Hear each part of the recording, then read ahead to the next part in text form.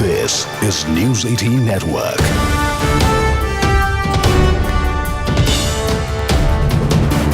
India's largest news network. Hello, Navai, warm welcome. Good morning. Thanks for tuning into CNN News 18. I'm Kritsween Wala. You're watching the news at 7 a.m. First up, let's talk about the big story we're tracking from Maharashtra. The BMC election has concluded. Most exit polls indicate a strong lead for BJP Shinde Sena Mahayuti alliance. The Thackeray cousins, who joined forces on the issue of Marathi pride and protecting the Marathi community, seem to be facing a setback, at least if we were to go by the exit polls. If these results hold, it could mark a significant shift in the city's politics, potentially ending Thackeray's 25-year dominance at the local level. The counting will begin today at 10 a.m. First up, we play out top reactions that have come in so far.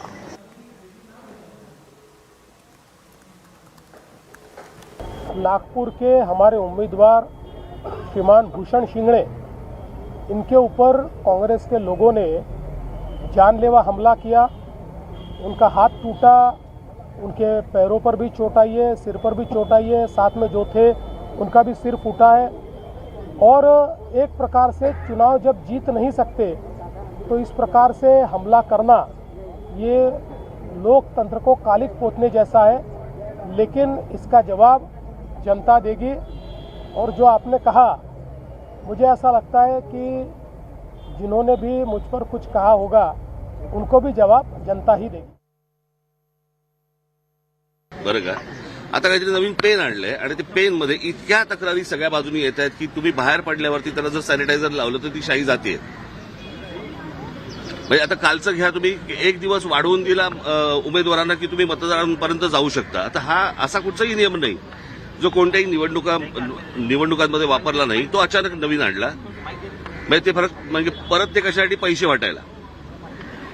म्हणजे संपूर्ण प्रशासन हे सत्तेसाठी कामाला लागलेलं आहे।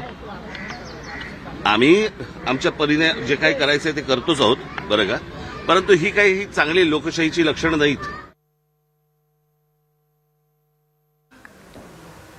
All right, quickly going across to my colleague Mayuresh, who joins us this morning. Mayuresh, counting will begin at 10 a.m. So expect a lot of action the next few hours. But speaking of the exit poll results, clearly favoring the Mahayuti alliance. And if that result were to hold true, this is going to be historic in ways more than one. What has been the reaction of all stakeholders concerned ever since the exit poll results came out? Take us through what's happening this morning. Absolutely, the Mahayuti is very much confident with the way exit poll results have come up, and it clearly shows that the Mahayuti is getting a clear mandate and they will be establishing their mayor. It's only the fact remains that who will be the mayor.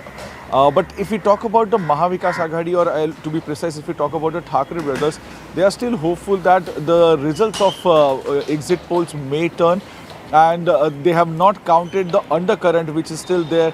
Or which was still there within the Marathi voters. So they are still counting that the undercurrent will play a really big role, and this exit poll may turn false, or the result may turn false.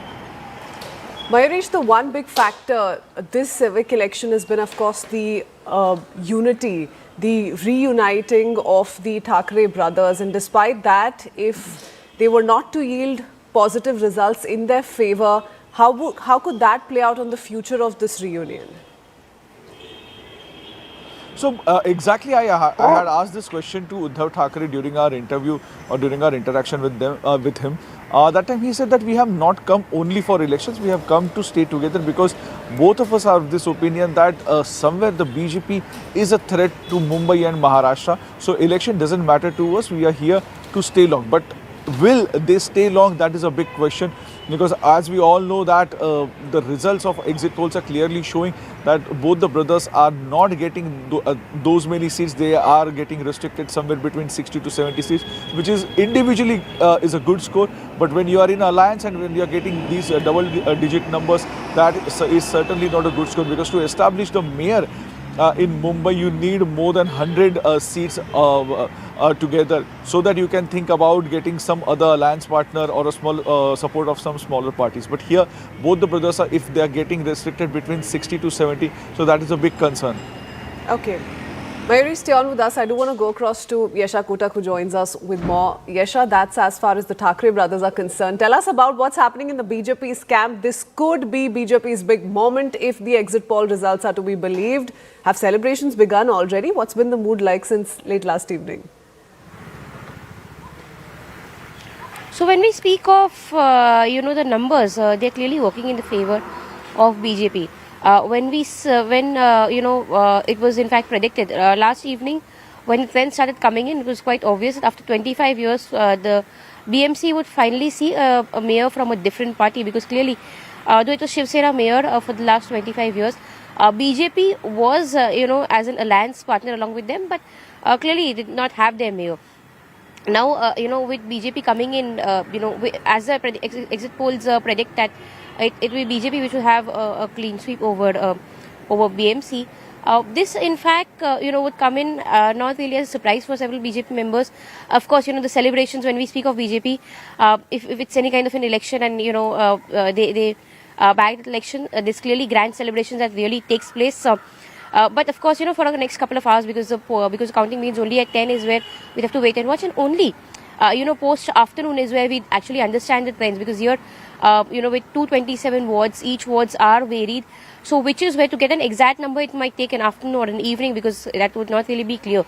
But, with the Nagar Panchayat and the Nagar Parishad elections that took place last month, the party was quite confident. They seemed quite confident. In fact, when we speak of the Samna editorial as well, that was criticizing.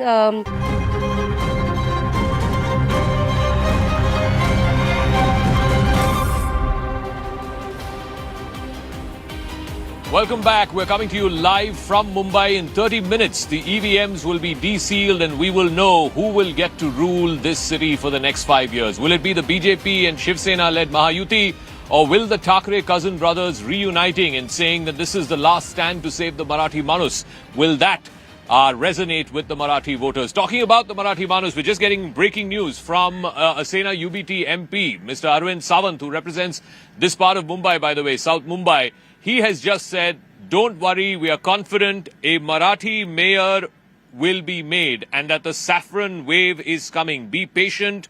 There is no need to hurry the process. The process has just begun. This whole thing had become a huge talking point in the election.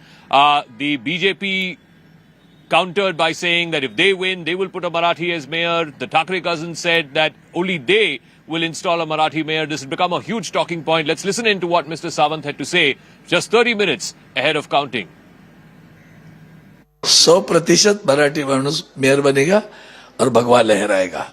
इंतजार करो, इतनी जल्दबाजी नहीं करना, अभी तो शुरू हुआ है, आखिर तक देख लेंगे. क्योंकि we are confident about it, because Marathi people have now awakened. They came to know what is happening in the country. So naturally there will be a reaction of it.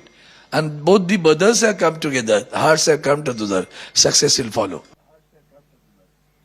So, Aman, this whole thing about there will be a Marathi mayor, I don't understand. It seems a bit of a reductivist sort of narrative and debate. If the BJP and the Shinde Sena win, are they not going to make a Marathi a mayor? Devendra Fadnavis has clearly said that a Marathi Hindu will be the mayor. So I think, Zaka, I think this has also come much in response to what the Thackeray brothers have been doing. The BJP had to give a counter, as Shaina NC was saying shortly before when she was here. So it's very, very clear that the BJP also does not want to lose that image of being batting for the Marathis, because if you see even the Vidhan Sabha elections, as per one estimate, about 60 to 65% Marathis have voted for the NDA in the last assembly elections. Only about 30 to 35% were with the Uddhav Thackeray and his alliance. But this time, because both the brothers have come together, the Thackerays doubled down on the Marathi factor, because they decided that, if the Marathis consolidate behind us and we already have the Muslims with us, we could form a formidable challenge to the BJP. So I think Mr. Fadnavis coming out and saying this, I think a bit out of character, because Mr. Fadnavis always speaks more about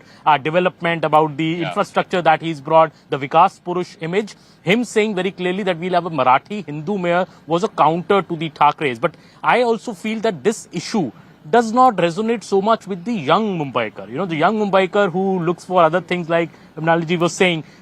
Do you think that is also a reason that we've seen low voter turnout, because the young voter simply does not connect with this kind of a narrative? Absolutely. They have a bigger vision. They have more. They want more promises which are genuine for their future, because they are in the 20s or early 30s. So they do not see all this. They don't want to get into it. I think that generation has gone, which will be, idolizing these politicians and their values, because there are no value systems in any of the parties. Yeah. Sorry to say that very bluntly. It's a very marriages of convenience and so on and so forth.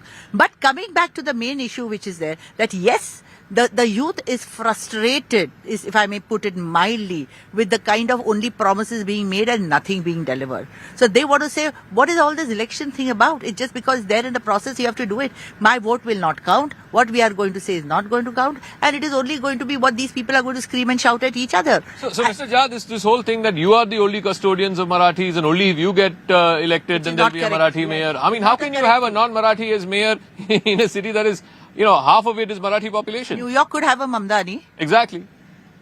It's a Marathi emotion in Maharashtra, and peculiarly if you say that it is non-Marathi or any kind of these gestures will not help out, because if you are staying in a regional state where in West Bengal or in Delhi or in UP or in Punjab, you're required to adhere to the emotions of that state. No, who in the BJP said they will not install a Marathi as mayor? See, in BJP, what they want to implement is implement their ideologies which will not work in this state or any other state. If you see the regional factors are against BJP in any state. They want to win by any means. They want to do anything which cannot be implemented on the public. The public has an emotion. The Marathis have an emotion, so these kind of gestures will not work for BJP. Mr. Adik, are we past those politics of, appealing to nativist sentiment, almost like a reductionist sentiment, or, is it really just an electoral gamble, a last electoral gamble? A few minutes ago, we were talking about political legacies. Yeah. And the two brothers coming together was to further the legacy of the late Balasaheb Thackeray. Balasaheb Thackeray, for all times to come, will remain a revered figure, a respected figure, because he stood for something else. You inherit his surname. You're born in that family. You don't become the carry forward of the legacy. Eknath Shinde ji, Ajit Dada Pawar, Devendra Fadnavis ji, the three leaders of this Mahayuti have a very distinctive quality about them, and that is they are workaholics. You need to be connected with the party workers, the grassroots workers. You need to be aware of the day-to-day problems faced by the citizens. I mean, it is only when the elections come about that the sentiment of being a local Maharashtrian, this emotion comes out. The Marathi Manus fight comes out. Where are you otherwise? Yeah. When there is floods, when there is deluge, there is COVID. Yeah. Where are you? So that's an interesting point. Daniel Francis is also joining us. So is the voter looking beyond just, the issues of Asmita or, some kind of who will take care of the legacy, etc. The voter is interested at the end of the day, who is going to make my life better? Is that ultimately what this BMC election is going to boil down to, Daniel Francis? I think it's a combination of many such factors. It's also the continuity that we have a government in Delhi. I've chosen a government in the state. I've chosen a government in the Bombay Municipal Corporation, that these three institutions can deliver for my city. We already see that Marathi Asmita is a very big issue. It's a local issue. Earlier, we didn't have Marathi versus non-Marathi mayors in Mumbai, till, the last non-Marathi mayor was Murli Devra in the 70s. Thereafter also we had a non-Marathi mayors, but they were all Mumbaikars. The Shiv Sena did bring that Marathi fervor, that Marathi sentiment at the center stage of Mumbai's politics. And the BJP understand the importance of it. Hence, they have a partner in Mr. Shinde, who brings the language and the aspiration angle of Marathi Manus to the table. Please remember that Mr. Shinde in the assembly had 20% of the vote share, which he brings and that makes BJP very strong in the Mumbai MMR region. Also, if you go from Marathi sentiment point of view, if you go outside Mumbai, where a lot of Marathi people stay, from Thane, Kalyan, Dombivli, that side, it's a sweep for the Shiv Sena, which is not with Uddhav Thackeray. So the sentiment, I don't Daniel, think that he cannot doesn't have two can be things. discarded. Daniel, one is he doesn't have the Thackeray surname, and two, he's not from Mumbai, he's from Thane. So how do you counter that? He may not have the Thackeray surname. Okay, but what Balasaheb Thackeray stood for and what his son and his nephew stands for are two different things. First of all, second thing is that Mr. Sharad Pawar did not have the Chavan surname. He almost inherited a legacy of Yashwantrao Chavan, but he was a grassroots leader. He was a connected man. He was a party organizer. He held the ideology that was passed on to him by Yashwantrao Chavan, and he took that legacy forward. So sometimes legacies are very very interesting. And see, Mr. Shinde is also creating his own legacy. You will see over a period of time he may not need Legacy Balasaheb Thackre's. Legacy is not just about the surname. Shaina NC is also here. I mean, in the assembly election, again, this issue of who is the true legatee of Balasaheb Thackray was put to the people of Maharashtra, and they said Mr. Shinde. So if you see, that is actually true, because that has translated into the popularity. Did you ever think that in the Vidhan Sabha we'd fight 80 seats and win 60? I mean, the unbroken so-called Shiv Sena never even had this track record.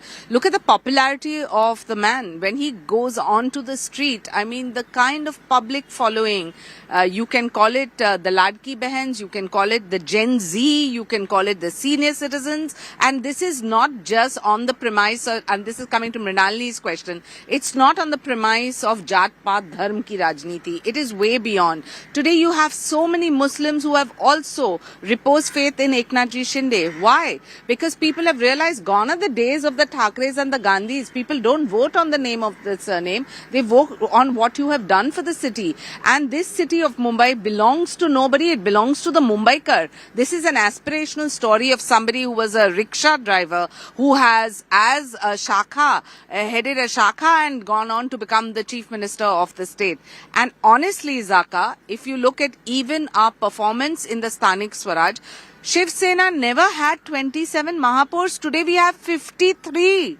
I mean, look at the kind of increase. And that is the way in these 29 municipal corporations. And contrary to what people think, the dynamics between Devendra Fadnavis ji as Chief Minister and our dedicated to common man Eknathji Shinde is fantastic, because I wanted there to is press a on development. that point. I mean, clearly there's a difference between Vidhan Sabha 2024 and now, because the popular perception seems to be, at least certainly the media perception seems to be, that all is not well between the top two. It's very well. Let me tell you, all is well. The top three. Within the top three. If all it's not well, where in 2019 they decided to go with Congress, NCP sit on their lap, made them sing. No, Shainaji, I think we all know that Mr. Shinde was not very happy when he was not made the Chief Minister. But putting that apart, with Chandrasekhar and Ms.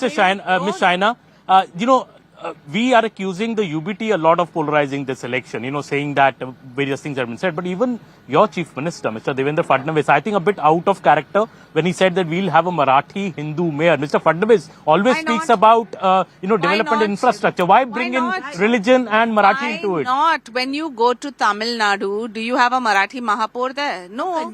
I mean, you have to have somebody whose heart beats for Mumbai. As we say in Marathi, Mumbai Maji Ladki. And त्यासाठी, if you have to even give it to a woman who's a Marathi and a Hindu, why not? 63 of the 90 contestants as far as Shiv Sena is concerned are women. So I think that representation too, I don't think we need to be apologetic about this. Why do we have to spell it out? I mean, from saying, we'll talk about Coastal Road and we'll talk about Atal Setu and we'll talk about Metro, why did it have to come down to this reductionist narrative? There is a popular sentiment. And of course, if we belong to a home state where you have sons of the soil, where you have a huge pride in our Marathi Abhiman, Marathi Asmita, Marathi Swabhiman and the Sanyukt Maharashtra movement, I don't think you need to be apologetic about wanting this for your city. Who says you can't get all the slots right, Zaka? Or is it to say that the Thackerays alone don't have this sort of, exclusivity when it comes to who is Marathi Manus and who is not?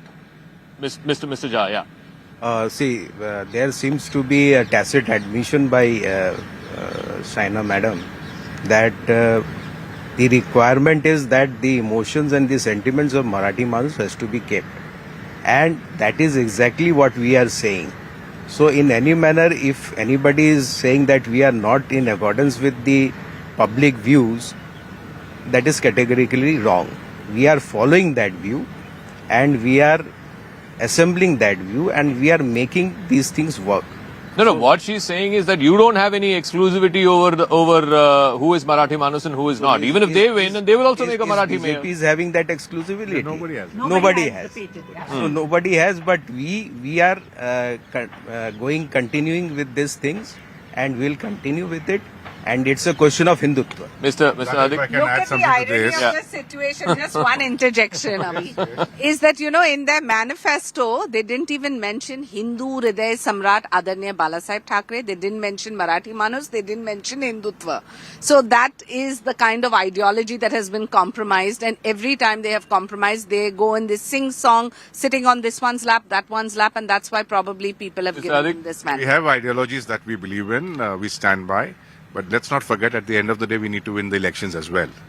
So when the Chief Minister said something, when Eknath Shinde ji said something, when Brutally Ajit honest. said something, we had to win those elections. So I think we have to be very honest about this because Gen Z expects it.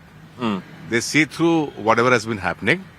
My ultimate aim is to see and connect with the newer generation because, I haven't seen youngsters coming up to the polling stations. Yeah. I've not Correct. seen the educated classes coming to the polling stations. And when we are canvassing, Shaina, you'll agree with me, when we go through the slums of Mumbai, it completely kills your heart.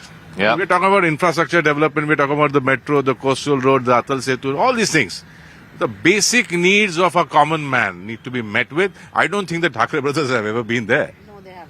No, but what about the last? No, Yeah, but the but last 10 Rababhai years Nagar, also. Why are you Rababhai discounting the Nagar, last 10 years? Pranali, yeah. Sorry, I'll tell you, Aditi, with utmost respect, I agree with you what you have said. But then why are you only blaming the Thackerays? They were in power for last so many years. At the central, they were also in the power at the state level. You don't do, and all of a sudden when you come for the civic election and say, look what Thackerays have done, they have done nothing. They may not have done anything. Okay, I'm not saying that. But lastly, I'll tell you on a very, very lighter note with all this is going on, Zaka, there should be a non-competing clause in politics also. I think that's the only way we can stop this. Yeah. And I think this is getting... Ramabai Nagar, 17,000 homes for slum dwellers, and there's 17 such cluster projects which have been taken on and delivered time bound. So I don't think we need to view everything with jaundiced eyes. Let's be Actually, positive. this election will be decided on these two seats between Shaina ji and Chandrasekhar ji because there are 87 seats, Zaga, where the Uddhav Sena and M&S together is taking on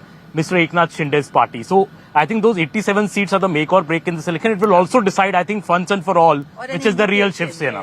Yes. We are the real Shiv Sena. We've won how many times? Lok Sabha, Vidhan Sabha, Sthanik Swaraj. This is the final and now test. this one too. No. I wasn't really targeting Thackeray brothers. My only point was the real problems that the genuine Mumbaikar ails from. Those need to be addressed, and I think that should be.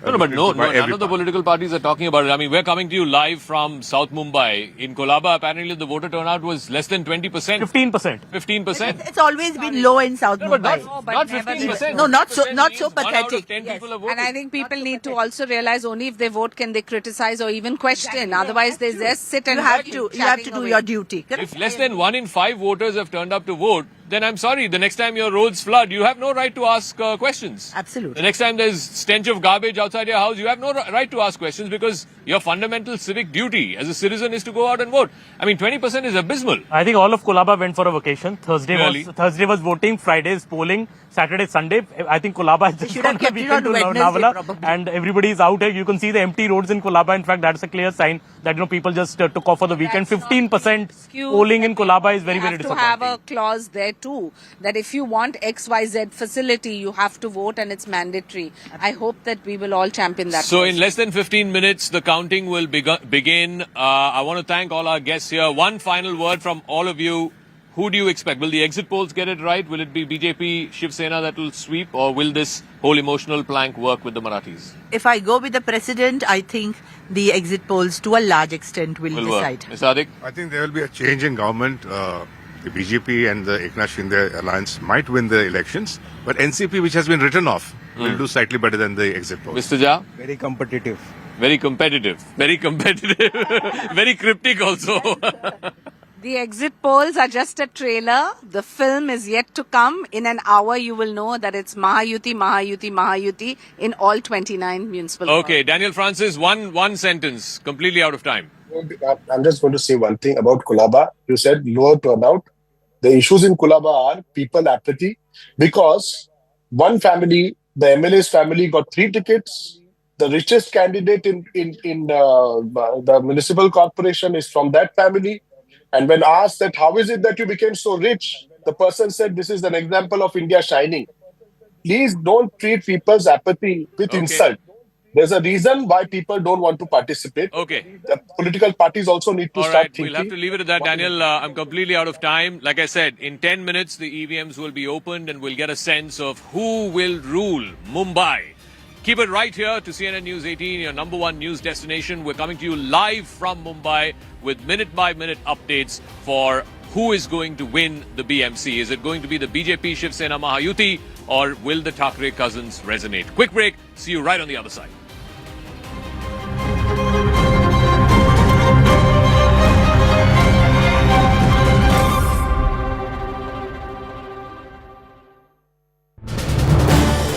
This is News 18 Network.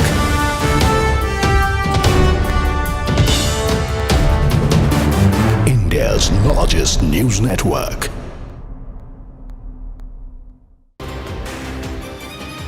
Hello and welcome. A very good morning to you. We're coming to you live from Mumbai, overlooking the beautiful Arabian Sea. And of course, in the background, you can see one of Mumbai's most iconic buildings, the Taj Hotel. This is the day that counts, at least as far as the BMC is concerned. In about an hour's time, the EVMs will be unsealed, the counting will begin, and we will get to know by noon or so who will get to rule this city for the next 5 years. It is the richest municipal corporation in Asia. For the last 3 years, Mumbaikars have been running from pillar to post because the BMC got dissolved. They didn't have corporators. Now they can, once and for all, for the next 5 years, decide who will get to rule over this city. Is it going to be a vote for development, a vote of continuity from the assembly elections that we saw in 2024, or will it be a vote for Marathi Manus? The Thackeray brothers have united after 20 long years. They are saying that this is their last stand. This is their last vote to try and save their bastion. In this special coverage, along with me, our political editor Aman Sharma, and we've got a series of political guests. China NC spokesperson of the Shiv Sena Shinde faction, Avinash Adik, spokesperson of the NCP Ajit Pawar faction, and Mrinalini Deshmukh, senior lawyer, is also joining us. We'll also be joined by Daniel Francis, political commentator, in just a bit. But China, let me start with you first. You know, everyone is talking about this is the day that will decide which way the BMC goes. Will it be a vote for development, vote for continuity? The Thackeray brothers have said this is the last stand to save the Marathi Manus. But why have people not turned up? Election Commission has just released the final figures for the voting. 52.94, about 53%, which is slightly less than last time, but better than the time before that. Honestly, Zaka, I think that this is only a vote for development. People have realized that they don't want any tutu meme. The so-called people who pretend to be positioning for the Marathi Manus actually did nothing for them for 25 years. It was our leader, Eknathji Shinde, that worked on ground and ensured that 17,000 homes in Ramabai Nagar, or getting the Sthanik people back to BDD Chaul, or working for the Girni Kamgars, or for that matter, even Devendra Fadnavis and Eknathji Shinde working tirelessly for Darja for Marathi as a state and as a bhasha. So people have realized that people who work from home need to be given that message that stay at home, and those that work on ground are welcome to continue to champion the cause of the citizens. Today, if you ask Gen Z, what are the core issues? They talk about the environment, they talk about the air quality index. Our government has announced a 17,000 crore package for green initiatives, 5,000 electric buses that reduce emission, and if you see the 435 kilometer metro network, which is really state state of the art and probably the best in the country. There were certain people that took political egos and stalled these kind of projects, which cost the city 10-12,000 crores extra. So there are certain people who are just eyeing the 74,000 crore budget of the BMC, and there are certain who want to make sure that that budget is well spent. If you look at a city like Mumbai, it's sad that we don't even have one sewage treatment plant. You know, the affluence and all the pollution is just chucked into the sea, and that's why you see the sea there. Look at the color. So these are the issues on which people have voted, and we thank them that they have given our leader Eknathji Shinde and the Shiv Sena so much gratitude as they have done in the Vidhan Sabha or even the Sthanik Swaraj, where we had only 27 mayors. Today we have 53, and that target continues. So all the exit polls, Aman, I want you to weigh in on this. All the exit polls are suggesting it's going to be a comfortable victory for the BJP and the Shiv Sena Shinde faction, the Mahayuti. Is that what you saw on the ground as well in your reporting? Or was this emotional plank of the Thackeray brothers coming together, saving Marathi Manus, did that not cut ice at all? See, Zaka, I think one thing was very clear, that the Thackeray brothers came together because they knew if they don't, the BJP will run away with this election. It was very, very clear. The Vidhan Sabha result, was very much evident at how BJP and the Shiv Sena, along with the NCP, the very formidable combination here in Maharashtra. We saw that in the elections as well. I think the Thackeray brothers coming together after 20 years was a big, major move, because they see it as a battle, of their existence. In a way, if they are not able to win BMC, what will the Thackeray brothers then win? This is, I think, a big question in Mumbai, and that is why we see, when the Marathi Manus appeal which came from Sanjay Raut, from the UBT, that Marathi Manus need to unite. Ek hai to safe hai. They panned the BJP when the BJP made that slogan in the Lok Sabha elections or the assembly elections. But now I think it's a battle, existential battle for the Thackerays. I would be interested in knowing how much numbers the Thackerays can actually bring up. There is, all the exit polls are saying that the BJP will get a comfortable majority of the single largest party along with its partners. It will be comfortably winning the BMC. But I think the number which the Thackerays notch up, is it 60? Is it 80? That would determine really the future also for this alliance. Will this alliance break, or will this alliance go ahead for the 2029 assembly election? Well, the alliances are already sort of breaking, if not broken already. The Congress, of course, is not.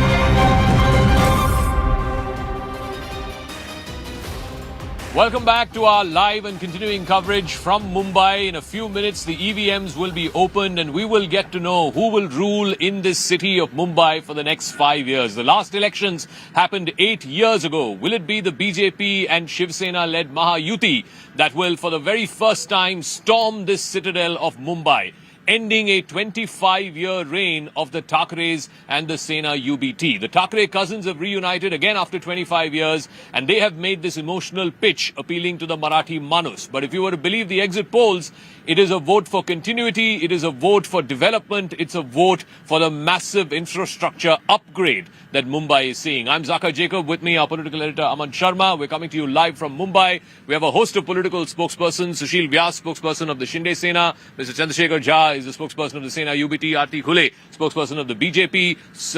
Ms. Pandey is also joining us, who is a political analyst. But I want to first go across to Mayuresh, who is joining us. Mayuresh, what is at stake in this election, even as just in minutes from now the EVMs will be opened? By when do we get a fair picture of who is going to rule the BMC? The exit polls seem to suggest that it's almost going to be like a unidirectional election, with the BJP and the Shinde Sena winning comfortably.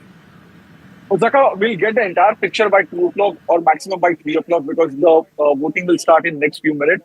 It will take another 10-15 minutes for to complete one round. So there are 3 rounds which will be in which the vote will get decided that who is winning the vote. And this time what they have done, they are counting 2 votes at a time. So 46 votes will get counted in all the 23 polling counting stations. So we'll get to know that where exactly the trains are leading. So you have to just wait till 11:30 that first trains will get to know, first result we may get to know that who has won what. But what is at the stake? The Shiv Sena or the brand Thackeray is at the stake, because both the brothers have reunited. They showed that after 20 years they have come together, they have kept their all differences aside, and continuously they were appealing Marathi Manus to come together and making those emotional appeals. Even we saw that the Samna editorial also appealed the Marathi Manus to come together. So that is at the stake. Also, something else is at the stake, which is Eknath Shinde's credibility, because Eknath Shinde has been always seen as an outsider for Mumbaikas. He has been always portrayed by Thackeray that he's from Thane. So it will be interesting to see that how Eknath Shinde scores in the BMC. And as we were discussing about the Fadnavis leadership, yes, if Fadnavis gets this thing also, if BJP wins the city elections, also city corporation election, then certainly it will be another feather in Fadnavis' hat, and his elevation road will be very much smooth to the center. Back to you. Okay, Aman is also here with us. Aman, so if this is going to be a BJP Shiv Sena victory, as the exit polls are suggesting, as the exit polls trends are showing, then what does it mean for the BJP, for the Shinde Sena, and of course, what does it mean for the Thackeray cousins? Well, I think if the win is handsome and big, as the exit polls are suggesting, I think these differences which we have seen being spoken about in the power corridors within Mr. Shinde and Mr. Fadnavis, I think they could narrow down, because for long this has been a thing that Mr. Shinde was not so happy about not being made the chief minister again and Mr. Fadnavis taking his place. I think the alliance will come together. It might become more cohesive, though there is some trouble on the Pawar's front with Ajit Pawar and Sharad Pawar joining forces in Pune. On the other side, Zaka, also I feel that, the Lok Sabha, the BJP is in power in the state. Mr. Fadnavis is the chief minister, the alliance is in power. If they also come to power in the BMC, they have a full hold over entire Maharashtra politics. It's most probably the cash-rich BMC. So I think infrastructure development could get a more flip.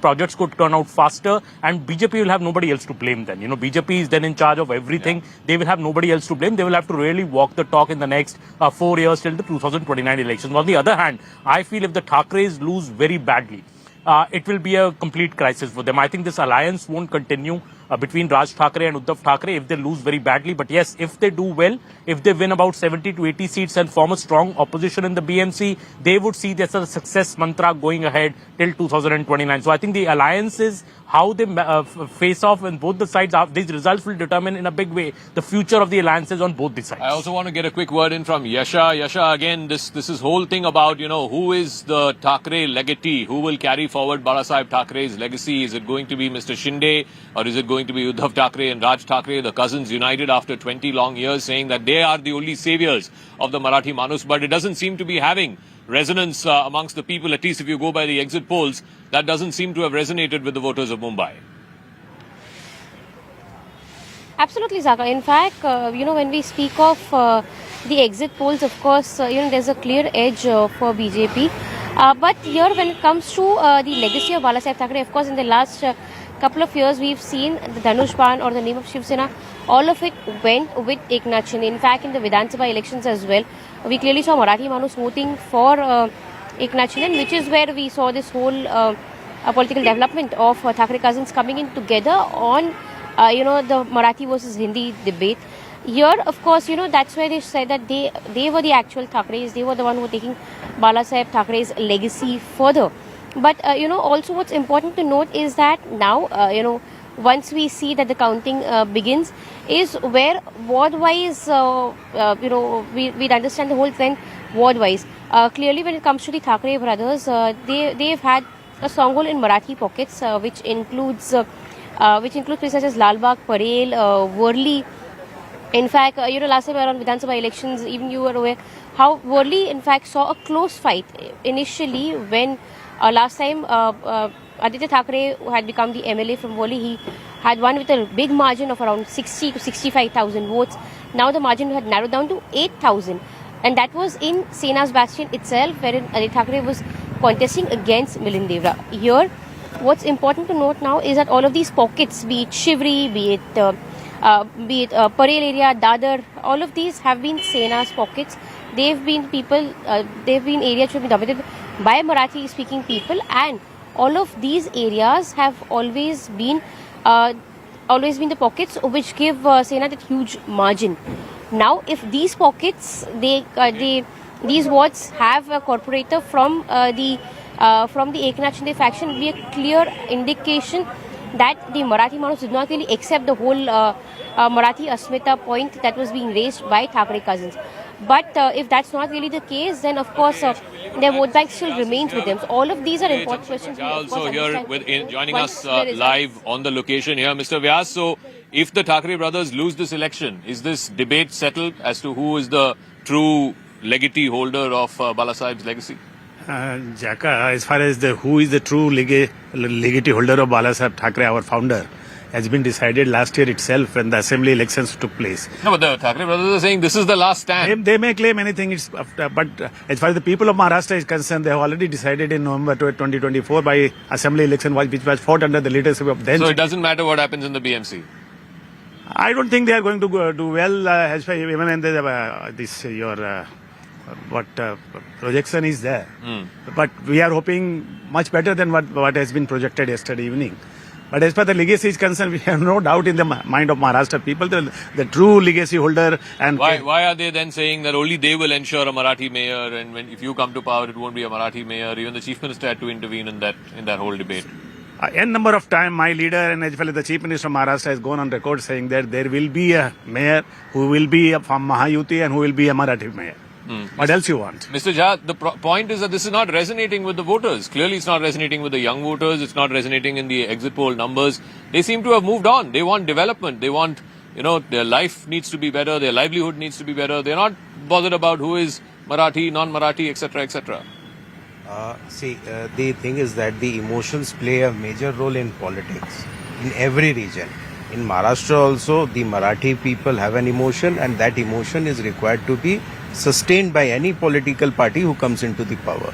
And if you cannot sustain it, then you should not be in power also. No, but they are saying that they don't trust you to be the holder of those emotions. It is not the question of trust, or it is not the question of public faith which has eroded or which is going to be eroded. It is the purpose for which the politics has to be done.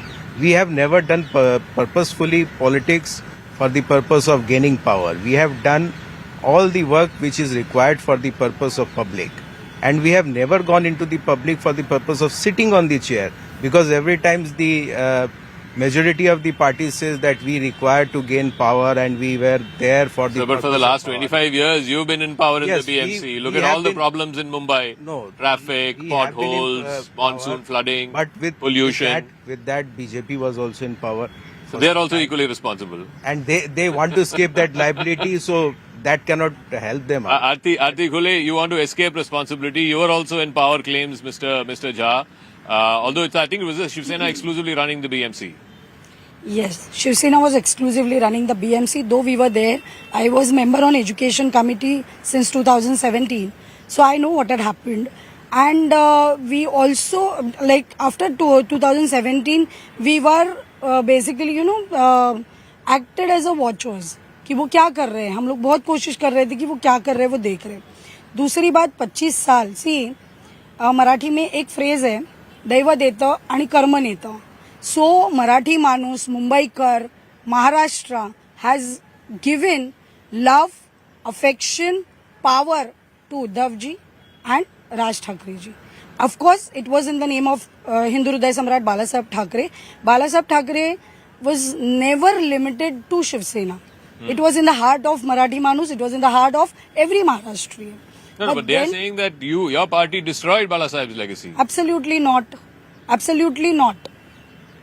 You tell me, this is ये बालासाहब जी का जन्म शताब्दी वर्ष होने वाला है. मैंने पूरे कैंपेन में ना उद्धव जी से इसके बारे में कुछ सुना है, ना राज जी से उसके बारे में कुछ सुना है. मैं गर्व के साथ कहना चाहती हूँ, महायुति का जो मैनिफेस्टो आया, वी हैव मेंशन्ड इट, कि ये जो उनका जन्म शताब्दी वर्ष है, we are going to do something for Mumbai. उनके पार्टी तो आप ही ने थोड़ा था, you invented one mister Shinde from nowhere. No see, our friend just said that कि Shivsena never, they didn't wanted to कि पावर के लिए कुछ भी करना है. What happened in 2019? What was the reason why Uddhav ji felt कि नहीं अभी हमें यहाँ से छोड़ के शरद पवार जी के साथ मिलना है? सत्ता के अलावा कोई और रीजन मुझे यहाँ पे नहीं. लेकिन वो तो सेटल हो गया ना, पिछले जो विधानसभा इलेक्शन था 2024 में, वो सवाल तो सेटल हो गया. अब इस बार चुनाव में कौन सा क्वेश्चन सेटल होगा? देखिए, Mumbai, as you mentioned that, youth wants to see development. Yeah. And BJP is giving that visible development. I mean, I remember that कि when coastal road was happening, उसका construction चल रहा था, many people came out, environmentalists came out कि इससे harm हो रहा है, ये हो रहा है. But when actually metro happened, when actually coastal road happened, we have seen that many people from media also, they came forward, they said that कि ये necessity है, बहुत पहले होना चाहिए था, जो इतनी late हो रहा है. But yes, people are happy with it कि now it's happening. You think that, whether it was the RA opposition or whether it was the opposition to the coastal road, it sort of helped the BJP paint the Shiv Sena, the Uddhav Sena, as sort of anti-development. And it's the BJP that's brought about all these massive infrastructure projects, and therefore, it seems to be reaping electoral dividends as well. It very clearly resonates amongst the people, at least, Zaka. People also feel, and the BJP, I think, has been successfully able to take it to the people that, look, when Mr. Thackeray was in power, all these projects, be it the coastal project, the Mumbai metro, or be the high-speed rail project to Ahmedabad, which simply couldn't take off. The project has been delayed by 3 years just because Uddhav Thackeray said, we don't want this vanity project. And now Mr. Fadnavis came and of course the project has caught speed. We could see the first bullet train reaching Mumbai by 2028, 2029. So I think that they have successfully been able to take to the people. But I think this particular election, I think infrastructure, though, is a big issue and the BJP has spoken a lot about it. I think this election will be decided on the Marathi Manus issue because the two brothers coming together, as I said, mentioned earlier, 87 seats where the Thackeray brothers are pitted against Mr. Shinde's party. Who wins those maximum seats, that party is obviously going to win the BMC elections as well. But taking off for what the BJP spokesperson, ma'am, was saying, ma'am, don't you think that Mr. Fadnavis has always spoken about infrastructure development? Why did he have to then speak about, there being a Hindu, Marathi mayor, bring this, in a way, the religion and polarization into the campaign? No, see, when Honorable Devendra ji spoke about religion, we have seen that Mumbai is the heart of India. And we have seen that many terrorist attacks, we have seen many incidences, and where the people involved into all this, right?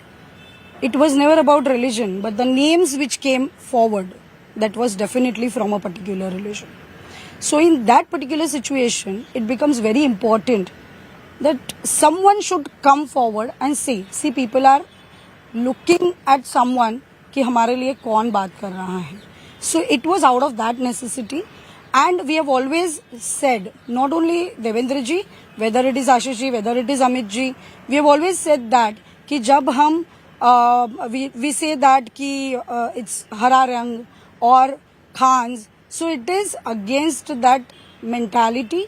It's against that what you can say, not against the religion, but some people from that religion who are involved into all this. 20% of the population of Mumbai is Muslim. Why can't we have a Muslim mayor? Why specify that it will be a Hindu mayor? देखिए, Hindu mayor, Marathi mayor, I would say Marathi mayor इसलिए होना चाहिए, महाराष्ट्र की जो पहचान है, महाराष्ट्र की जो लैंग्वेज है, महाराष्ट्र का जो अभिमान है, वो मराठी है.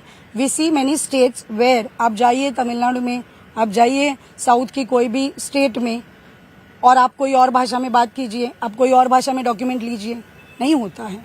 So for Maharashtra, Marathi is important, and for that reason we want Marathi. Okay, we're just getting some breaking news. Sanjay Raut, who's really the sort of chief spokesperson of the Sena UBT and also editing the Samna, the mouthpiece of the party, he has come out and said, contrary to all the exit polls, he has said that it is the Sena UBT and the M&S that will win with a clear majority. Now, I want to put this in context of the exit polls because none of the exit polls have said that the Sena UBT and the M&S will come anywhere close to that 114 mark, which is the halfway mark, which is what you need to win the BMC. In fact, the most conservative estimates put them around 50 or so, and the best estimates for them put them at about 75, 80. So no exit poll has suggested that this will be a win for the Sena, UBT and for the M&S. Of course, having said that, exit polls have gone wrong in the past, no doubt about it.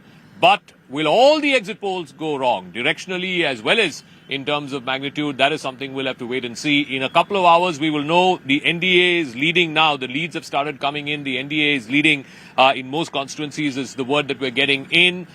Just how big a victory this will be for the BJP and for the Shiv Sena, that we will have to wait and see.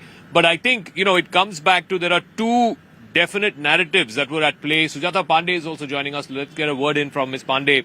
The two narratives that were playing out were the BJP was saying there should be a vote for triple engine sarkar. Mr. Modi's government at the centre, Mr. Fadnavis's government at the state, and the BJP gets a mayor. So then triple engine sarkar, you will continue with all these massive infrastructure projects and development will be put front and centre. On the other hand, the Thackeray cousins are united and said this was their last stand to save the Marathi Manus. Which of these two narratives, ma'am, seems to have sort of captured the imagination of the people of Mumbai? So the people of Mumbai, if this exit poll holds true, which I think would because of the voter turnout also is 57%, so that consolidates my faith that these exit polls will become the exact polls. So I think people of Mumbai are wise enough to choose between the old 10-year, 20-year rhetoric of Marathi खतरे में है, Marathi अस्मिता खतरे में है, जबकि BMC में UBT and M&S were there already, and then nothing was changing in any way for the life of the common in Mumbai. So they chose Hindutva, they chose development, and they traded this entire, identity politics over utility politics. See, understand this is a Thackeray plus this Thackeray coming together was a Brahmastra.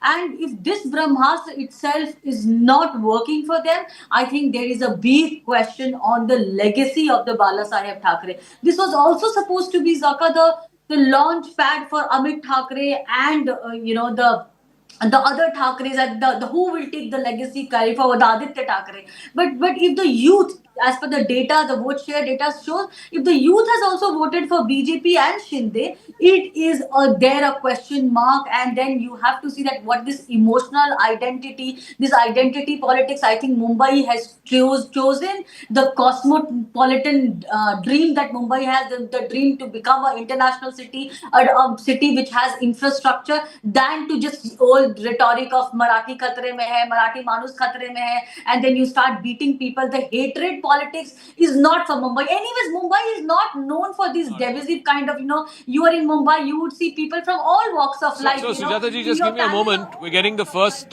numbers. The BJP Shiv Sena alliance, 36 leads for them. 36 leads. These could change, of course, through the course of the next couple of hours. These are very initial leads. It's only been 15 minutes since the counting began. So 36 leads to the BJP Shiv Sena. Sena, UBT, and M&S 19. So about half of what the BJP Shiv Sena is getting. The Congress 2 and others 2. So this is the current sort of tally as far as the results are concerned. And if these numbers hold, if these numbers continue in this trend, Aman, then it seems like it's going directionally how the exit polls had predicted. It seems so. And, there has been a sense on the ground also that the BJP, Shiv Sena together could very easily reach about 130, 140, maybe even more if we see the way it going with the way Vidhan Sabha elections went. But because there's been an alliance on the other side this time, which is different from the Vidhan Sabha elections, I see that Uddhav Thackeray's party at least would also not perform so badly. Yes, they had 80 plus seats in the last election, but that was a united Sena. I think they could still end up around 60, 65 seats, and that could be a strong opposition in the BMC. But I agree with this point that you just said that, the people also want a triple engine government. People don't want a BMC run by the Thackerays, which is always on collision course with Mr. Fadnavis or the centre, because that would not help any case of any Mumbaikar. They want the same government so that projects move smoothly, infrastructure moves smoothly, and I think that is the sense that we have been getting. We'll wait more for the exit poll result, but I think the real result, but the exit polls have clearly given the direction, and the main polls seem to be suggesting in the same direction as of now. So the tally as of now, BJP plus Shiv Sena 36, Sena UBT plus M&S 19, Congress 2 and others 2. Now, Mr. Jha, the other problem is also, the alliance itself has split. The Congress is not fighting with you. The NCP Sharad Pawar is not fighting with you. The M&S, which was not part of your alliance in the last 2 elections, suddenly now the Thackeray brothers have united. So this whole Agadi business is out of the window now. See, in local elections, we did not have the tie-up with regard to the alliance which is going to be in assembly elections or in Lok Sabha elections. And we never decided that the local elections will be contested by way of an alliance. Eventually, if you see, we are performing better, and the leadership should consider that. And particularly, if you see the BJP has also done that. They have taken the help of AIM, then they have taken the alliance of Congress in some parts. So that is up to the BJP that they want to take the power and they want to continue with the power. That shows that. Artiji, so he's basically saying you're power hungry. In Ambarnath, you're tying up with Congress. Somewhere else, you're tying up with MIM. Of course, Mr. Fadnavis has intervened and cancelled all of that. But even in Mumbai, you're not tying up with Mr. Ajit Pawar's party. In Pune, Mr. Ajit Pawar and Mr. Sharad Pawar have come together. So what is all this alliance of convenience? Now, see, I agree with Jahaji on this point that during local elections, understanding the need and requirement of that particular poll area, some decisions are being taken on ground level. Even in Mumbai, at some places, we call it as a friendly fight. Yeah. So friendly fights also happen. So it all depends how it goes. But then, especially Uddhav ji के बारे में कहना चाहूँगी कि local elections तो नगर पालिका के चुनाव हुए थे, तो नगर पालिका के चुनाव में उनको एक साथ आना शायद नहीं लगा होगा, ओनली फॉर मुंबई महापालिका और the 29 corporation elections. Now they felt like अभी हमें साथ में आना चाहिए, तो यहाँ पे थोड़ा कॉन्फ्लिक्ट होता है कि whether it is really for Marathi मानुस और not. So the numbers now, I think it's getting a little closer. Earlier it was 36 to 19. Now we're getting BJP plus Shiv Sena at 37, Sena UBT plus M&S at 24, Congress at 2 and others at 2. So Mr. Vyas, I guess in 2 hours we'll know the clear picture, but it seems like it's a little closer than about 15 minutes ago. I don't think so. It will be one-sided for Mahayuti because we have received feedback from our cadre and the kind of response we were getting during the campaign period. We have no doubt about that we will be getting somewhere near 140 seats. Okay. So now again the numbers are changing. So 41 to the BJP and the Shiv Sena, Sena UBT plus M&S 25, Congress 3, others 3. But the numbers will keep changing. But Mr. Jha, I think directionally it seems like the BJP and Shiv Sena are walking away with this. What benefit the Eknath Shinde group will get, that is to be considered also, because in BMC election they do not have any presence.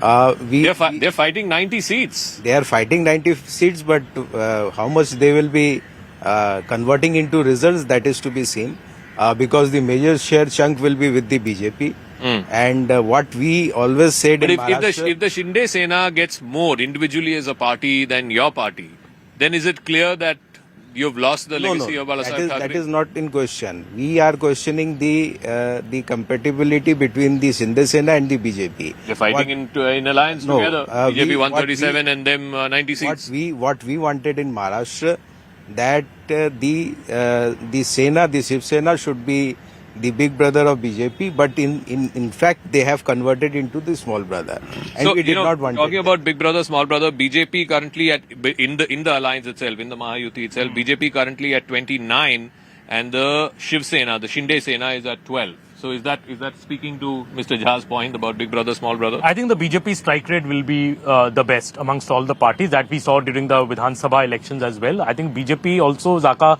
gets a lot of support on the ground from the RSS. This is RSS's home state, so we must not forget that. I saw that in the assembly elections as well. With every BJP candidate, with every BJP campaign team, you've had RSS helping them out in the door-to-door coverage. That's a big flip. So I think BJP will definitely be the single largest party with the best strike rate. I think so.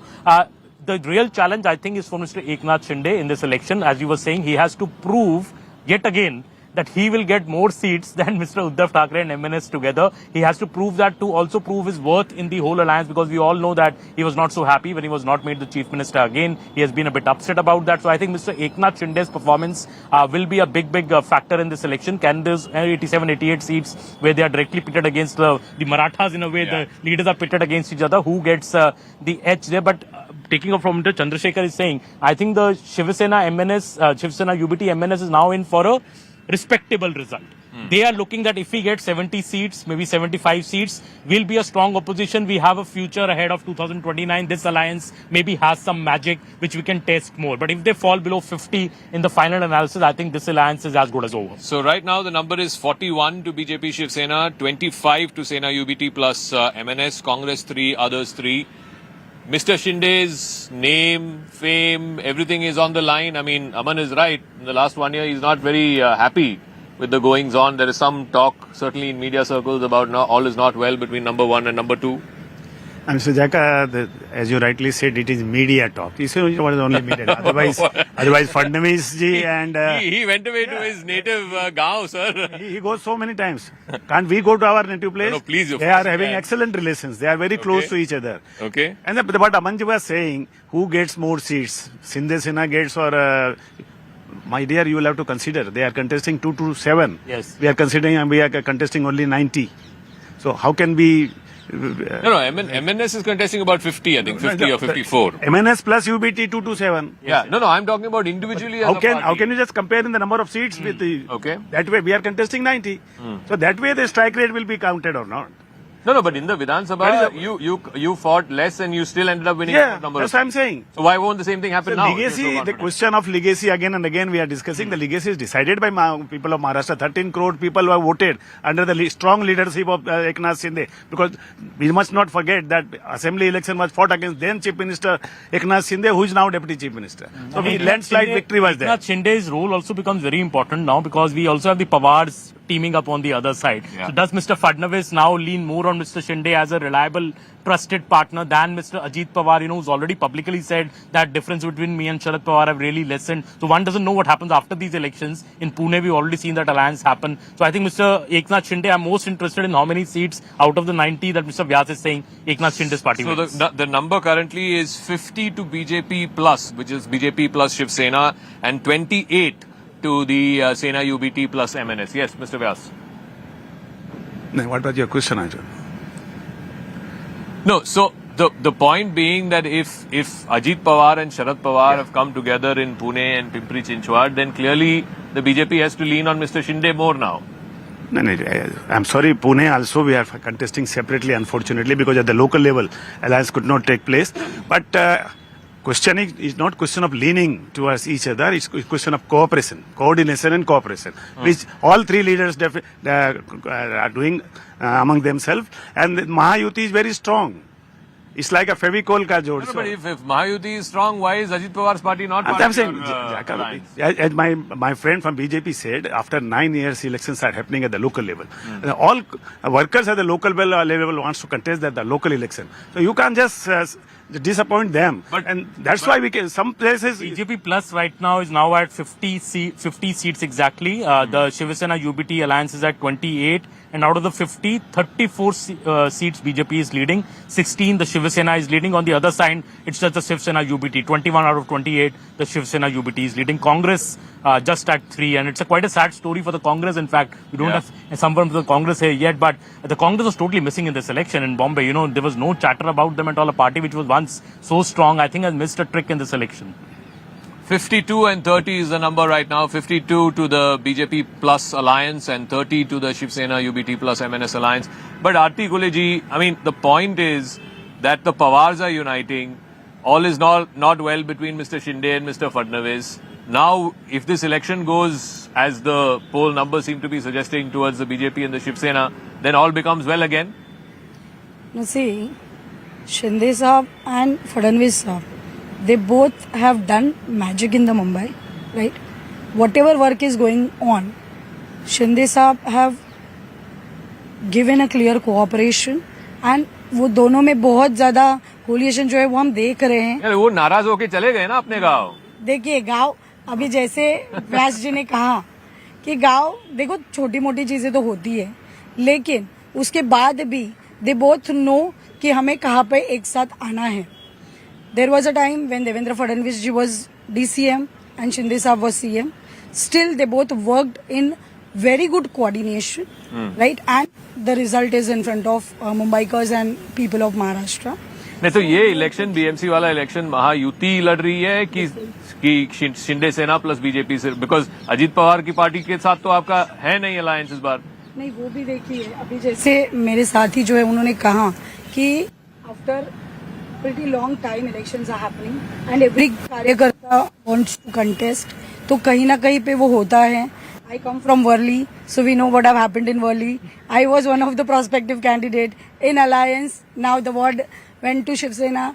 That candidate contested. तो ये कहीं ना कहीं थोड़ा होता है। Sana Malik is also joining us from the NCP. Ajit Pawar. I mean, it's a Mahayuti at the state, but for the local elections, your party seems to be out of the Mahayuti. See, basically, if I am talking about Mumbai, mein we have only one Amdar. And last, if you see, since when NCP has been formed, we had never crossed the 14 mark. And with secular votes, I think BJP and Shinde Sena are going ahead with the Hindutva agenda where we don't fit. But in the state level, you can fit. So it was very clearly mentioned by our state and national leader Ajit Dada Pawar, mentioning that we would never compromise on our secular vichardhara and we are here together only on development issues, and that is how it goes. But when it comes to Mumbai, we don't have a strong base over here. But fighting, and because we have to keep our karyakartas' ichha also alive, and not just that, we have strong holds in Mumbai Upnagar, which we say Mumbai suburbs, eastern suburbs mainly. So that is where we are performing. We have given a very good fight, and then the result comes because now when I'm seeing, not most of the seats where we are contesting the ballot has opened, but where we are contesting, we can see Rashtrapati is leading in some but the places. Pawars have also come together in Pune and in Pimpri Chinchwad, so that's also a signal. That's also a signal that's being sent to the BJP and to the Shinde Sena. Absolutely, it's a very clear signal. I think Mr. Ajit Pawar has also given so many interviews hinting at the same, that differences have narrowed down between us. It's, I think, a very clear warning signal also to the BJP. I mean, there's a joint press conference between Supriya Sule and Ajit Pawar. And all these things have been going on, that if Supriya Sule is, accepted in a bigger role, this alliance could firm up again. So I think very clearly towards the BJP, I see Mr. Pawar's moving towards in that direction. Maybe not today, maybe after 6 months or so. But one very clearly, very interesting figure, Zaka. 29 seats the Shiv Sena UBT is leading, as many as 22 Shiv Sena UBT alone. So Mr. Chandrasekhar, clearly your party is not performing that badly.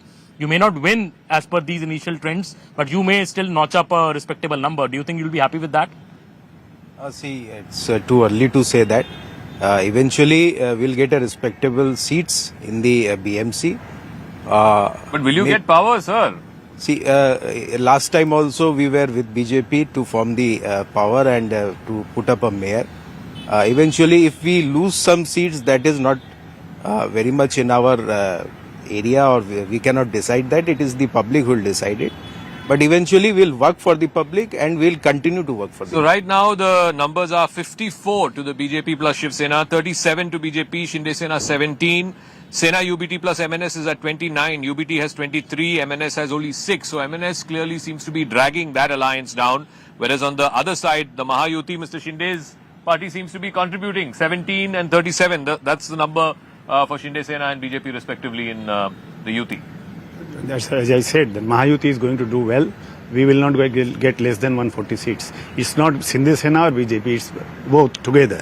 But will you end up getting more than the Sena UBT?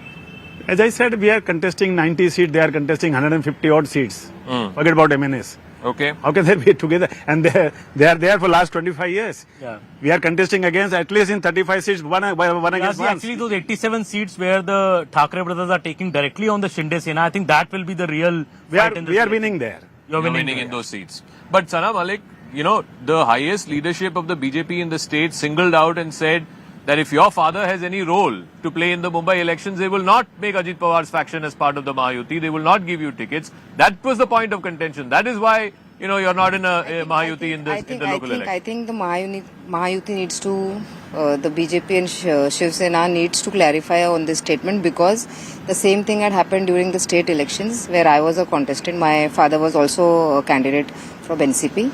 Although Shinde Sena had given a contender against my father.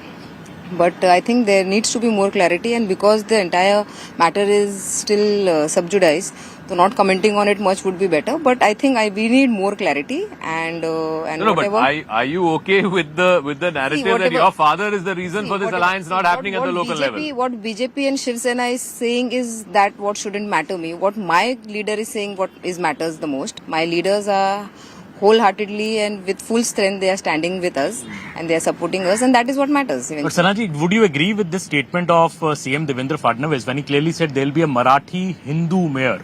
Why not a Muslim mayor? Why to specify that there will be a Marathi Hindu mayor in Mumbai? Do you agree with that statement? See, I totally believe that there should be a Marathi Manus as a mayor over here. But dividing on the basis of religion, which our constitution seriously, immediately says that is not allowed, shouldn't be, and that would always be a stand. And that is why we say that we are a secular party and we are there together in Mahayuti just for development. And being constitutionally right should be the stand of each and every party. ठीक है, सब पार्टियों की अपनी अपनी विचारधारा होती है. But if that the Hindutva agenda which rules Mahayuti and in Mahayuti like Shinde Sena and BJP, I think somewhere this should be avoided. And when we talk about your colleague in the state assembly sitting next to you, I will tell you one thing very clearly. When we talk about polarization, it comes during elections. Otherwise, BJP or Shiv Sena, Shinde, I shouldn't be saying that Shinde, I should be saying only Shiv Sena. They are very much working for Muslims. They are very much giving candidature to Muslims. Ask them how many Muslim candidates have they fielded. They have. And so has BJP. So how can they say that? So it is like perception has been created on field, perception has been created on camera, and that narrative have been set, and it's not now, it's been set since last 6 months. It started in the Pausadi Adiveshan, monsoon ke Adiveshan mein chalu hua tha ye sab. And it is going on since then. But they know. So articulate सिर्फ चुनाव के लिए कर रहे हैं सब ये हिंदू मुस्लिम ये polarization. And Sanaji is very clearly saying the CM should not have said that. बिल्कुल भी नहीं है. देखिए, मैंने इसके बारे में पहले ही आपको कहा है कि why it is necessary. यहाँ पे क्यों होना चाहिए. We are not against any religion, but we are against the what you can say Marathi में जिसको वृत्ति बोलते हैं हम, तो वो उसके खिलाफ है. और उसके खिलाफ बीजेपी हो या मेरे जैसी कोई कार्यकर्ता हो, उसके खिलाफ तो आवाज उठेगी ही उठेगी. नहीं, लेकिन ये आप how do you explain this to the Maharashtrian people that you are in bed with each other in the state assembly in the Vidhan Sabha, but you are fighting each other at the BMC? See, again coming back to that local elections में हमें जो local sentiments है उसको ध्यान में रखते हुए कुछ decisions लेने होते हैं. So it is part of that. तो कल को if Sharad Pawar and Supriya Sule also merge and join, you know, the Ajit Pawar faction, that you will welcome them into the Mahayuti? If they wants to come, then they should clearly वो तो पुणे में तो आ ही गए हैं. महायुति में आएंगे. नहीं, पुणे में तो आ ही गए हैं दोनों एक साथ. देखिए, जब ठाकरे फैमिली एक साथ हो सकती है तो Pawar family why can't? Well, I think that's a end of the day it is the same thing कि they are a part of the same family. They will be supported by the alliance or not? That is one thing which will be discussed at a higher level. No, but you fought each other. The Pawar family fought each other in Lok Sabha as well as in Vidhan Sabha. You are fighting each other even in the local bodies, except Pune and Pimpri Chinchwad. So it's convenience, no? It's politics of convenience. It's not convenience. It's local demand. It's local demand. Only in Pune and Pimpri No. Wherever. Because see, where like my own constituency, there are candidates who are from Rashtrawadhi Congress Party, Sharad Chandra Pawar party also. So it is how the local... No, but in Mumbai you are not fighting together, no? Both of you. We are not fighting. Exactly. In Mumbai, Rashtrawadhi Congress Party is all on its own and it's performing well. We have given a good fight because we have candidates who belong to all the backgrounds, professionals, educated, young, women. That is what we have been keeping the Mumbai... That is Maharashtra politics for you, because when the oath-taking ceremony was happening, 1.5 years back, that famous press conference where, Mr. Shinde was a bit like, I will take oath or not, and the Ajit Pawar's famous statement, मैं तो oath ले रहा हूँ. He had cleared. So now I think the tables have totally turned. No. I will again come back there, because the fight over there was for the CM ka post. And we all know it. Maharashtra knows it. All together, the entire country knows it. The fight for why Eknath Shinde Sahab was skeptical and not sure about him taking oath the next day was that he wanted the CM post and he was trying in the end. And that is what the fact everybody knows. And Ajit Dada Pawar was already the DCM and he had his stand clear that I will be the DCM.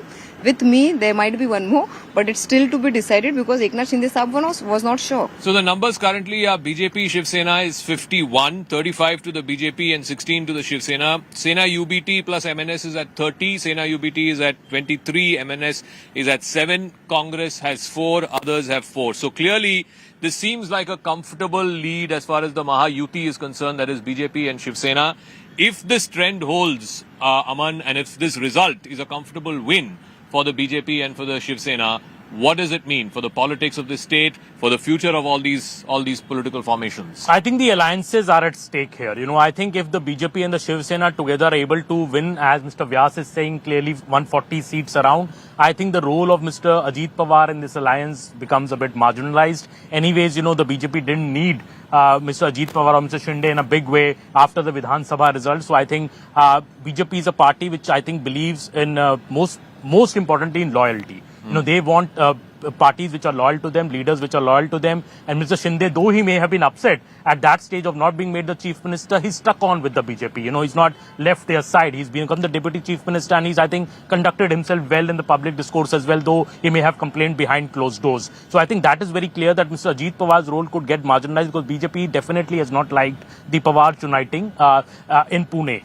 On the other side, I think if the UBT alliance with M&S is collapsing, if they are stopping at about 50 seats, I think Mr. Raj Thackeray and Uddhav Thackeray's unity is history. I don't think, and Mr. Raj Thackeray has never said that this alliance is beyond the BMC elections. He's very clearly said this is for BMC. So I think that alliance will be history, and that is, I think, even more bad news for the Uddhav Thackeray front because that party now has really nothing left. If you lose BMC, Shaka, what can you win in Maharashtra? BMC is their last fortress, and if they're losing it so badly as we look at right now, if they're just at 32 seats against 51, if they're stopping at 60 seats, I think it will be a massive, massive loss, and it will... What happens to the Pawars?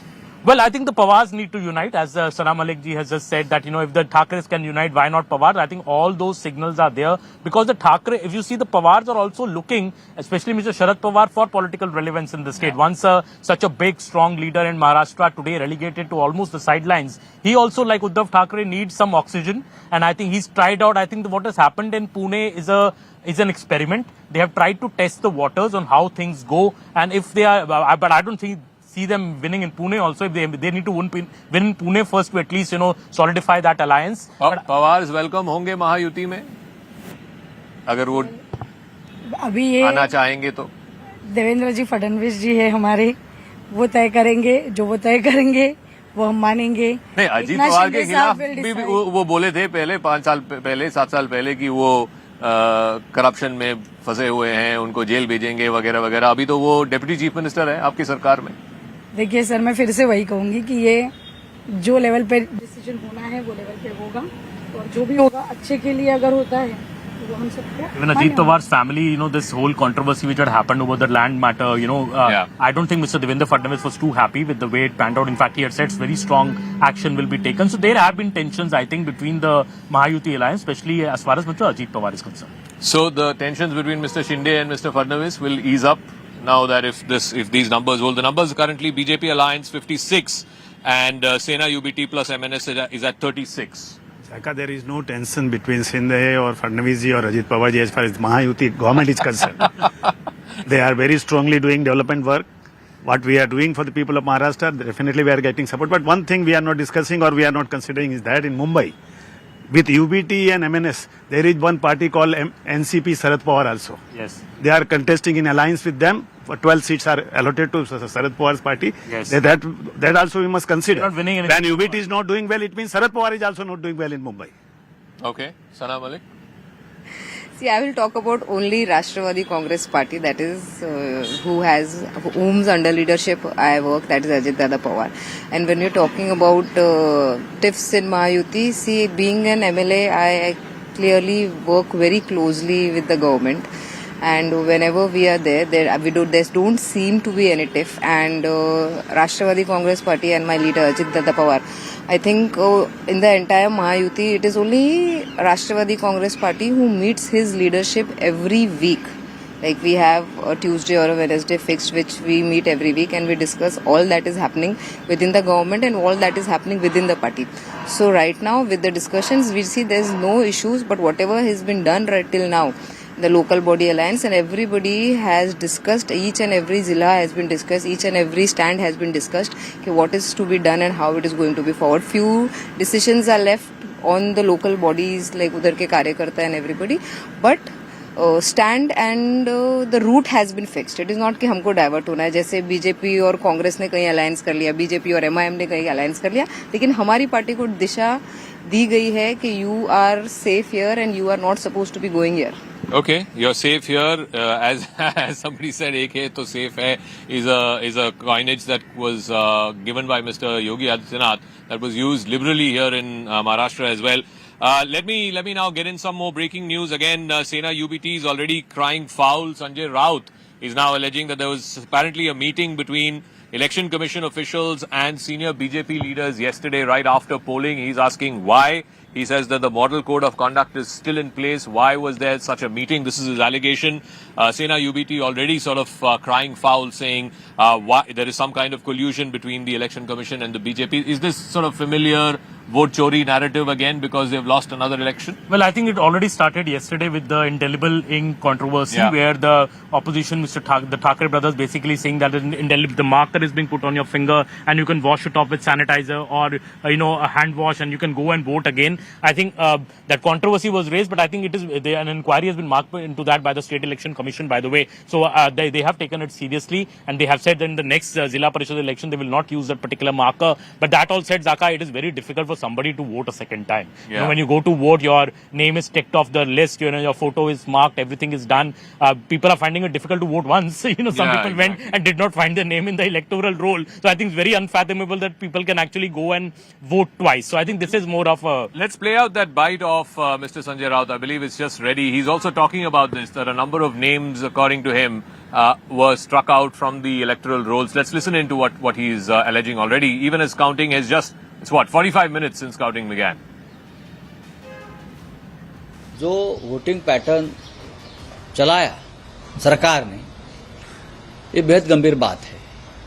हजारों लोगों के नाम गायब रहे जिसने विधानसभा में vote किया है, और ऐसे एरिया से वोट गायब हो गए जहां शिवसेना को या महाराष्ट्र नवनिर्माण सेना को या कांग्रेस को वोट हुए, वहां से हजारों लोगों के नाम गायब हो गए। ईवीएम मशीन बार बार बंद होती रही बहुत से प्रभागों में। जहां राष्ट्रवादी कांग्रेस को बटन दबाया गया है, वहां कमल के ऊपर लाइट ऑन होती है। वैसा मशाल का हो गया, वैसा इंजन का हो गया, और चुनाव आयोग के जो लोग हैं वो हमारी शिकायत सुनने को तैयार नहीं। कल शाम को 6 बजे तुरंत ये वोटिंग खत्म होने के बाद मुंबई महापालिका के कमिश्नर और बीजेपी के लोगों में, वरिष्ठ लोगों में एक मीटिंग हो गई। क्यों हो गई? कोड ऑफ कंडक्ट चल रहा है, आचार संहिता चल रही है। आप 1.5 घंटे तक कमिश्नर के साथ बैठते हो और क्या तय करते हो? आज का जो रिजल्ट है वो आपने तय किया? So Rahul Gandhi has also now tweeted, this is what he has said: Election Commission gaslighting the citizens is how trust has collapsed in our democracy. Vote chori is an anti-national act. Again, familiar raga that you're hearing on a day when Congress is losing, its alliance partners, Sena UBT and M&S and Sharad Pawar's party are all losing. Once again, the narrative seems to have focused back to vote chori. Mr. Jha, how long will you continue with this vote chori? People of India are not buying it. See, yesterday I also saw certain reports which have come in from the polling booths that there were distribution of money, there were distribution with regard to the voting pattern and all those things. They were doing it, and the persons responsible are the party from BJP. Their cadres were doing it, and we were giving them good fight there because they wanted to take away the mandate by way of deceit and by way. So you look at the numbers. BJP Alliance, Mahayuti is at 63. BJP alone is at 41. Shinde Sena is at 20. Your party, Sena UBT plus M&S Sena UBT is only at 29. How can you say this is vote chori? This is a runaway victory for BJP Shinde Sena. People are voting for them. Accept the result. See, 3 things are there. What BJP is now categorically using is the money power. So money power, when comes, everything gets failed. They have categorically spread money to the constituency voters, and they wanted to purchase the vote, but eventually they have failed. Don't you think you're insulting the intellect of the voter by saying कि पैसे देकर मतलब vote डाल रहे हैं? Because are you not insulting the voter and the voter's intellect? No, the pictures have come. The voters themselves have shown the video that they have been made to be purchased by money. So you complain, you make sure that in that Yes, ward the election is we have cancelled. complained, but the election commission does not take any risk. Blanket, I think there should be a blanket. I think I personally find it insulting to the intellect of the voter कि मतलब सारे voter पैसे लेके vote डाल रहे हैं. See, not only that, I just want to bring to the notice that yesterday when Shiv Sena's responsible Padadikari came on TV channel and said that look how the ink is being, removed very easily. Was that an indication to people कि remove your ink and go and vote again? It seems so, क्योंकि उनको नहीं मिल रहा है. तो कुछ ना कुछ करके हमें desperation. Out of that desperation, people are coming on TV and saying that nobody lodged the complaint with election commission at that time. So they should understand the responsibility. They have taken Marathi Manus and Mumbaikar for granted for long, and out of that, now they feel कि अभी तो कुछ भी करेंगे तो चलेगा. Okay, keeping money in fixed deposits and claiming that we are saving Mumbai. As against that, now people want कि वो पैसा खर्चा करो, give us coastal road, give us metro, give us facilities, give us best buses, so that we can save on our time and we can live a life with dignity. Let our standard of lying. Very interesting figures also, the leads which are coming in. BJP plus at 63 and the Shiv Sena UBT plus at 35. But as Mr. Vyas was saying that Shiv Sena is only contesting 90 seats. Uddhav Thackeray is contesting many more seats, but the difference is not much, Mr. Vyas. The Shiv Sena is at 22 and Shiv Sena UBT is at 29. So there's a very key fight on there, and if this comes very close in the end, it will also show Mr. Shinde has contributed in a big manner to the win in Mumbai.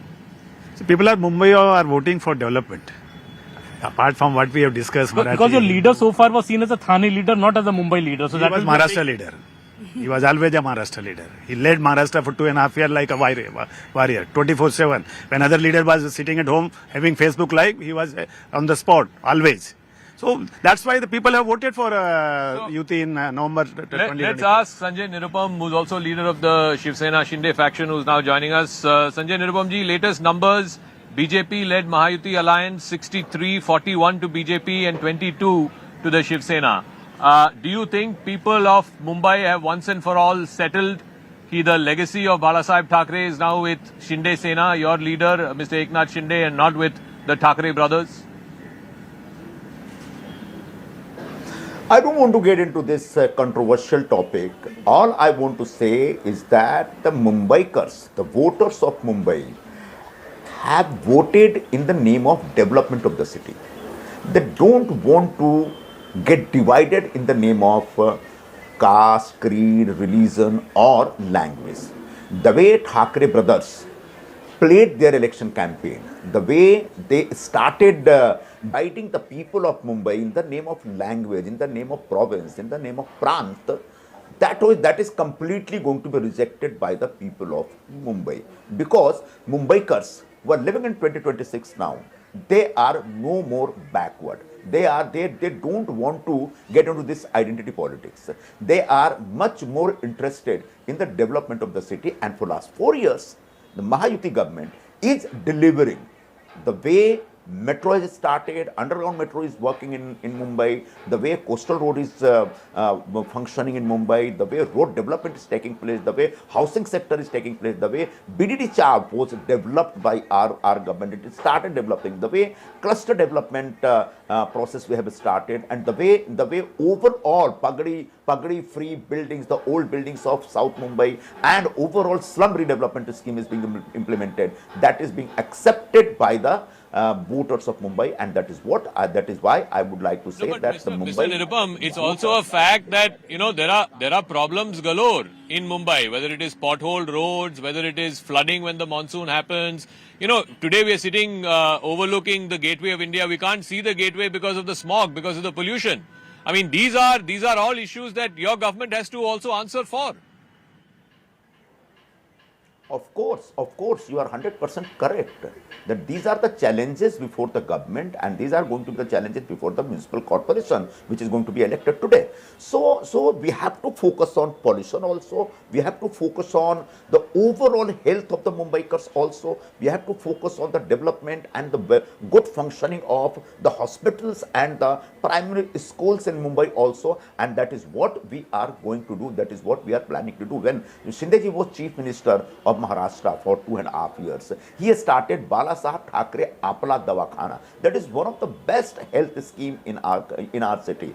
The small clinics were started in various wards, and through those wards we were catering to all the local poor people without charging a single penny.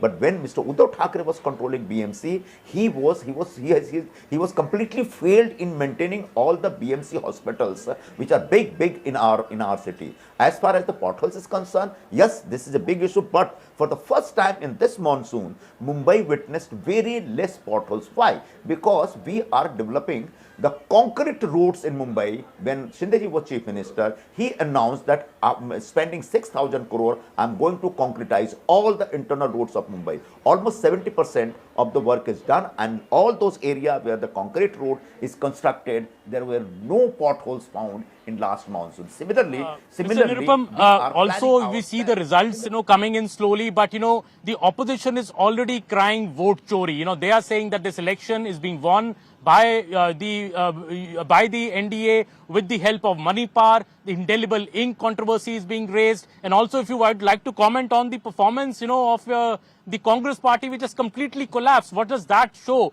for the Congress? As far as opposition's allegations are concerned, before the result is completely announced, they started making excuses. First, they said that EVM is manipulated. Then they found some pad unit machine, that this is going to be misused to benefit the ruling parties in the election. Finally, they used that. They made a huge noise about the ink which is put on our finger. And I have got this ink, and I'm not able to remove it. So these are the basically a character of bad losers. All I would like to say, the opposition leaders, that please focus on the development of Mumbaikars, development of Mumbai city. Don't get into this caste politics or the identity politics. Nobody is going to buy it. Nobody is going to accept it. What was your other question? I forgot that. Okay. Thank you for joining us. As we take a break here on the program, our coverage will continue. The numbers right now: BJP Alliance Mahayuti 68, BJP alone 45, Shiv Sena's Shinde faction 23, the Sena UBT M&S Alliance only 39, UBT at 31, M&S at 7, NCP Ajit Pawar 1, NCP Sharad Pawar 1, Congress only at 6. We are continuing our live coverage right on the other side of this very short break. जो voting pattern चलाया सरकार ने, ये बेहद गंभीर बात है।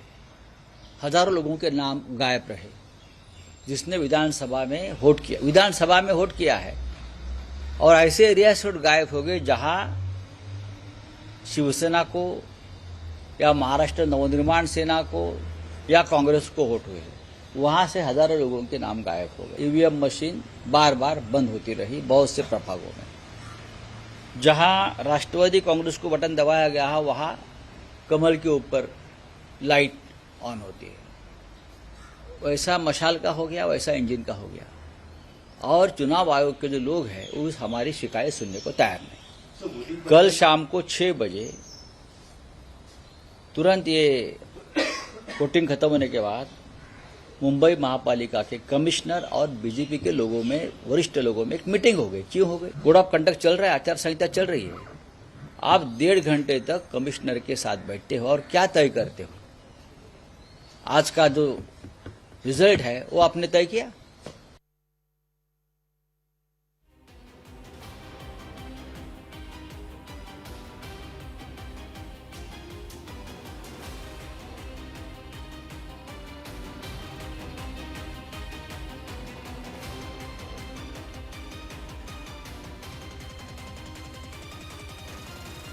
After Lok Sabha also, after Vidhan Sabha also, now in the BMC. Well, it seemed to be building up since yesterday. I could see that since afternoon yesterday when Uddhav Thackeray said that he would go and sit outside the State Election Commission if this indelible ink controversy is not resolved.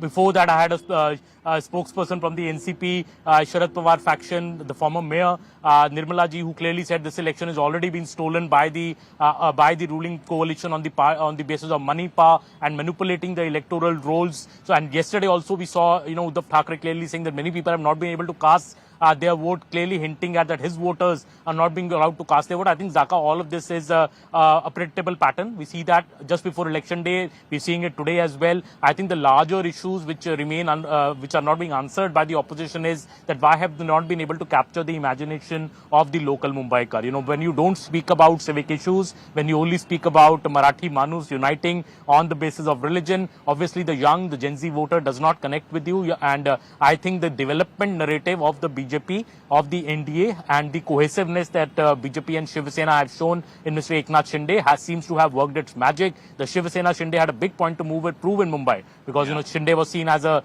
Thane person. So I think if the numbers hold, as we are currently saying, the BJP plus at 68 and the opposition only at about 39, I think this is a vote for development, infrastructure, a triple engine government. So if this trend continues to hold, then the exit polls seem to have got certainly the direction right and maybe even the margin of victory of the BJP and the Shiv Sena right, because right now, like Aman was saying, BJP alliance is at 68, Sena UBT plus M&S is only at 39. Where do the Thackerays go from here? Because this whole election, Aman, they had made it out to be, about the Marathi Manus and about saving Marathi Asmita, etc. And this was their last stand. What happens to that alliance? What happens to their future politically? Well, I think it's a dark, lonely future ahead. After the big Vidhan Sabha setback, this was, in a way, their last hurrah. They wanted to make this election their last fortress. They wanted to win this bastion. That is why I think both the brothers buried their differences after 2 long decades and came together. But still, I don't see that magic working because I think people and the electorate have seen this through. They feel that this is an opportunistic alliance. You come and speak about uniting the Marathis, this lungi, pungi, abusive business. I don't think that today's youth or today's educated voter, which is there in Mumbai in a big proportion, really relates to that. And I think this will be a defeat of that what I believe was hate politics and people reposing their faith in the NDA. I think this alliance of Raj Thackeray and Uddhav Thackeray may not last beyond these BMC elections if there's a bad loss. Let's also go across to my colleague Mayuresh, who's joining us. Mayuresh, any word coming in from the opposition, either from Uddhav Thackeray, Raj Thackeray, or anybody from the Congress? This is a pretty bad sort of result for them. The Sena UBT plus M&S only at 39 and the BJP alliance at 68.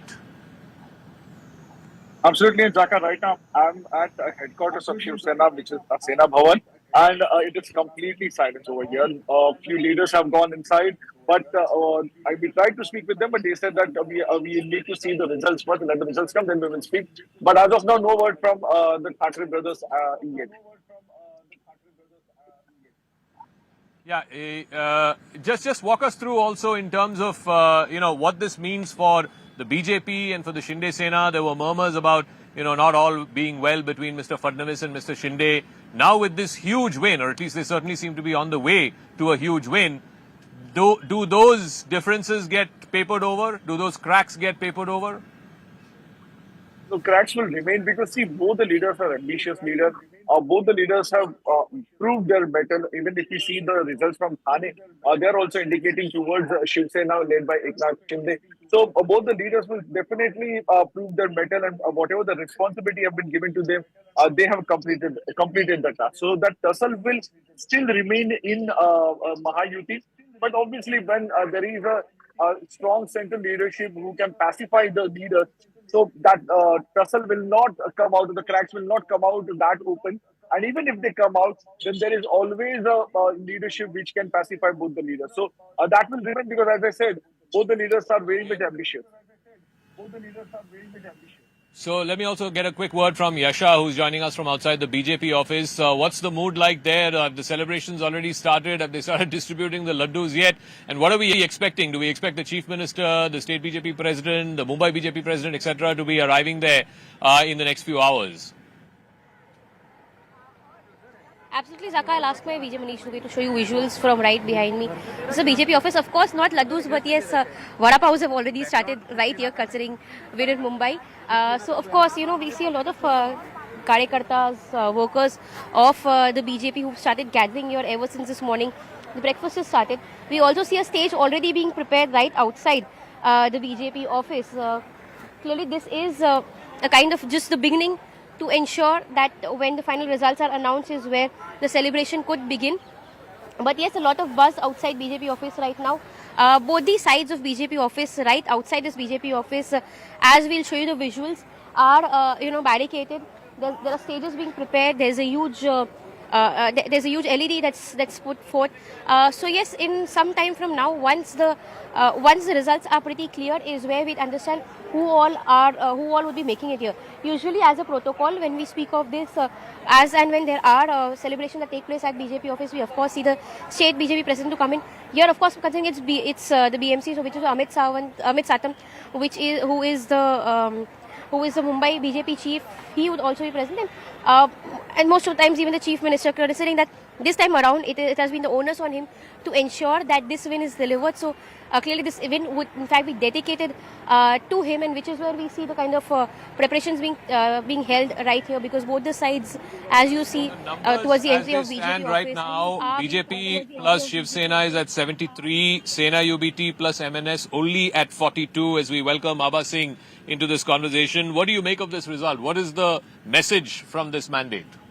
I think the monopoly of Shiv Sena is being broken for the first time. The public is pretty disgusted. You can see the number of skyscrapers that are coming up. Mumbai never had an AQI problem, and suddenly Mumbai is having pollution problem. Mumbai is facing so many problems. So I think the people of Mumbai, the Mumbaikars as you call them, they want to give BJP a full show, full free hand, so that maybe Mumbai is turned around. So they have voted in that sense for a triple engine sarkar at the municipal corporation, at the state assembly, and of course at the centre. Yes, you could say, because people feel that maybe now Mumbai would run.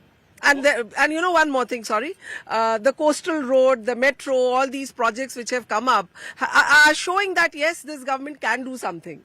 So that's what ultimately voters want. Who is making my life better? Who is easing my life in terms of connectivity, infrastructure, what have you? That is number one priority, not about Marathi Manus or Asmita or whatever it is. If you see, most of the parties have given Marathi Manus ticket, be it Shiv Sena, be it BJP. I mean, 2/3 of the candidates are Marathi Manus. Earlier it used to be North Indians, quite a few of them, but this time all the numbers have gone down. So I think Marathi Manus that card is playing, because both parties have tried to play safe. But yes, end of the day, people want government that works, that gives them clean water, clean air and jobs. So this also means, Aarti Kuleji, that no more excuses now. You have to fix the air, you have to fix the water, you have to fix the potholes, you have to fix the pollution. And BJP have already started doing that. There are problems galore. We're sitting they outside Gateway. Yahan se the Gateway to dikh bhi nahi raha because of the pollution. They are. See, ma'am just mentioned about coastal road. Yeah. See, it is about the willpower, right? So BJP decided to get it done, and BJP made it sure that कि ये कम से कम समय में हो जाए. उसके लिए whatever things needs to be done, Devendra Fadnavis ji, Eknath Shinde ji, they both are capable of doing it, and they are doing it well. Okay, so Pradeep Bhandari of the BJP has just reacted to Rahul Gandhi's tweet. Rahul Gandhi, of course, saying that the Election Commission is gaslighting the people of India. Again, that familiar narrative of vote chori seems to be coming back to the fore. Let's just listen into what Pradeep Bhandari has said. He's put out a tweet saying the anti-national party, of course, in reference to the Congress, getting backing from Pakistan, is searching for a scapegoat. Looking at imminent defeat in the BMC elections, every season the Parivarwadi, to escape scrutiny, comes up with one or the other allegation, which turns out to be a damn squib in the court of law and court of public opinion. Abha Singh, why are we seeing again and again this whole vote chori narrative? Why can't some political parties accept that this is the mandate of the people? Exactly, because I don't believe that there's something like vote chori can go on in today's time when you have the mobiles, you have so much social media. You think people will not get evidence? So coming up with this and not trying to improve the problems, and in fact, I think Rahul Gandhi needs to get his house in order. There is no opposition, and when the joke goes that Modi is lucky because Rahul Gandhi is the one reason why he's winning, I think we definitely need to get things in order. Public is very intelligent. Today's youth, the youngsters in Mumbai, they also are realizing that no potholes, they want no traffic problems, and definitely now it is not going to be only talking about big things and forgetting the small things. This BMC elections is showing people that Mumbaikars now want what is there rightfully. So is that the overriding message, that they want the same party or the same alliance in all forms of government, all levels of government, so that there is accountability that can be fixed? It clearly seems so. I think as you were discussing earlier, Zaka, also that Mumbaikars don't want conflict anymore. They've already seen so many political alliances being stitched and broken up that, people are so confused which party is contesting on what symbol and all of those kinds. I think people want that there is a Modi at the center. There's very clearly Mr. Devendra Fadnavis, Eknath Shinde at the state level, and they have been given a wholesome mandate just 1.5 years back. Now they don't want a BMC being run by Uddhav Thackeray and Raj Thackeray, where they're continuously on a collision course with the state government, because that would lead to projects getting derailed. We've seen that when Uddhav Thackeray was the chief minister, the metro project, the coastal road project, the high-speed rail project between Ahmedabad and Mumbai did not take off because there were all sort of protests happening, and though the centre was trying to push them, there was no way these projects would. And since Mr. Fadnavis has come, all these projects in coastal road has come up. We have seen the Mumbai metro roll out, and we will soon see in a couple of years the high-speed rail coming out. But one thing interesting I'm seeing, Zaka, in these results, and I would like to ask Abhaji about that BJP plus it at 75 right now in the leads. The Shiv Sena UBT is at 49, and out of those 49, 40 seats are with Shiv Sena UBT. So clearly Mr. Uddhav Thackeray is not going down without a fight. 40 is still a respectable number. If Mr. Uddhav Thackeray proves to be a strong opposition in the BMC, do you think that's a good sign for democracy? Because you were hoping that in a way the Thackeray's are history after this election. No, I'll tell you, Mumbai Manus is very emotional. The Thackeray still have that affection of Mumbaikars, and that is why those wherever they are. And let me tell you, at the grassroots, you will always have a Shiv Sainik who will come to help you. If there is a death, if there is an accident, there will be Shiv Sainiks on the road. So they are getting those votes. We cannot deny them that. Shiv Sena has been at the grassroots. The shakhas are active. But yes, now the public is seeing the larger role. They want roads, they want jobs, they want things which are lacking, and of course nobody can deny that there's been a lot of corruption. It's not that only one party is corrupt, so somewhere public is saying, okay, let us see whether Fadnavis is makes BMC transparent. It's with a budget of 74,000 crores. So much more than many states, Zaka. Right. So the public feel that is the kind of property tax we are paying. So are we getting those services? No. So that is why this mandate has come. So it's a mandate that, look, we are giving you a clean sort of all three levels of government. It's the BJP and the Shiv Sena Shinde faction that's been brought to power. Now we want delivery. Now we want our basic services to be addressed. The numbers, very interestingly, the BJP alliance leading in 75. BJP alone is at 49. Shinde Sena at 26. Sena UBT combined with M&S is at 49. So the BJP alone is matching the number of the Thackerays. So I think that in itself is a message that this whole plank trying to appeal to nativist ideology or nativist emotion, reductionist debate, that doesn't seem to be working. The people want development. They want one party to be voted in all three levels of government, so that finally delivery can begin, finally better services can begin for the citizens, whether it is fixing the pothole roads, whether it is addressing the monsoon issues, whether it is addressing pollution. I never thought a coastal city like Mumbai, where there is always a sea breeze, would have a problem like pollution. But look around us. I mean, we can barely see the boats and the ships out at the Arabian Sea because of the smog. So this is a very, very real issue, and particularly for the youngsters, for Gen Z. Varun Singh is also joining us. Varun Singh, if these numbers hold, and likely they will, at 75 currently, on the way to a 100 three-digit figure, what does this result, what does this mandate from the people of Mumbai mean for both BJP Shiv Sena on the one side and the Thackerays on the other side? Seem to be to be fair, the numbers that are coming right now are as expected. There's not much of a change that we had been. Yesterday, I was speaking to Aman. I had also told him that these are the kind of numbers that we would be expecting today, and there's no difference in what was expected. What it means for the Thackeray brothers is, see, to be very honest, I don't see the Thackeray brother alliance going ahead for a very long time. Raj Thackeray is super confused. Uddhav Thackeray is ambitious. He now has to go back to the Congress, and Congress wouldn't want Raj Thackeray to be there in their alliance because they at least consider themselves as a national party. So that alliance of both the brothers is all set to crumble. They wouldn't be continuing for a very long time. Talking about the BJP Shiv Sena, they are in power over here in the state. They are going to continue with it till 2029. So they will, and there are multiple things for the BJP to prove. This would be for the first time that BMC will see a BJP mayor. Till now, the BJP had no mayor in Mumbai. There are a lot of things that they have to prove as work to be done. Corruption is one of the biggest issue, but corruption happens at the administration level. We don't know how these politician corporators can handle that particular thing, because builders go and pay to the officers over there for their files to be cleared. Road contractors go and pay the officers for their files to be cleared. The corporators have very least or negligent rules. So corruption, I don't know whether it would be any party that comes into power will be able to curb till the time they don't overhaul the entire administration BMC. But most important factor that we expect is that at least these corporators will work as opposition to the administration and get good contractors for road, get good contractors for the Nala Safai, get good contractors for building bridges, and would see to it that the work is done at a faster scale. That is the big challenge that the BJP Shiv Sena will be facing. And while we are talking about BMC in the adjacent cities like Thane and KDMC, the BJP is already almost, the BJP and Shiv Sena have snatched power from everyone, whoever was contesting. Yes, Aman.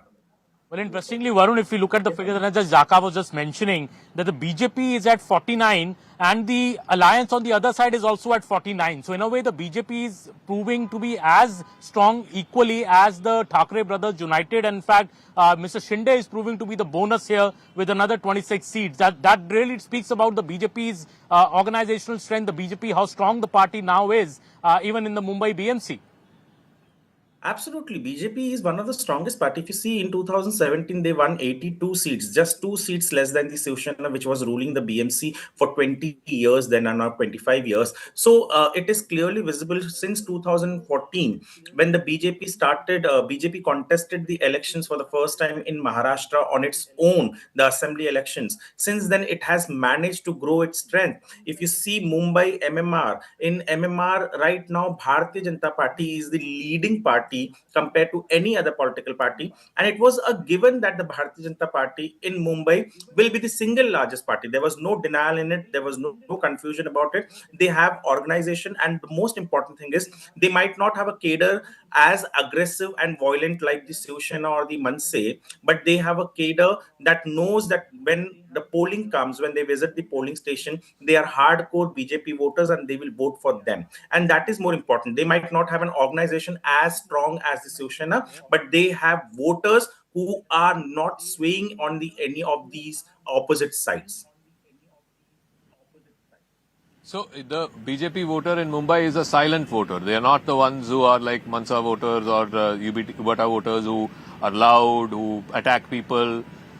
People don't like this whole thing कि आप मराठी नहीं बोलते तो आपको मार देंगे, पीट देंगे. I would like to correct, it's not voter, it's the Karyakarta. Okay. Mumbai's voter, especially the youth voter, they are very intellectual. They understand, and thanks to exposure to social media and all other platforms where they see what is happening and then they decide. Yes, definitely there is a silent voter of BJP who observes all these things and then decide whom to vote. They don't get into this trap of, as you mentioned, that Shiv Sena and Mansi's Karyakarta who's there on the road, and sometimes the trouble. We have seen one incident where a Marathi young boy who just spoke in Hindi in train, and then what happened? He got beaten. Okay, yeah. So, Abha Singh, it also speaks to the changing demographics of the city itself. Today, 45% of the population of Mumbai are either Gujarati or Marwadi or North Indian or South Indian. So, in this cosmopolitan city, to come and say, oh, we will only speak for Marathi Manus, the silent majority doesn't seem to be approving this kind of a You know, this vote itself shows that the silent majority is telling Shiv Sena, mend your ways. You cannot beat up people if they don't speak Marathi. They don't want to speak Marathi. And this is the commercial capital of the country. You have to respect that this is the place which is giving that kind of taxes. I mean, each Mumbaikar, the amount of property tax he is paying, the amount of GST he is paying. So respect him. This city is not made by only the Marathi Manus. It is the migrant workers, the Jharkhandis who've come. If you think these 5,000 buildings are being constructed right now, it is the Marathi Manus who's doing that work. No, it is people from Jharkhand, Chhattisgarh, you know, all over. So definitely, and Mumbai is a melting pot, and that is what this election is showing, that no longer is Marathi Manus going to rule the roost. It is the common man, the Mumbaikar, and Mumbaikar is Gujarati, Marwadi, UPI, North Indian, anyone for that matter. So the numbers right now, 79 to BJP plus Shiv Sena, 52 to the BJP alone. Sena UBT alliance, as an alliance, is 52, UBT at 43, M&S at 8. So M&S is really dragging that alliance. NCP Sharad Pawar has got 1, NCP Ajit Pawar has got 1, and Congress just 7. So if these results hold and if the BJP Shinde Sena, march towards 114 plus, what does it mean for the principal characters? What does it mean for Mr. Fadnavis? What does it mean for Mr. Eknath Shinde? I think, Zaka, if BJP wins as big as it is looking now, I think Mr. Fadnavis really cements his position in Maharashtra. He already had cemented his position when he became the chief minister, but there were still question marks that Mr. Fadnavis from Nagpur, can he win BMC? Because I remember Uddhav Thackeray speaking to our colleague Mayuresh in an interview, and he said that Fadnavis does not understand Mumbai. He's from Nagpur, so how can he even win?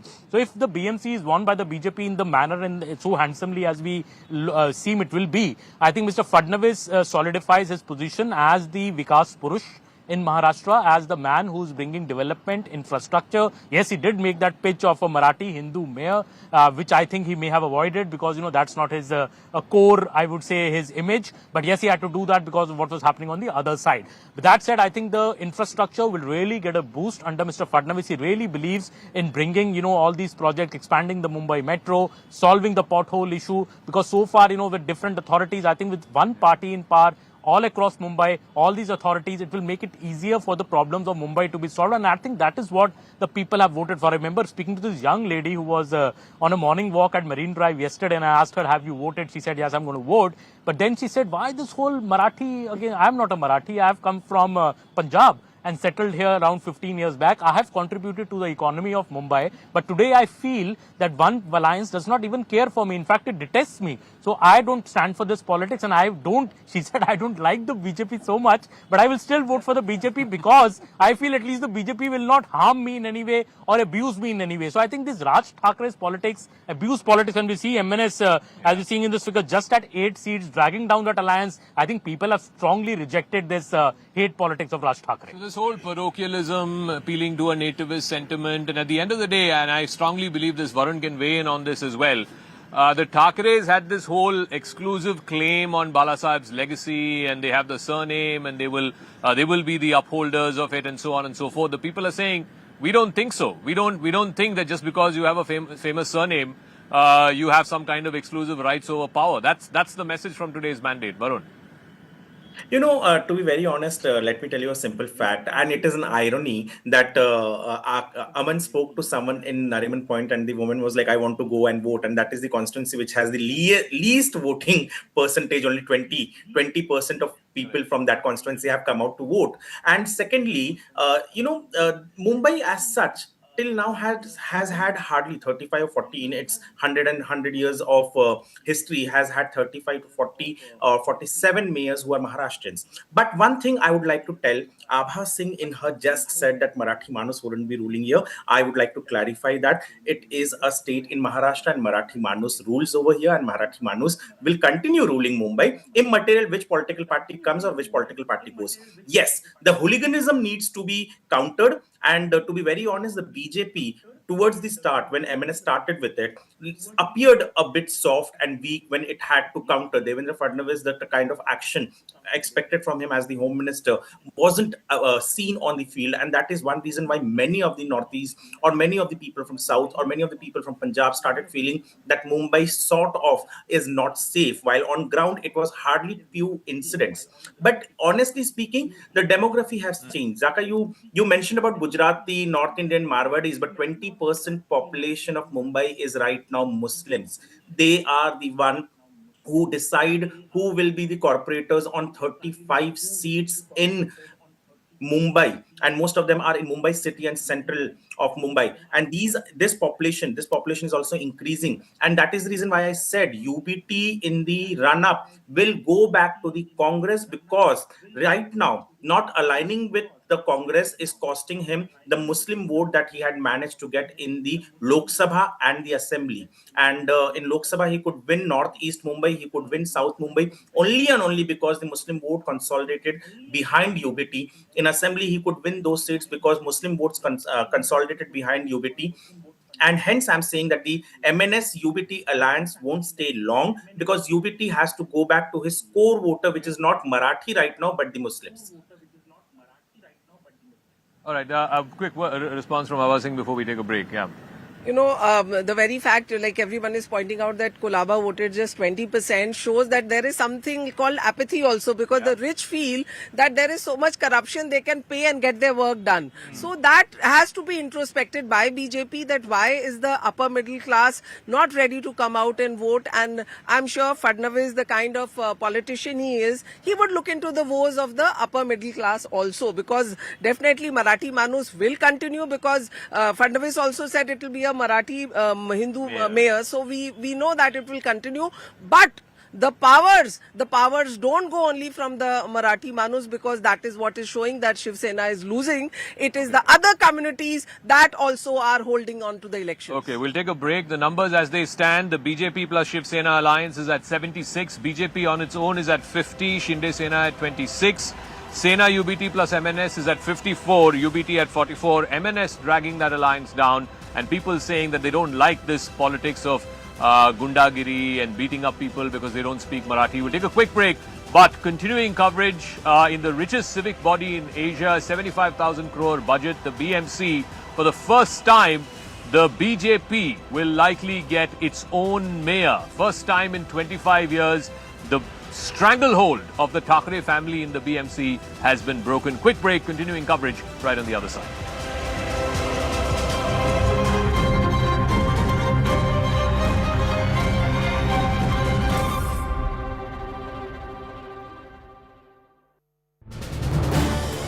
This is News 18 Network.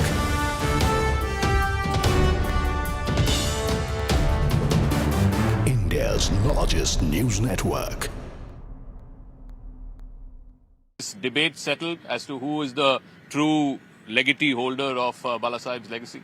Jaka, as far as who is the true legatee holder of Balasaheb Thackeray, our founder, has been decided last year itself when the assembly elections took place. No, but the Thackeray brothers are saying this is the last stand. They may claim anything, but as far as the people of Maharashtra is concerned, they have already decided in November 2024 by assembly election, which was fought under the leadership of then. So it doesn't matter what happens in the BMC?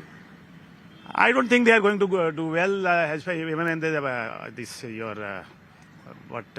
projection is there. BJP Alliance, Mahayuti 68, BJP alone 45, Shiv Sena's Shinde faction 23, the Sena UBT M&S Alliance only 39, UBT at 31, M&S at 7, NCP Ajit Pawar 1, NCP Sharad Pawar 1, Congress only at 6. We are continuing our live coverage right on the other side of this very short break. जो voting pattern चलाया सरकार ने, ये बेहद गंभीर बात है। हजारों लोगों के नाम गायब रहे जिसने विधानसभा में वोट किया है, और ऐसे एरिया से वोट गायब हो गए जहां शिवसेना को या महाराष्ट्र नवनिर्माण सेना को या कांग्रेस को वोट हुए, वहां से हजारों लोगों के नाम गायब हो गए। ईवीएम मशीन बार बार बंद होती रही बहुत से प्रभागों में। जहां राष्ट्रवादी कांग्रेस को बटन दबाया गया है, वहां कमल के ऊपर लाइट ऑन होती है। वैसा मशाल का हो गया, वैसा इंजन का हो गया, और चुनाव आयोग के जो लोग हैं वो हमारी शिकायत सुनने को तैयार नहीं। कल शाम को 6 बजे तुरंत ये वोटिंग खत्म होने के बाद मुंबई महापालिका के कमिश्नर और बीजेपी के लोगों में, वरिष्ठ लोगों में एक मीटिंग हो गई। क्यों हो गई? कोड ऑफ कंडक्ट चल रहा है, आचार संहिता चल रही है। आप 1.5 घंटे तक कमिश्नर के साथ बैठते हो और क्या तय करते हो? आज का जो रिजल्ट है वो आपने तय किया।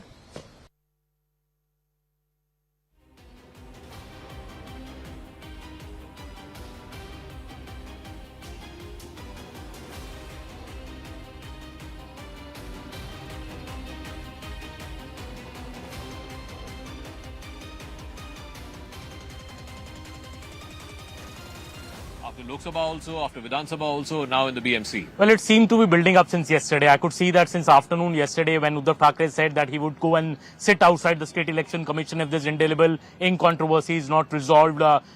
Before that, I had a spokesperson from the NCP, Sharad Pawar faction, the former mayor, Nirmala ji, who clearly said this election has already been stolen by the ruling coalition on the basis of money, power and manipulating the electoral rolls. So, and yesterday also we saw, Uddhav Thackeray clearly saying that many people have not been able to cast their vote, clearly hinting at that his voters are not being allowed to cast their vote. I think, Zaka, all of this is a predictable pattern. We see that just before election day. We're seeing it today as well. I think the larger issues which remain, which are not being answered by the opposition is that why have they not been able to capture the imagination of the local Mumbaikar? When you don't speak about civic issues, when you only speak about Marathi Manus uniting on the basis of religion, obviously the young, the Gen Z voter does not connect with you. And I think the development narrative of the BJP, of the NDA and the cohesiveness that BJP and Shiv Sena have shown in Mr. Eknath Shinde seems to have worked its magic.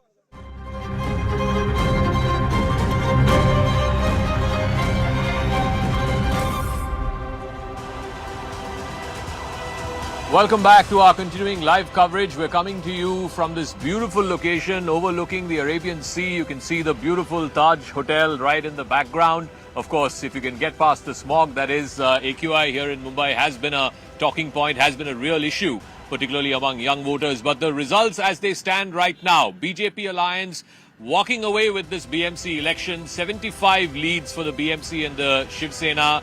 The Sena UBT plus M&S barely touching 50. So clearly it is going in the direction that the exit polls had predicted, that this will be a runaway victory for the BJP and the Shiv Sena alliance, the Mahayuti.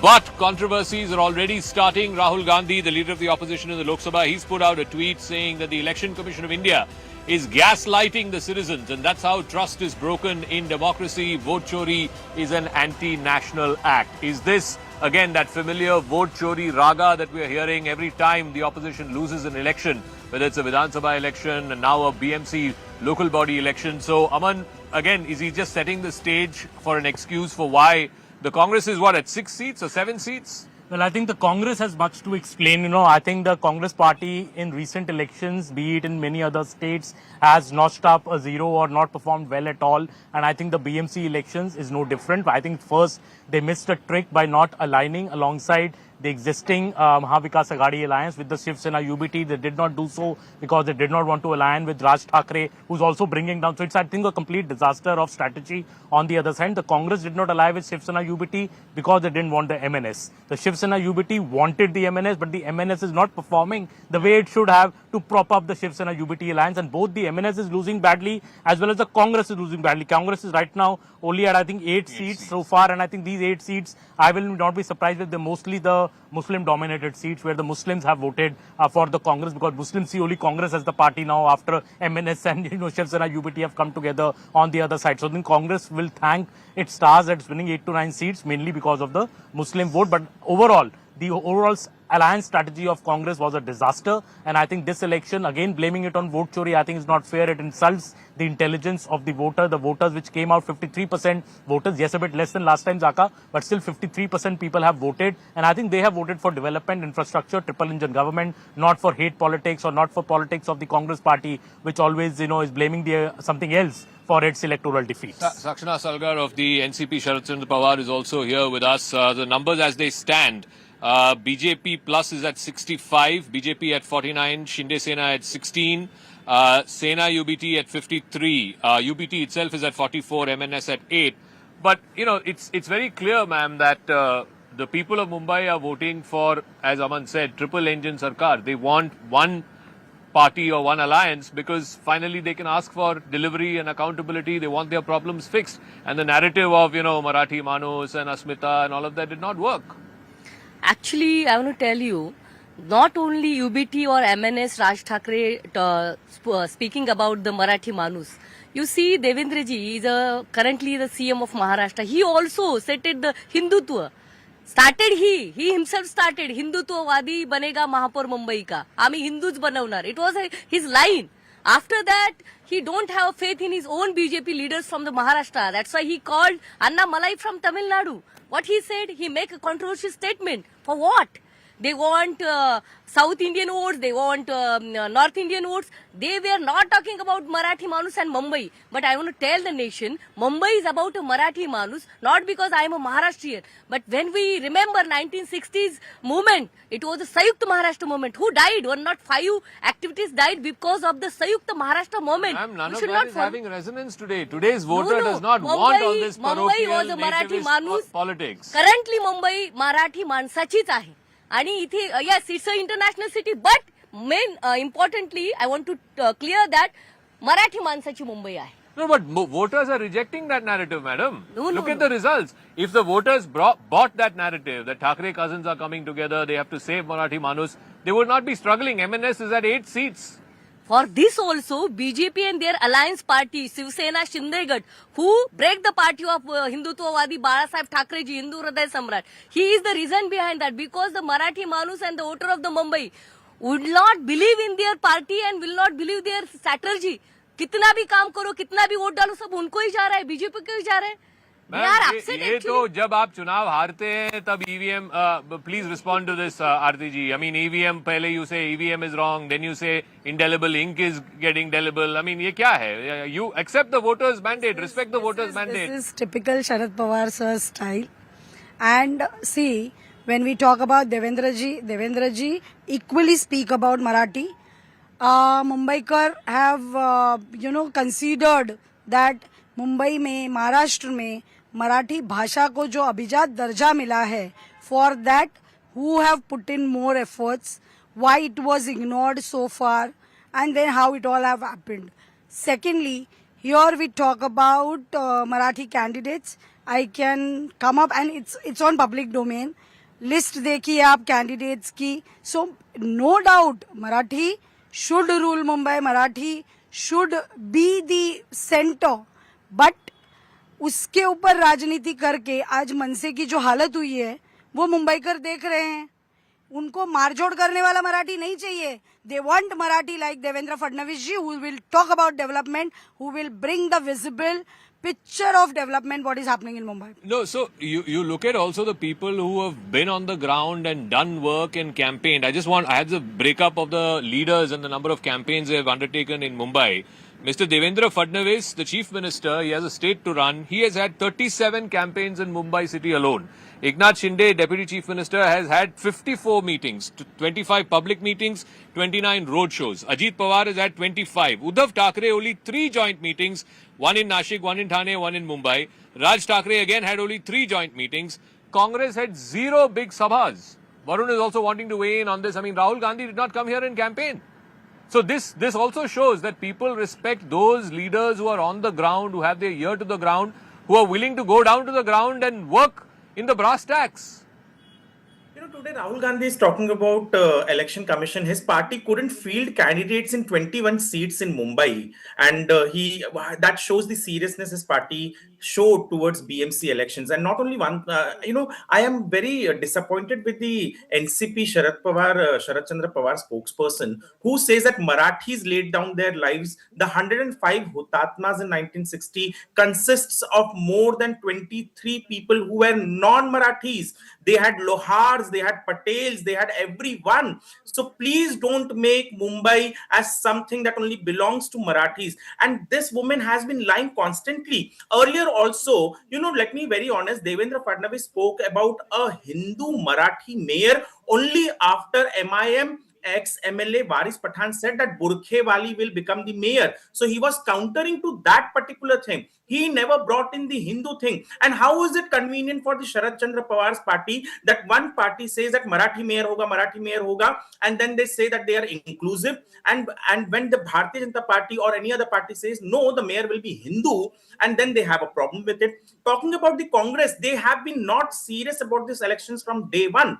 The Congress state president compares Maharashtra with Bihar and calls Bihar in an insulting way, and then they go out and say that they have problems with Raj Thackeray, whose people are beating out Biharis and UP walas over here. So they both, in spite of being on the same page, they were not clear that had they gone with UBT and M&S, their power today, till 1993, 1994, R.R. Singh was there. I think R.R. Singh was their last mayor from Congress. The party till 30 years ago used to rule Mumbai, and today they are at a dismissible stage where they are not serious. None of their senior leaders came to campaign over here.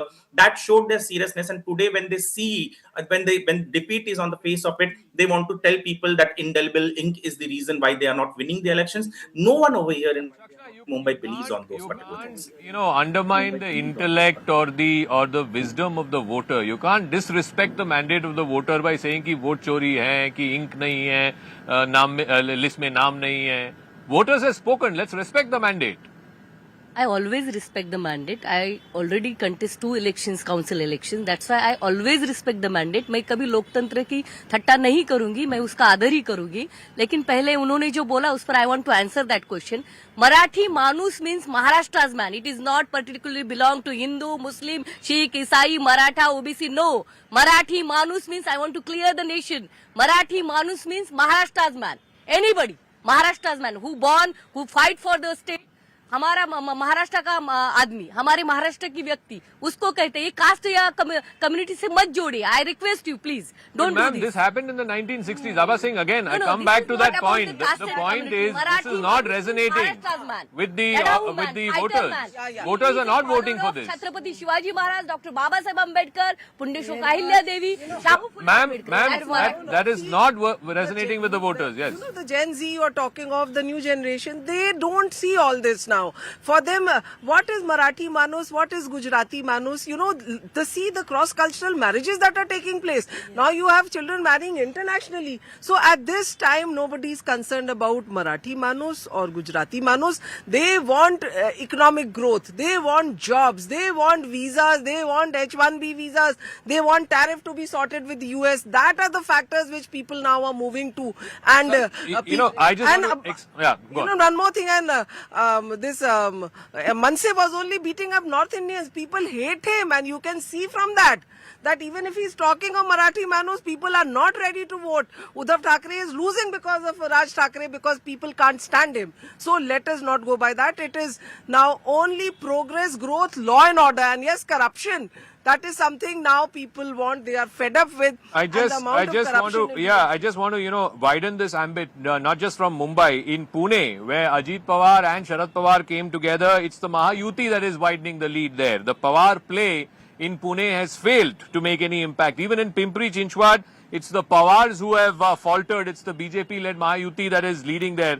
So people are saying that, just because you have a surname, madam, it doesn't mean that they will give you your vote. People are voting for development. They want visible development. There is not a question of a surname. There is a legacy of Mr. Sharad Pawar. Last 60 years, 6 decades, he did lot for the Maharashtra. Please, I want to correct you with humbly.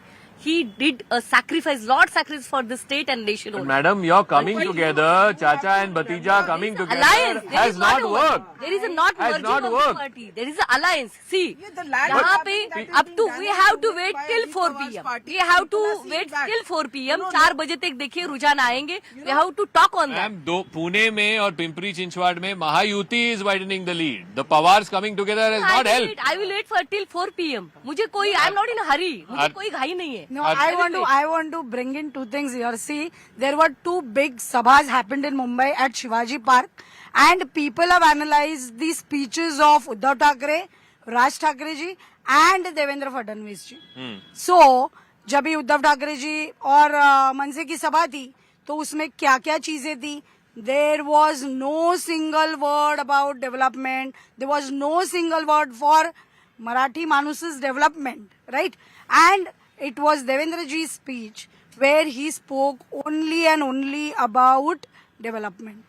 So people have understood that difference, and today's polls we are seeing the results, the way which they are coming out, वो clearly उसका नतीजा हमें सामने दिख रहा है. So the number is at 77 now to BJP and Shiv Sena, 53 to the BJP. The Shinde Sena has 25. The UBT plus M&S alliance is only at 53. The BJP alone is matching that figure. UBT at 44, M&S at 8. NCP Sharad Pawar is at 1. NCP Ajit Pawar at 1, Congress 7. Aman, if these results hold and if this trend continues, this is a runaway victory for the BJP and the Shiv Sena here in Mumbai. And I believe that trend is now visible across in Pune, in Pimpri Chinchwad, in Nagpur, etc., where it's the Mahayuti that is walking away with this election. Absolutely. And I think, Zaka, this is also a result of a very cohesive alliance. When the BJP and the Shiv Sena have worked very collectively and together in this election, they have worked as a team. And, I think whatever differences were there in the past, we had heard those murmurs. I think this has been settled in this election, especially because Ajit Pawar and Sharad Pawar joined hands in Pune. And I think the BJP saw the writing on the wall that maybe not now, maybe after 6 months, they could lose one of these allies and the Pawars could reunite. So I think the relationship with Mr. Eknath Shinde and Mr. Devendra Fadnavis has really improved in this election. If you look at, there are 77 seats right now. 53 alone, BJP and Shiv Sena not performing badly at all. 24 seats also. In fact, the BJP is at the same figure as the combined alliance on the other side. So though Mr. Eknath Shinde has performed very well for the BJP as a partner, Mr. Raj Thackeray has not been able to perform at all for Uddhav Thackeray. And I think if this alliance now breaks after this election, we could hear murmurs from within the Uddhav's party that, this hate politics is simply not going to work. We have to be a more cohesive, a more harmonious image. And I think Mr. Eknath Shinde, and Suzibanji was there with us yesterday as well. Her words seem to be coming true that Mr. Eknath Shinde will be a powerful engine in this victory, isn't it, ma'am? Not the engine, a powerful force. Engine has been left behind. But having said that, I would like to say the way the Shiv Sena, and especially our honorable leader and Mani Eknath Raoji Shinde supports people on the ground, the candidates. He's totally taken 70 sabhas across Maharashtra, and there is not a single candidate in the BMC who's contesting under Shiv Sena. He personally has visited them. He has personally taken road shows, sabha, and also backed up ably by Dr. Shrikant Shinde. So therefore, in all manners, I've been on both the sides, and I can see the palpable difference. The way the Shiv Sena supports the cadre, supports their candidate in all aspects. Social media, press, they have 2 MLAs with them all the time to sort out issues. We had contested 90 seats, and I'm very, very hopeful and rather sure that we'll cross 60 plus. 60 and plus. We'll be together. Mahayuti will have their Bhagwa unfurled on the BMC. There is no two ways about it. So this whole thing about who is the Thackeray legacy holder, who will take Bala Saheb's legacy forward, that has now been settled. Vidhan Sabha last year, now this year. It was always so. It was always so. Maharashtra, Mumbaikar have more than once, whether it be the Vidhan Sabha, whether it be the Nagar Palika, Nagar Parishad, and now BMC have reinforced that we are with Shiv Sena. The Shiv Sena, which has the Dhanushaban and who's protected the legacy of Manya Hindurday Samrat Bala Saheb Thackeray. There are no two ways about it. Today is the final coffin in UBT. We will win, and Manse is the Trojan horse. Since it's all a woman panel, I think one issue we've not spoken about at all is the goodwill of the Ladki Behan Yojana, which worked wonders in the assembly elections as well. Do you think that goodwill, Mr. Eknath Shinde in fact launched that scheme, has continued in this election as well? Eknath Raoji Shinde, when he was the CM, it was his flagship scheme, and he implemented it. You see, the point is we have so many schemes across India, across states, which are for women. But it remains on the banner. It just remains a slogan. But in this particular case, Eknath Raoji Shinde has ensured that the benefit, the Sanman Dhan, I would call it, reaches every eligible women, and in that more than 20% are from the minorities. So therefore we never differentiate between caste, creed, community, as long as you are citizens. But the State Election Commission barred you from putting the... No, 1 month. 1 month. They said that you can only put for 1 month, not for 2 months, which was accepted by us and put forward. Your question is very valid. I think that 10,000 crores which has gone into the accounts of the women have definitely got them and vote for this party, because even my driver's wife is getting, and he says, my wife says, पहली बार किसी ने मेरे account में पैसे डाले हैं. Isn't she happy? So that's what I'm saying. So that happiness has converted into votes. All thanks to Luckily Digital for them. India. And it is the government freebies, I say ultimately it is our taxpayers' money. You must also support women. So definitely that money, and I think Bihar also that impact has come, and now I think wo jo freebies and reveries are going to stay, and our taxes are going to go higher. Lakshana wanted to respond to this. Yeah. Actually, I heard respected ma'am's statement. Election Commission also stated that this is a legal, ये हमारे मराठी में कहते हैं ना, legal लाच देना.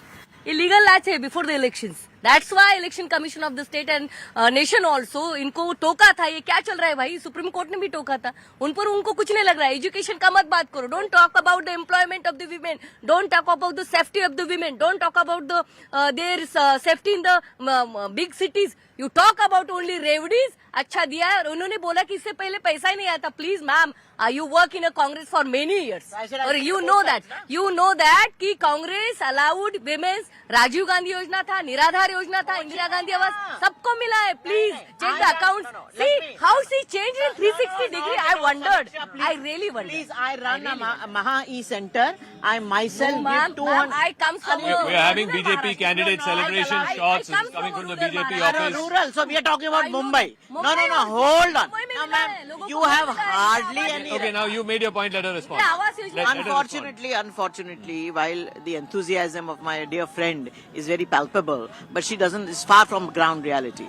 As far as I myself run a Maha E-Center, we continued the pension yojana, whether it be Vidva pension, Ekal Mahila pension, and we've increased it. So therefore, to say that we are doing it, but it has to be one to the exclusion of others. You can't have all schemes. Now, as far as employment is concerned, Bachat Ghad, I think are the engines of employment, economic empowerment of women.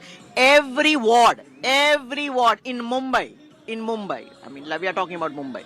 In ward in Mumbai has registered Bachat Ghads, and we give them 20,000 votes to that Bachat Ghad, which is going to be increased. It's one of the part of the manifesto to make some employment out of it. So it's 1500 plus 2000. So we want women to be employed. They need their support. I myself run Priyadashni Taxi Service. It's a taxi service driven by women, and I have seen that if you give support to these women, they not only rise to the occasion, they take loan, but 99% parat fed, to pay back. So that is the payback is done by the women. So therefore, this government is coming to power is because of the My Factor, Mahila and youth. Well, I think the popularity of the scheme speaks in the manner that the opposition had to go to stop the disbursement. Because that has been, and I would point out to you that for the first time now in this election results, the BJP is at 58, and it is more than the Shiv Sena UBT alliance, which is at 54. So just the BJP is exceeding the entire opposition alliance. Very, very significant. Running away with this election with 83 seats right now, the BJP alliance, and the opposition alliance only at 54 seats. For the first time in 25 plus years, the stranglehold of the Thackeray family, the Thackeray clan in the BMC has been broken. The UBT M&S alliance has come a cropper. It's only 54. In fact, M&S is a big drag on that alliance at just 8 seats. UBT at 46. In fact, M&S at 7. The BJP alone is at 58. 79 seats in all to the BJP plus Shiv Sena. I want to thank all our guests, all women panel, incidentally, so here as we come to you live from this beautiful location. But the coverage continues right on the other side. We will have continuing numbers as well as what the big picture is. Remember, the people have now voted for, as Aman was saying, a triple engine sarkar. BJP, Shiv Sena at the local level, at the state level and at the centre. Now it's time for them to deliver results, deliver basic services that the citizens are asking for. And we will not fail any single Mumbai ka. We can assure you that. Quick break, continuing coverage on the other side. Thank you so much.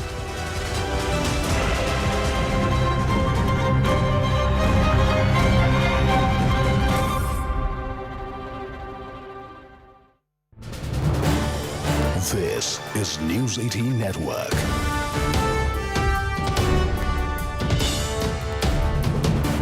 India's largest news network.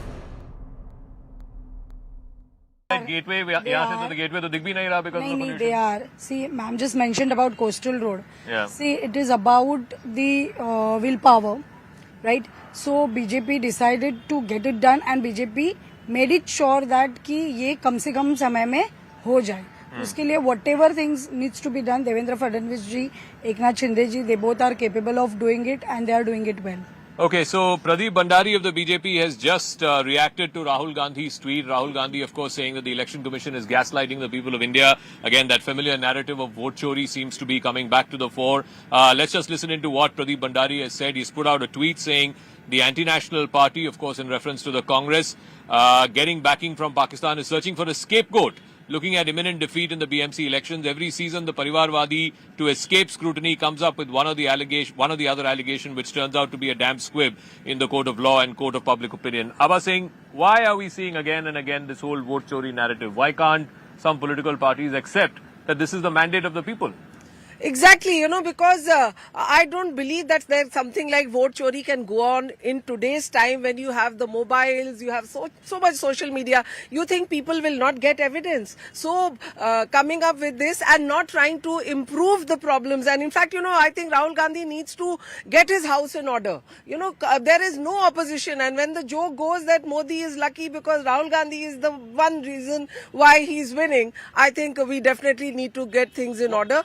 Public is very intelligent. Today's youth, the youngsters in Mumbai, they also are realizing that no potholes, they want no traffic problems, and definitely now it is not going to be only talking about big things and forgetting the small things. This BMC elections is showing people that Mumbaikars now want what is there rightfully. So is that the overriding message, that they want the same party or the same alliance in all forms of government, all levels of government, so that there is accountability that can be fixed? It clearly seems so. I think as you were discussing earlier, Zaka, also that Mumbaikars don't want conflict anymore. They've already seen so many political alliances being stitched and broken up that, people are so confused which party is contesting on what symbol and all of those kinds. I think people want that there is a Modi at the center.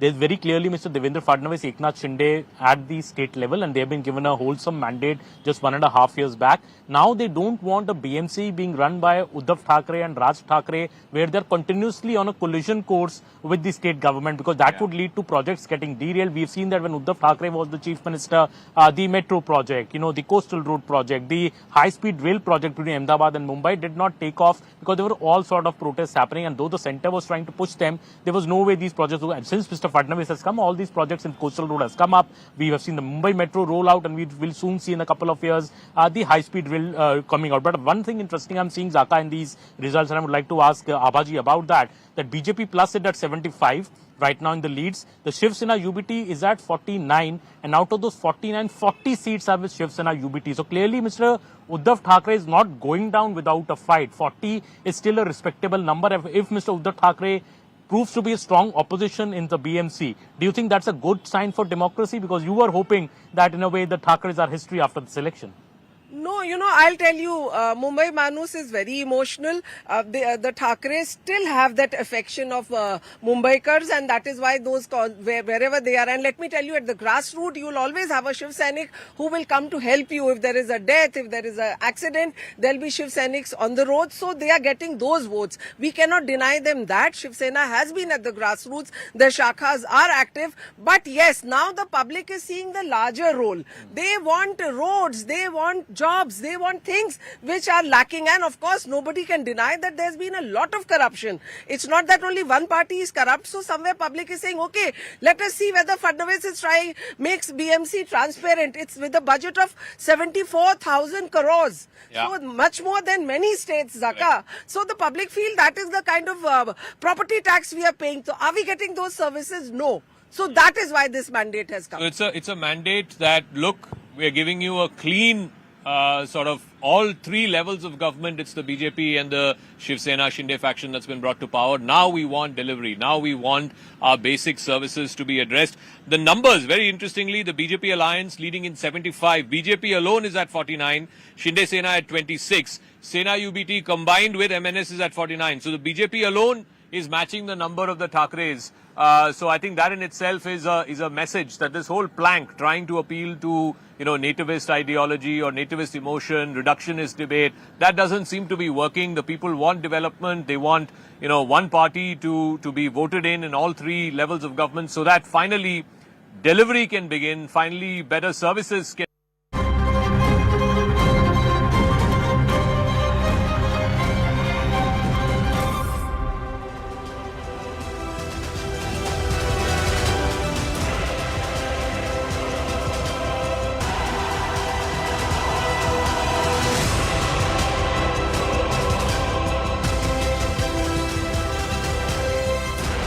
Good afternoon, you're watching CNN News 18. I'm Akanksha Swaroop and a very warm welcome to our live and rolling coverage on the BMC polls. The numbers are coming out and clearly Mumbai has proven to be the big battleground for Marathi Asmita versus Hindutva.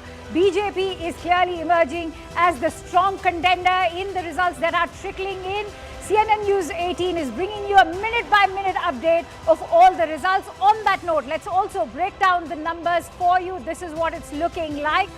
Remember, the magic figure is 114. In fact, BJP is currently standing at 60 with Shiv Sena at 26. Let's give you a breakup of what the Shiv Sena UBT is looking like. It's 56, as you can see on your screen over there. The M&S at 9, NCP SP at a miserable 1. Congress, in fact, still looking for some more face saving with 8 seats grabbed over there. You also have the VBA, which is currently standing decimated at 0. As far as the big numbers are concerned, clearly they are in favor of the BJP at 60. Shiv Sena, as far as Eknath Shinde is concerned, also aiding or rather cushioning the BJP's performance. Congress standing at 22 as far as Nagpur is concerned. You're also looking at, in fact, the Shiv Sena UBT, which is at a dismal 0, NCP SP again dismal 0, and the NCP Ajit Pawar a dismal 0 again. Let's also bring you some more numbers coming in from Pune. 57 out of 165 as far as the number of seats that are concerned. BJP standing strong at 45. You're looking at NCP SP at 8. Congress plus Shiv Sena UBT at 4, and of course Shiv Sena Eknath Shinde faction at 0, which is a tad bit surprising over there. But as far as Pimpri Chinchwad is concerned, BJP again holding strong, 38. NCP SP in fact is 11. Remember, this is where there was an alliance between both the NCPs. You're looking at Shiv Sena Uddhav Thackeray faction at 0, and Shiv Sena under the Eknath Shinde is standing at 1. On that note, let's quickly bring you all the minute-by-minute updates as far as these results that are trickling in. Let's quickly go across to Yesha Kotak, who's joining me live on the broadcast. Yesha, the results that are trickling in are clearly showing that BJP and the Shiv Sena Eknath Shinde faction are leading. But what does it speak now of their performance? Also, is the UBT Shiv Sena now finally being challenged because they were the ones playing on that Marathi Asmita? Is it a befitting response that the Marathi voter does not really care about that Marathi identity? Absolutely. In fact, before I could answer your question, I'd show you the kind of visuals from right outside the BJP office.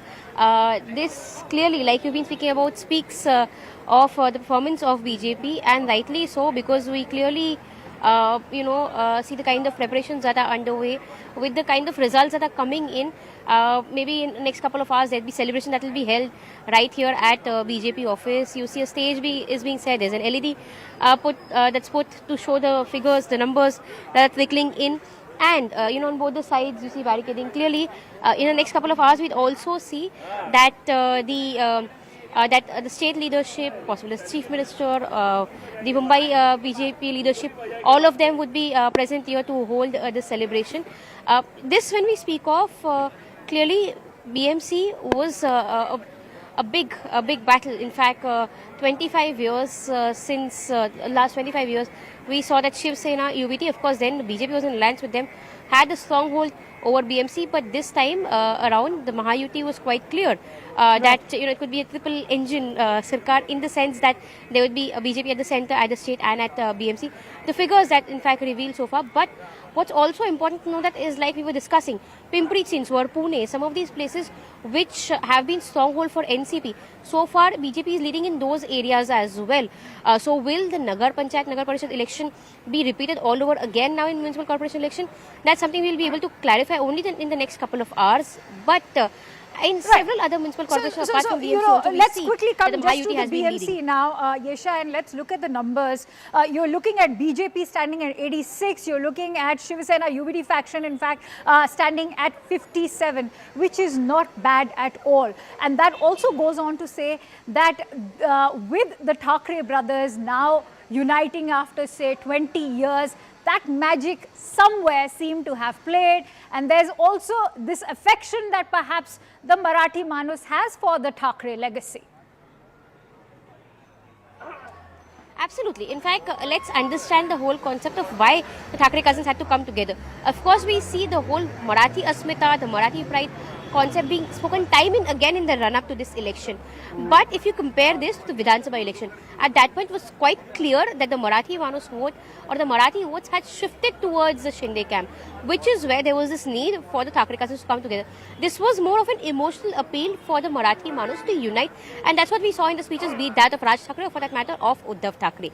They wanted the Marathi Manus to come together under them and say that they were the ones who are actually carrying that legacy of Balasaheb Thackeray. Because let's remember, be it the symbol, be it the name of the party, all of that is with Eknath Shinde. But here it was an emotional appeal, and like we speak of the numbers right now, if you're saying it's more than a 50 at this point, it is a clear-cut indication that the Thackeray magic has somewhere worked, for the only reason that so far in all of these elections we've seen that BJP has been absolutely unopposed. Ever since the Vidhan Sabha election, be the Nagar Panchayat election, it's been an absolute majority so far. But if you speak of the Shiv Sena's individual numbers, in the previous BMC election, that's in 2017, almost a decade back when there was an undivided Shiv Sena, they were at 82. Even now in the early tallies, when the Shiv Sena is close to 60, it's absolutely not bad a number as we've been speaking about, because so far it shows that of course their clout would have diminished, but it's not really over. When we in fact saw the press conference of both the Thackeray cousins when they were addressing, what they spoke about was we're coming together for BMC elections. There was no path ahead. Now will this, because clearly so far when we speak of the numbers, if this means a strong opposition by both the Thackeray cousins, then it could clearly mean that this very alliance is there to stay for longer. Yes. Absolutely, and perhaps it's not the end of the Thackerays just yet, contrary to what perhaps yesterday's exit polls had been indicating. But stay with me, Yesha. Let me quickly introduce my guests today. I'm joined in by Varun Singh, who's a political analyst, also joined in by Raj Lakshmi Joshi, who's a political analyst too, also joined in by Mr. Akhil Swami, also a political analyst. Many thanks to our esteemed guests, also joined in by Jayant Menkar, who's a journalist. Many thanks to all four of you for joining in. Varun Singh, if I were to begin with your thoughts, what do you think has worked in favor of the BJP and for Shiv Sena Eknath Shinde faction now that the Matoshri dominance in the civic body will finally be coming to an end? Let me tell you one thing first, that there is, unlike the assembly or the Lok Sabha, there's no majority mark when it comes to a municipal corporation. During the mayor election, whichever party, whichever candidate gets one extra vote wins. So ऐसा 114 का जो हम we have been almost every media house has been saying that there is nothing like that. Okay. So it doesn't exist over here. That is, I think the viewers need to know that there is nothing. क्योंकि कल को क्या होगा? Then opposition will start saying कि अरे they don't have 114. How are they becoming a mayor? Or anyone, whosoever wins, that would be the case. So let's be factually correct on that. That any candidate who wins one seat, one vote extra than the competitor wins the mayor post. Secondly, answering to your question, the Marathi voters, to be very honest, has not always been consolidated against the Thackerays. Had that been the case, they would have won 180 seats long back. They have never won that. Their maximum has been 117 even when they were united. And right now, to be very honest, the Marathi plank, the Marathi Asmita, the youth and the oldies aren't falling for it.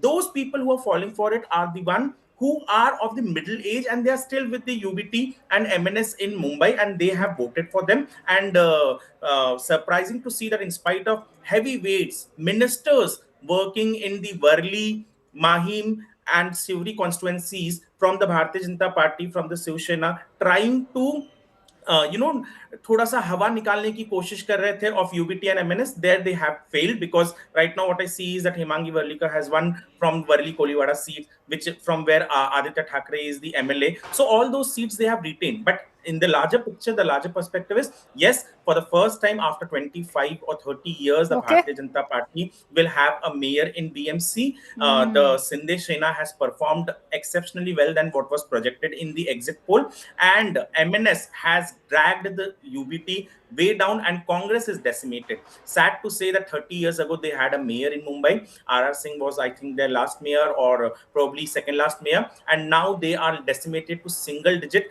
Probably the Samajwadi Party or the MIM might be performing better than. So Varun Singh, that's a very Congress. interesting point that you've just now made, which I want to take forward with Rajlakshmi Joshi as well. Rajlakshmi Joshi, your thoughts on now the Mahapaur coming in from the BJP? Do you not think that this is going to be a historic moment? And is this now BJP solidifying itself at a triple engine level?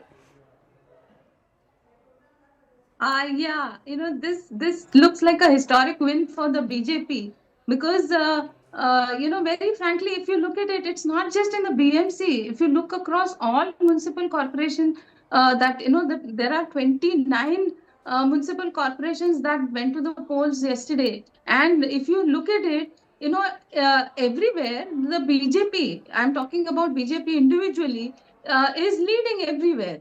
And it is in second place only in Thane, perhaps, where the Shiv Sena of Mr. Eknath Shinde is in, he is more dominant there. But then, if you look at it in BMC especially, I see that the BJP has basically, it has swept over most of the places. Now, in some of the places which were like, you can say that they are the guard of the Shiv Sena, of Mr. Uddhav Thackeray, there actually I think that they have created this narrative where they have started saying things like that the BJP is going to take away Mumbai and they want to separate Mumbai from Maharashtra. So that kind of a narrative, I think, is what is causing a lot of people. This is something that they're pushing extremely hard. So they are talking about Marathi Asmita. They're talking about that all the business is going away to Gujarat. All these kind of narratives, which are perhaps finding favor with the loyal voter base of the Uddhav Thackeray faction. Now, all said and done, in Mumbai, Uddhav Thackeray is definitely stronger than Mr. Eknath Shinde, even though if you look at it, that almost 60 of the 84 corporators had gone away with Mr. Eknath Shinde. But even then, Uddhav Thackeray does have some presence in Mumbai. But if you look at it, I'm glad that you acknowledge the fact that it's not been an easy walkover for the BJP and for the Eknath Shinde faction of the Shiv Sena, which is why I want to quickly bring in Akhil Swami on that note. Mr. Swami, do you think it's a moment of deep regret and much needed introspection? All right, let me take that forward with Jayant. I think we'll try and reconnect with Akhil Swami in the moment. But Jayant, how do you weigh in on the numbers today? Do you not think that the Congress party is going to be regretting having parted ways, because the internal wrangling has cost them mighty as you go by the numbers? Congress has to be blamed for today's defeat of Thackeray brothers or the Mahavikas Aghadi defeat. Just go through all the figures. You will find that actually even now the Mahavikas Aghadi, including Congress, is above 65. It may reach even 75 also in the present situation. And had Congress tied up with Shiva Sena, considering the importance of Thackeray brothers, they might have even reached to 100. And it is Congress to be blamed, and the Vanchit, that their so-called alliance with Vanchit Aghadi Prakash Ambedkar, who always ditched nearly every party and who always helped only BJP. So it's the Congress and Congress leadership, particularly Harshavardhan Sapkar, has completely failed in having the alliance with Shiva Sena, the Thackeray brothers, and that is because that is why the Mahavikas Aghadi, now they will come together, will not go beyond 75. Squarely, it's on the Congress's mistake. Stay with me, Jayant. I want to quickly take that forward with Akhil Swami now that he is back with us. Mr. Swami, do you not think that this is a moment of deep regret today for the grand old party? Had they been perhaps a little more large-hearted and as the big brother that they claim to be within the India Alliance, that's cost them mighty today going by the numbers. Mr. Swami, can you hear me? All right, I see Mr. Swami is enjoying his glass of water. Okay. Akhil Swami, if you can hear me, I want to bring you in on what is going to be the mood today with the Congress party. Given that had they joined hands with Shinde Sena, Uddhav Thackeray and the M&S alliance, there would have perhaps been some hope of them winning. Okay, I don't think Akhil Swami can hear me. Varun Singh, perhaps you could weigh in on that. See, to be very honest... All right. I finally got in a word from him. Yes, Mr. Swami. See, the basic point is elections are held in Russia also, elections are held in China also, elections are held in North Korea also, and we are undergoing the same process. So elections are not important. The results are not important. What is important is as to what impact does it have on the national interest, and in that particular matter we have completely failed. What happens in BMC, what happens in Maharashtra elections, failure or success will be decided once the deliverables are there. But today we are discussing deliverables are done in North Korea, Russia and China. अरे आप कल से north Korea China बोल रहे हैं, आज मुंबई की बात करते हैं. चलिए अखिल स्वामी, so tell me, do you not think that the Congress party could have perhaps had some hope of salvaging their own alliance today? No, it is no salvaging. The basic point is there is a complete dictatorship in the country right now. So you're saying that the results are a reflection of this dictatorship? Yes, because ऐसी ink बना दी आपने जो कोई भी आदमी पहुंच सकता है. ये तो कल से ही expected था. Okay. Varun Singh, has the gaslighting already begun? I'm very surprised whoever this person is speaking on behalf of the Congress party. The Congress couldn't give candidates in BMC on 21 seats. Who came and stopped them? They went in an alliance with the Vanchit Bahujan Aghadi. They didn't wanted to ally with the Uddhav Thackeray faction. They didn't wanted Rahul Gandhi to come and campaign in Mumbai. They didn't wanted Sonia Gandhi or Priyanka Gandhi to come and campaign. Exactly. Akhil Swami, rally to kar lete. Rally to kar lete. Rahul Gandhi को Vietnam जाने से कोई नहीं रोक रहा है, तो मुंबई आने से कौन क्यों रोकेगा? Akhil Swami, I want to quickly bring you in. The question was yesterday, everybody was asking, एक रैली तो कर लेते. अरे रैली करना इम्पोर्टेंट है कि देश की अस्मिता को बचाना इम्पोर्टेंट है. तो अस्मिता बचाए क्यों नहीं? हाथ जोड़ देते ठाकरे ब्रदर्स के साथ. Who is this अरे कमाल है. I'm very... What is wrong with this person? Mr. Swami, what was stopping the Congress party from joining hands? दिख रहा हूँ, मैं तो इंडिविजुअली बात कर रहा हूँ. Yes, sir. लेकिन मैंने साहब को जिनको आश्चर्य हो रहा है, मैं इनका चेहरा देखना चाहता हूँ. कौन साहब हैं ये? देख लीजिए. मैं फ्रेम दिख नहीं रहा है मुझे. मैं असल में I am seeing only myself. Let me introduce you. That's Varun Singh, who's also a political analyst. Varun, meet Mr. Swami. Mr. Swami, over to you now. Your words. See, the basic point is that Congress is follower of Gandhi and BJP is a follower of Godse. So Godse again, right. Because Godse killed Gandhi again in political process. The Godse is doing it for last 11 years. Yeah, I'm more concerned about what is happening on Bangladesh front, what is happening in Nepal front, what is happening in Pakistan front, what is happening in China front. Varun, I'll come to you. Let us finish. One second. No, then why has he come to discuss BMC elections over here?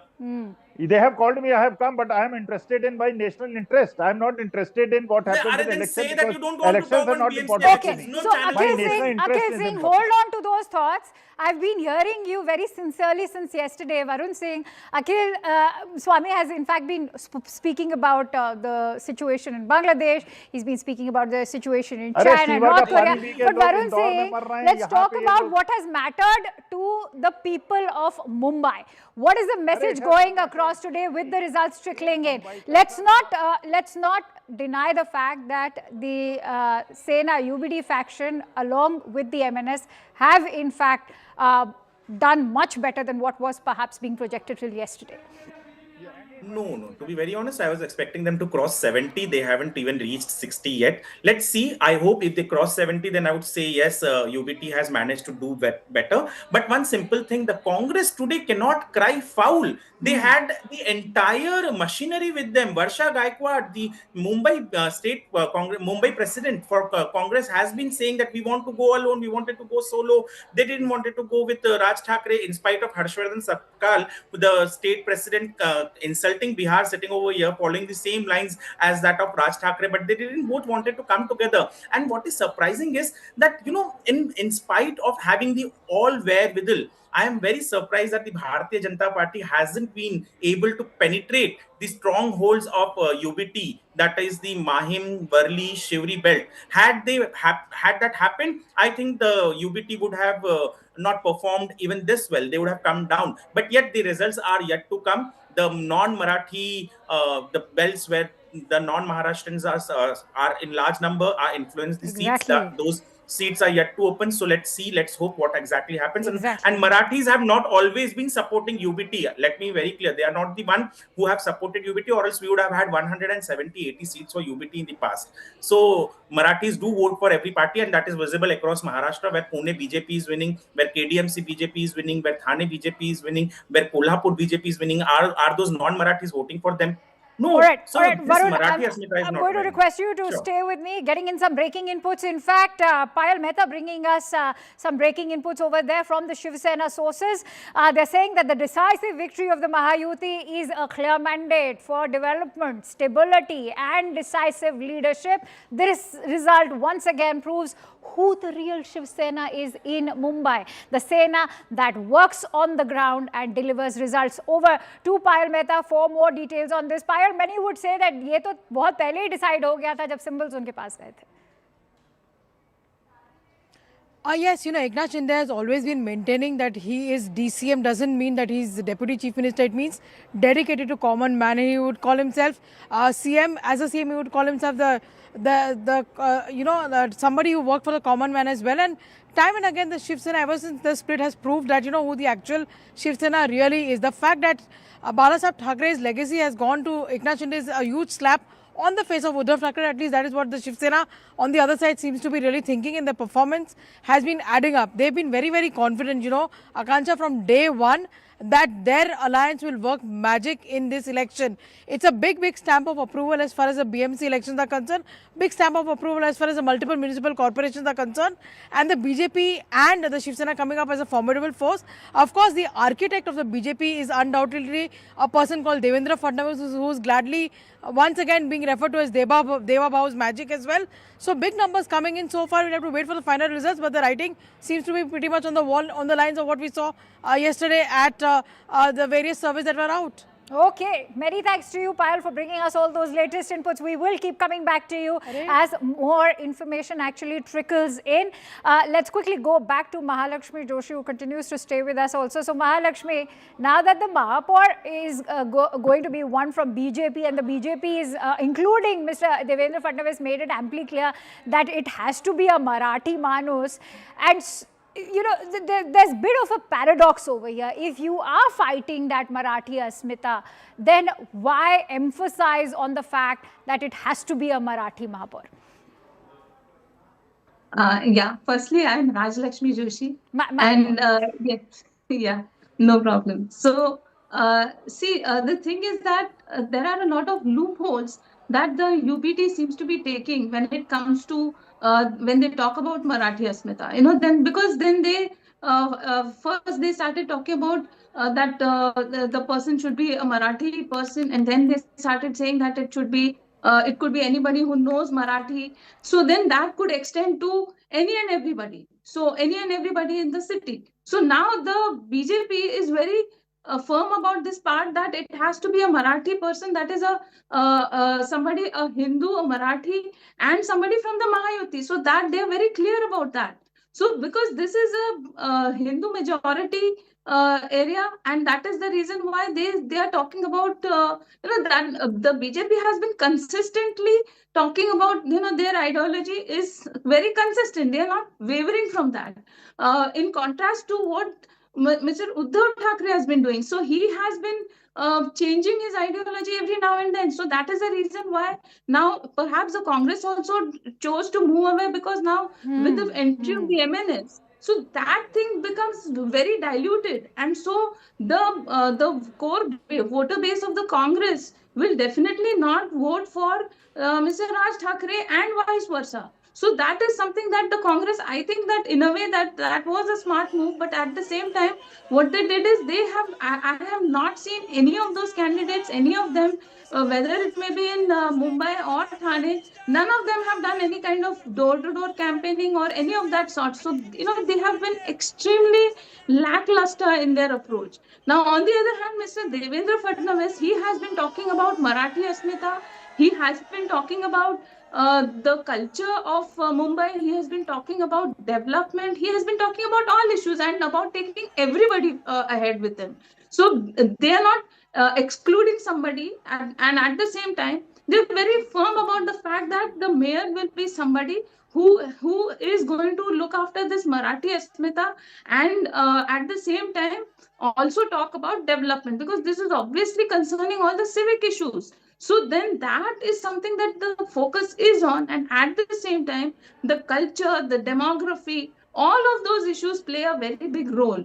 Now, there have been some reports in the past where the demography seems to be shifting. So that is again a matter of concern, because it involves a lot of illegal immigrants. So then, that is why they're insisting on the Hindu part of it. And Right, they're talking Lakshmi, about stay with me because we have a lot of inputs trickling in as we speak. Also important to keep our viewers up to speed.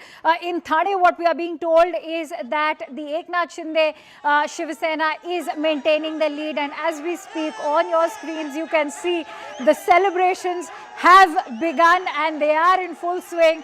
I really wonder, Raj Lakshmi, if Rasmalai is finally going to be served by the BJP today or not. Yes, that is a big possibility. I think, we have this kahavat where they say that pav pe kulhadi. So this is like kulhadi pe pav, you're consistently moving away and you're consistently breaking away from a major voter base. So that, I mean, when you're talking about a South Indian as a Rasmalai, and you talk about, again, you go back to lungi and, all those kind of vulgar gestures, all those kind of things, they are alienating you from everybody other than the Marathi voter. So, Rajlakshmi, stay with me. I also want to quickly go across to Jayant Menkar. He's been very patient and awaiting his turn. So, Mr. Menkar, your thoughts, is this really a vote for the battle of ideologies? Okay, I've lost Jayant, but I want to take that forward with Varun. Okay, Jayant is back with us. Jayant, if you can... so my question is, going by the kind of vitriolic campaigning that we had seen, especially say from the Shiv Sena Uddhav Thackeray faction and M&S coming in, insults being hurled at say Annamalai in the latest, the ones being attacked for not speaking Marathi. What is your thought? Has the Maharashtra voter finally spoken up where they prioritize development over Marathi Asmita? First of all, it's a 25-year-old rule and then 4-year gap. So Thackerays, so in a way, the Mumbaikars have said no to Thackeray. This is what one can reach to conclusion. But for that also, I have to say that had Congress been kind enough or wise enough to understand the importance of Thackeray brothers, the situation might not have been that worse. But as far as the communal and casteist politics and the slogans and slanging is concerned, let me tell you, we have our Chief Minister Devendra Fadnavis openly saying that if Thackerays would be in power in Mumbai, Khan will be the mayor. And he will, and then he realized that what is it, and also said that if we will be there, we will make only Hindu mayor. Now, when we are having Zoran Mamdani, Sadiq Khan in New York and London, why, when it comes to Mumbai, we are so chauvinistic that we confine to only Hindu or only Marathi? Why not openness? If we are cosmopolitan, why we are not cosmopolitan? That's a very interesting point, Joki. I think Akhil Swami would like to weigh in. I don't know if Mr. Swami is still with us. Is Akhil Swami there? Mr. Swami, can you hear me? All right. So, Varun, would you like to weigh in on? I'm there, but I'm not. Let me. No. Let me take this forward. Since Akhil Swami has been talking about China and Bangladesh and Russia, maybe he can weigh in on that point of Zoran Mamdani. Why shouldn't today? We need to give this to the BJP, because just till some days ago, you had an Aditya Thackeray accusing the BJP of ghettoization against the Marathi Asmita. Mr. Swami. See, the basic point is that whatever, if the civic facilities of Indore, Dhar and Gandhinagar Mumbaikars want, I can't help it. See, only 3 cities in the country people have died because of water which has mixed with sewer, and all the 3 places the BJP is in multi-layer government activity. But it was Madhuri which had the longest dominance as part of the civic body, right? And Indore is supposed to be the cleanest city. For last 8 years, it has been declared the cleanest city. And when somebody, the journalist like you, asks a question to the minister concerned, he says, I won't like to repeat the same word. But the basic point is they have become so dictatorial. They are not concerned about what is happening to Hindus in Bangladesh. Okay. They are not concerned. I need to slip into a quick break, but before I do that, Varun Singh, Mr. Swami has spoken about Bangladesh. Today he's speaking about the civic mess that Indore is, but he's not given me a single comment on BMC. To be very honest, let me tell you a simple thing. Mr. Mainkar has been doing it for a very long time. And in spite of correcting him several times, he's still repeating it. It was Devendra Fadnavis' statement on Hindu Marathi mayor that it was a rhetoric on... I'm giving my views. What nonsense? Mr. Menkar, I'll give you 30 seconds for a rebuttal. You are younger to me. You're saying Devendra Fadnavis was reacting to a statement made by MIM ex-MLA Waris Pathan that Burkhewali will become a mayor. I'm not going to ask anyone. He has Chief Minister Mr. Menkar, reserve your anger for your response. I will come to you for a response. Just hold on. So Devendra Fadnavis was reacting to MIM MLA Waris Pathan's statement that Burkhewali will become the mayor of Mumbai, to which he said, no, a Hindu Marathi will become a mayor. And I don't understand when a Marathi becomes, when UBT comes and says the Marathi will become a mayor and Fadnavis says something, people do not have a problem with UBT trying to regionalize the issue, but with Fadnavis saying it becomes a issue. And secondly, what has happened in Indore, what has happened anywhere else, it is secondary right now. But yes, just to remind you, it was not Mr. Menkar who made that point on Indore. I know. I'm coming to that. Mr. Menkar, I'm running short of time. I need to take a quick break. Mr. Menkar, I give you 15 seconds. Yeah, one thing is, why Devendra Fadnavis' stature of chief minister, he said something because of what he has said and all that.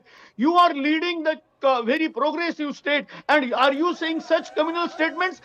Our chief minister does not understand that such communal statements should not come out, that only a Burkhewali and all that or a Muslim would be the mayor. In Pimpri Chinchwad, what we are being told is in fact that the Pawars are losing out, and I would like to leave you with these shots. In fact, as I slip into a quick break, as you can see, celebrations have already begun. From what I've been told, it's outside the Bharatiya Janata Party office. The victory is very clear, and it's also perhaps Mumbai deciding, as it proved to be the battleground for a battle of ideologies. It was Marathi Asmita versus Hindutva, but more importantly, the people of Mumbai have voted for development. We'll be bringing you minute-by-minute updates. Stay tuned to CNN News 18.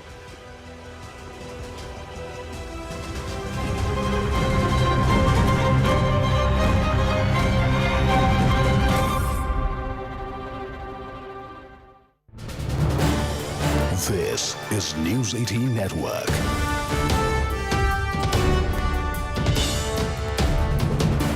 India's largest news network. Gateway, the gateway to Digby nahi raha because of the pollution. They are. See, ma'am just mentioned about coastal road. Yeah. See, it is about the willpower, right? So BJP decided to get it done, and BJP made it sure that कि ये कम से कम समय में हो जाए. उसके लिए whatever things needs to be done, Devendra Fadnavis ji, Eknath Shinde ji, they both are capable of doing it and they are doing it well. Okay, so Pradeep Bhandari of the BJP has just reacted to Rahul Gandhi's tweet. Rahul Gandhi, of course, saying that the Election Commission is gaslighting the people of India. Again, that familiar narrative of vote chori seems to be coming back to the fore. Let's just listen into what Pradeep Bhandari has said. He's put out a tweet saying the anti-national party, of course, in reference to the Congress, getting backing from Pakistan, is searching for a scapegoat. Looking at imminent defeat in the BMC elections, every season the Parivarwadi, to escape scrutiny, comes up with one or the other allegation, which turns out to be a damn squib in the court of law and court of public opinion. Abba Singh, why are we seeing again and again this whole vote chori narrative? Why can't some political parties accept that this is the mandate of the people? Exactly, because I don't believe that there's something like vote chori can go on in today's time when you have the mobiles, you have so much social media. You think people will not get evidence? So coming up with this and not trying to improve the problems. And in fact, I think Rahul Gandhi needs to get his house in order. There is no opposition. And when the joke goes that Modi is lucky because Rahul Gandhi is the one reason why he's winning, I think we definitely need to get things in order. Public is very intelligent. Today's youth, the youngsters in Mumbai, they also are realizing that no potholes, they want no traffic problems, and definitely now it is not going to be only, talking about big things and forgetting the small things. This BMC elections is showing people that Mumbaikars now want what is there rightfully. So is that the overriding message, that they want the same party or the same alliance in all forms of government, all levels of government, so that there is accountability that can be fixed? It clearly seems so. I think as you were discussing earlier, Zaka, also that Mumbaikars don't want conflict anymore. They've already seen so many political alliances being stitched and broken up that, people.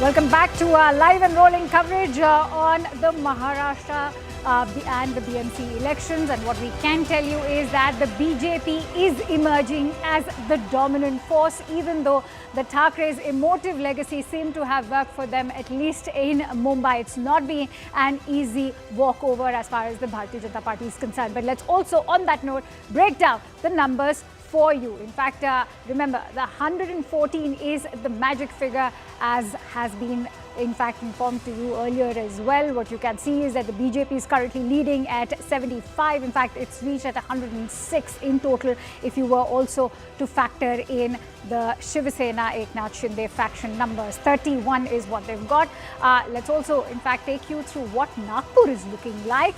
BJP and Shinde Sena Eknath Shinde faction are standing at 78, Congress at 26, the Shinde Sena UBD faction at a dismal 0, NCP SP again at a dismal 0, and in fact Ajit Pawar NCP also at a 0. Let's also tell you what the numbers are looking for as far as Pimpri Chinchwad is concerned. BJP again as a formidable force emerging at 70, NCP in fact emerging at 41. This is an interesting seat given that there's been an alliance between both the Pawars. You're looking at the Shiv Sena, UBT and M&S at a dismal 1.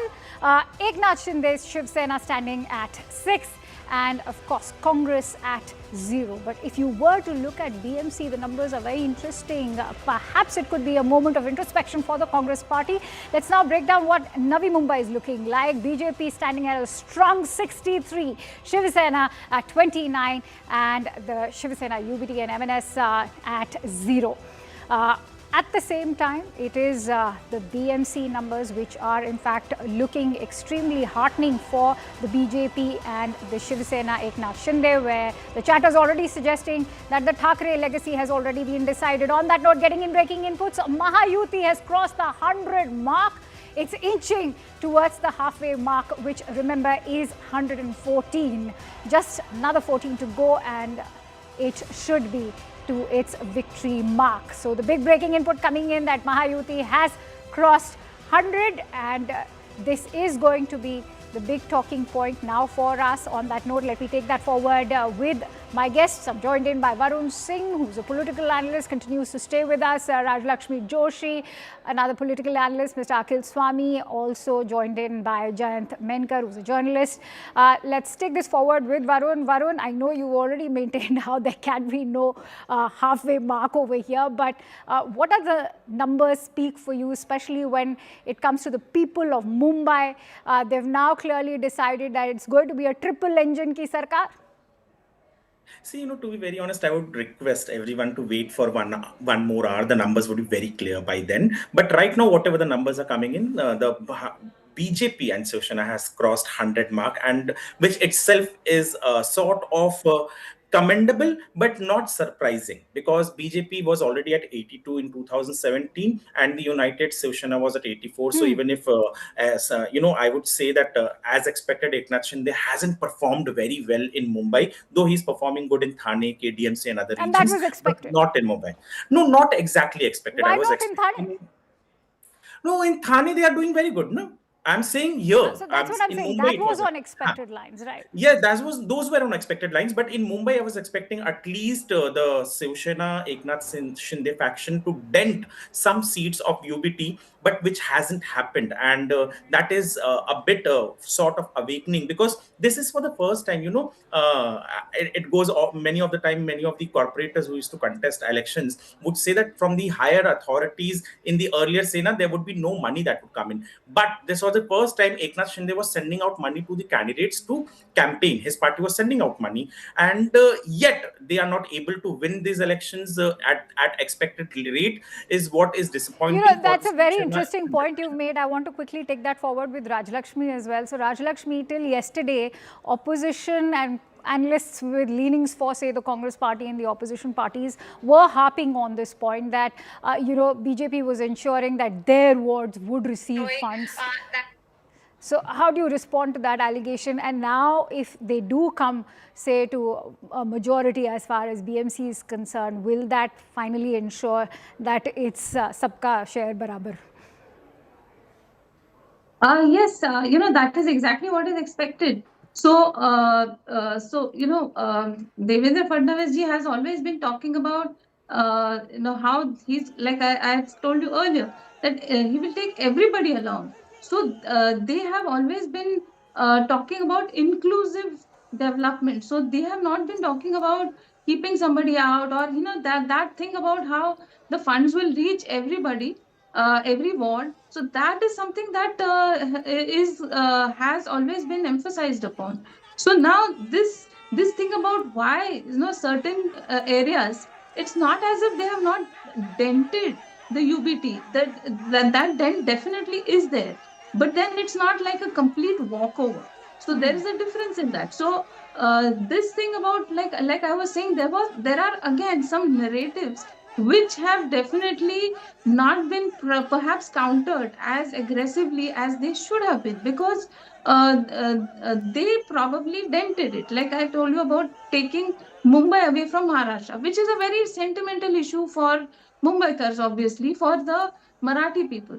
So this, there are certain other aspects there. Now, again, M&S may have helped UBT in consolidating some votes in those areas like in Worli, etc., where perhaps they were losing votes earlier, but now they are not. But then M&S has not really gained much from this alliance as such, and you can see that there is a consistent decline there. But now at the same time, if you see that the BJP has been consistently or has improved upon the performance, and even Mr. Eknath Shinde, Mumbai was never his stronghold.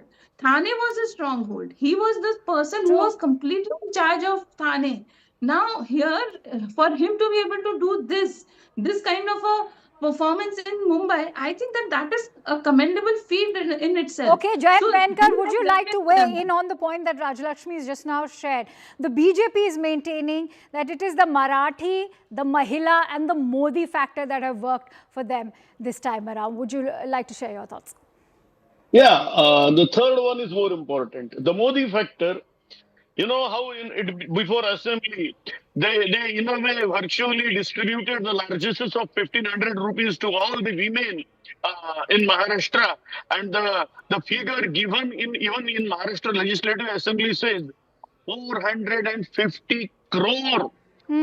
450 crore rupees were given to the women who did not deserve. Is it not the bribe? The impact that we got in Vidhan Sabha, we know how the impact came. So BJP or the Eknath Shinde government at that time virtually gave this bribe from the coffers of government to the tune of 450 crore to those women who didn't deserve. And this is the answer given in the Maharashtra Legislative Assembly. So, yes, Modi factor, Hindutva factor, women factor, and the most important factor is Uddhav Thackeray was ruling for the last 25 years. So Varun Singh, how do you weigh in on that point that he's making, that the Ladli Behna was bribed? To be very surprised, I don't know whether you can call it a bribe or whatever, but every political party does it. Before the Lok Sabha election and during the assembly election, Congress was also saying that 8,000 rupees khata khat scheme. So every political party does it, and whosoever does it properly wins the election. The Congress couldn't do it earlier. They couldn't come with DBT. The BJP did it here in Maharashtra. The BJP and JDU did it in Bihar. They won it. So, and saying undeserving to women, I don't know what exactly he means to, or anyone means to say about that. But a simple factor I would like to tell you that in Mumbai right now, what we are seeing is, I wouldn't say a clean sweep, but the BMC was very crucial for the existence of Uddhav Thackeray. And that is the reason, if you see the facts and data, he didn't step out of Mumbai. He just held 2 more rallies, one in Thane and one in Nasik, but constantly focused on BMC because BMC is the cash cow. BMC is that organization that gave the money to the Shiv Sena so that it existed. Right now, it would be an existential crisis for UBT to maintain, because if he doesn't have much say in the BMC, in BMC, there is nothing called opposition or ye. In standing committee is the main committee that decides on almost all the projects, and it will have UBT leaders. But the problem will be, till now, UBT has to have the chair. Over there, the standing committee chairperson belonged to Uddhav Thackeray. Right now, the standing committee chair will belong to the BJP or Eknath Shinde if they divide it, but not to UBT. And that is where the money came from. That is where the projects were decided. That is where it was decided, okay, Mumbai will have this road, Mumbai will have that Nala Safai, Mumbai will have this contractor. And that thing is being snatched away from Uddhav Thackeray, which will come to him as a cultural shock. So, Rajlakshmi, Varun has made a very critical point. It's not just about who the Mahapaur is going to belong to. Is it going to be the BJP? Clearly, it seems like it will be, but it will also be the standing committee now calling the shots within the BMC. Rajlakshmi. Yes, definitely. So, but then the majority of it will definitely be from the BJP and the Shiv Sena combined. Now, that obviously, that will have a major impact on the entire standing committee, and obviously there will be people from the other parties as well. But then the majority of it will definitely be the BJP and the Shiv Sena of the Shinde factor. Now, I also wanted to clarify one thing, that this thing about giving out money.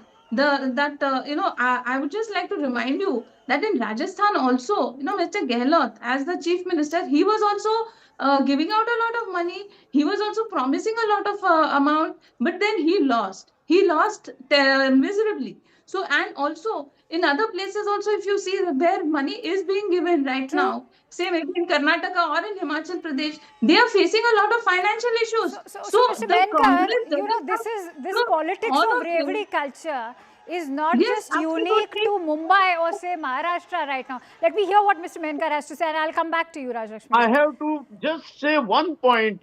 See, total Ladli Behna amount of Maharashtra is huge. I am saying 450 crore rupees given to those who did not deserve. That is the major point. No, but look at the women who are receiving it, Mr. Menkar. Have you even spoken to the ones These are women who are in fact coming Yeah. from humble backgrounds. They're not getting Again, you any are not money from understanding their my families. don't deserve means you are not understanding my point. But Don't right deserve now, let's means also please, focus on please, the talking will you point, allow which me is to speak? Maharashtra. Will Yes, you allow yes, me? yes. Go. If you are having a car, you are not supposed to take this amount. If you are earning so much, you are not supposed to. Even in Maharashtra, several men also applied and they got this money. What I am stressing is those who did not deserve total amount running in 1,000 or 2,000 odd crores. The real amount I am taking objection is Okay. 450 crore, which they got when they did not deserve. So let's hear what And the Rajlakshmi has government- to say to that, Mr. Menkar, if you've made your point. Yeah. Rajlakshmi. See, what makes a huge difference is the fact that, in spite of whatever amount is given, I am not even going to get into the deserving, undeserving part of it. In spite of all of that, you see that all these development projects are happening at the same time. You see huge projects happening everywhere. Everywhere you look, there are projects happening, which is That not is the because of case in FDI. Karnataka and Himachal If you Pradesh. understand Mr. economics, Menkar, it I is did not because Yes, of interrupt you Mr. to foreign direct Menkar, she investment. allowed you to speak. Mr. Menkar, Please please, allow me the please favor. hold on. A little bit of patience will go a long way.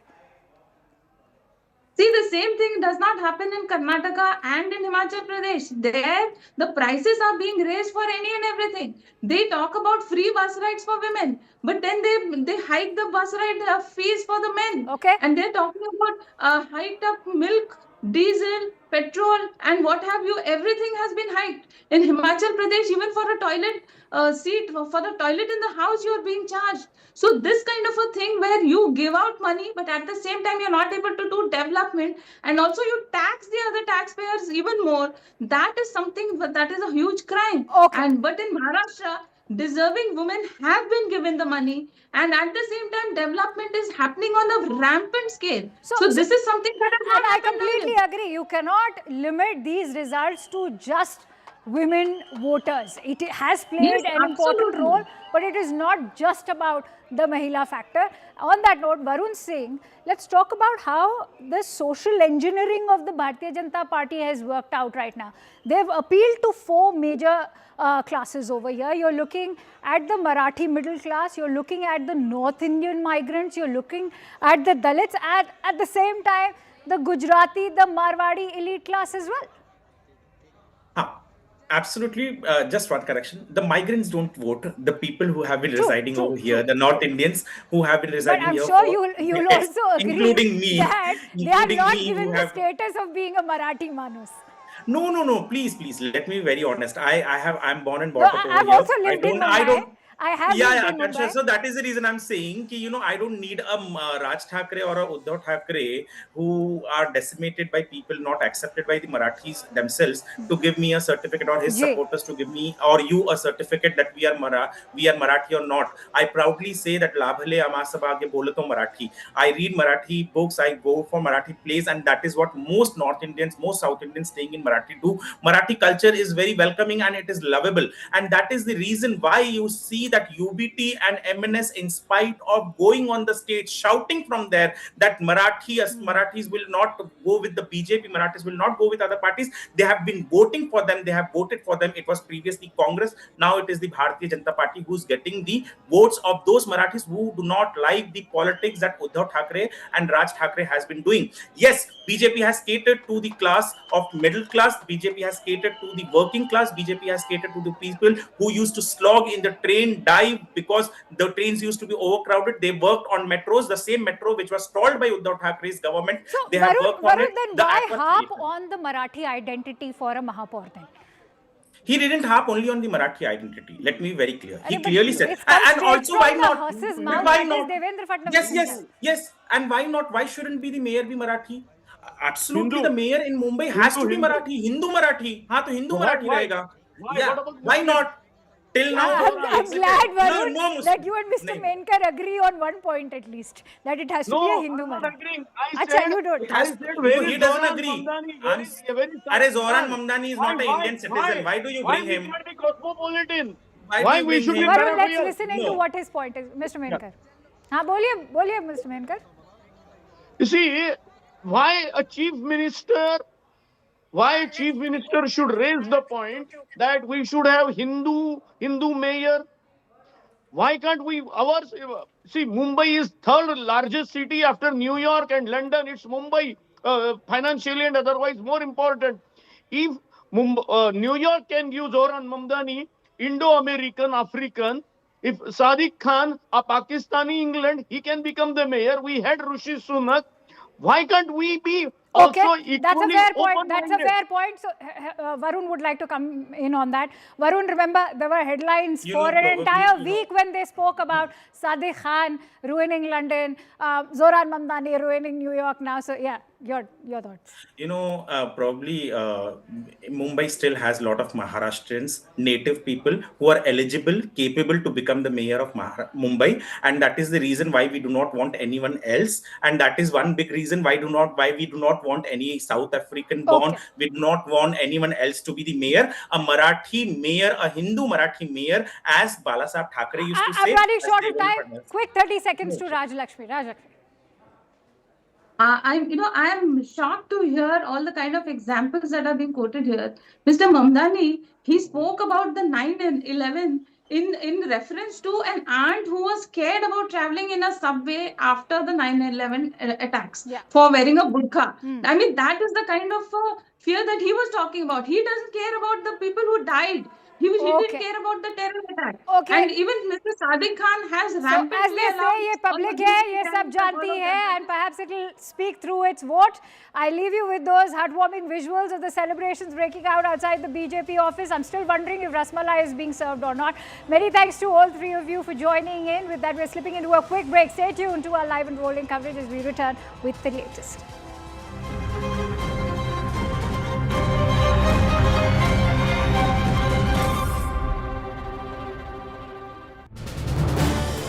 This is News 18 Network.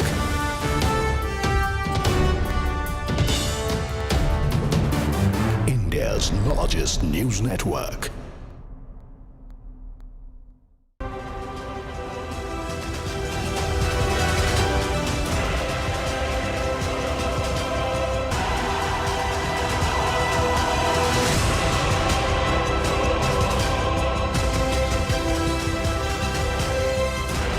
Good afternoon, you're watching CNN News 18. I'm Akanksha Swaroop and a very warm welcome to our live and rolling coverage on the BMC polls. The numbers are coming out and clearly Mumbai has proven to be the big battleground for Marathi Asmita versus Hindutva.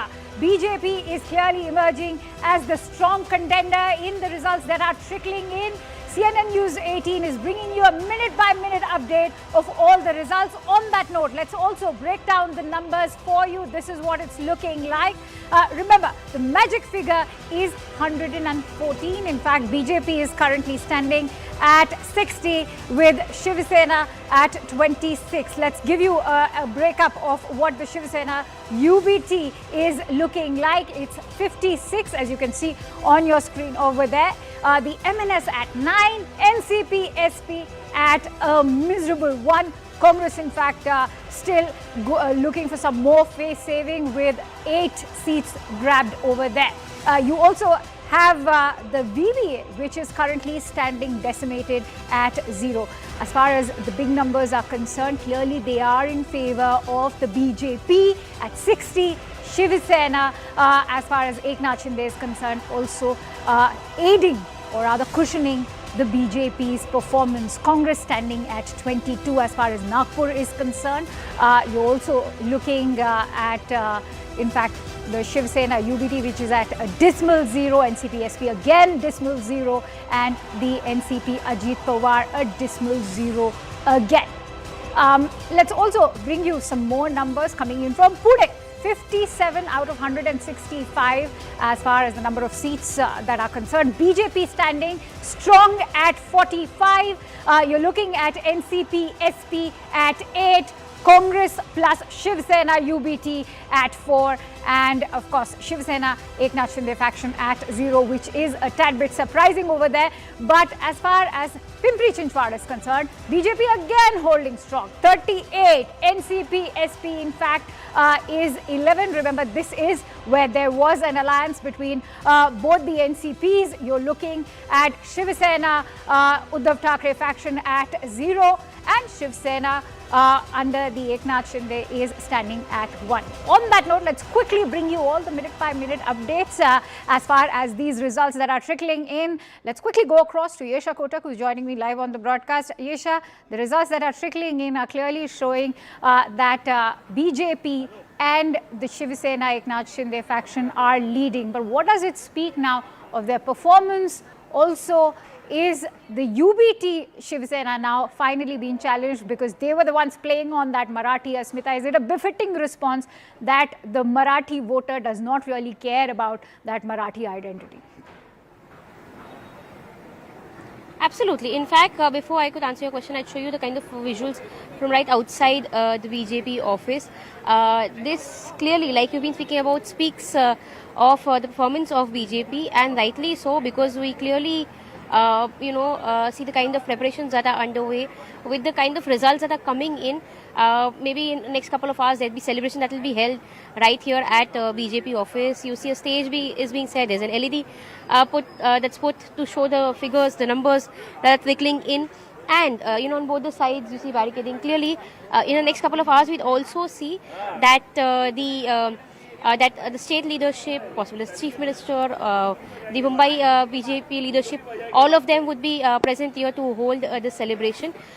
This, when we speak of, clearly BMC was a big battle. In fact, 25 years since last 25 years, we saw that Shiv Sena UBT, of course, then BJP was in alliance with them, had a stronghold over BMC, but this time around the Mahayuti was quite clear that it could be a triple engine Sarkar, in the sense that there would be a BJP at the center, at the state, and at BMC.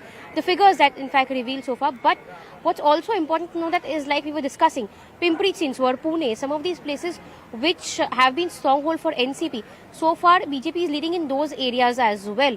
So will the Nagar Panchayat, Nagar Parishad election be repeated all over again now in municipal corporation election? That's something we'll be able to clarify only in the next couple of hours. But in several other municipal corporations apart from BMC, let's quickly come just to the BMC now, Yesha, and let's look at the numbers. You're looking at BJP standing.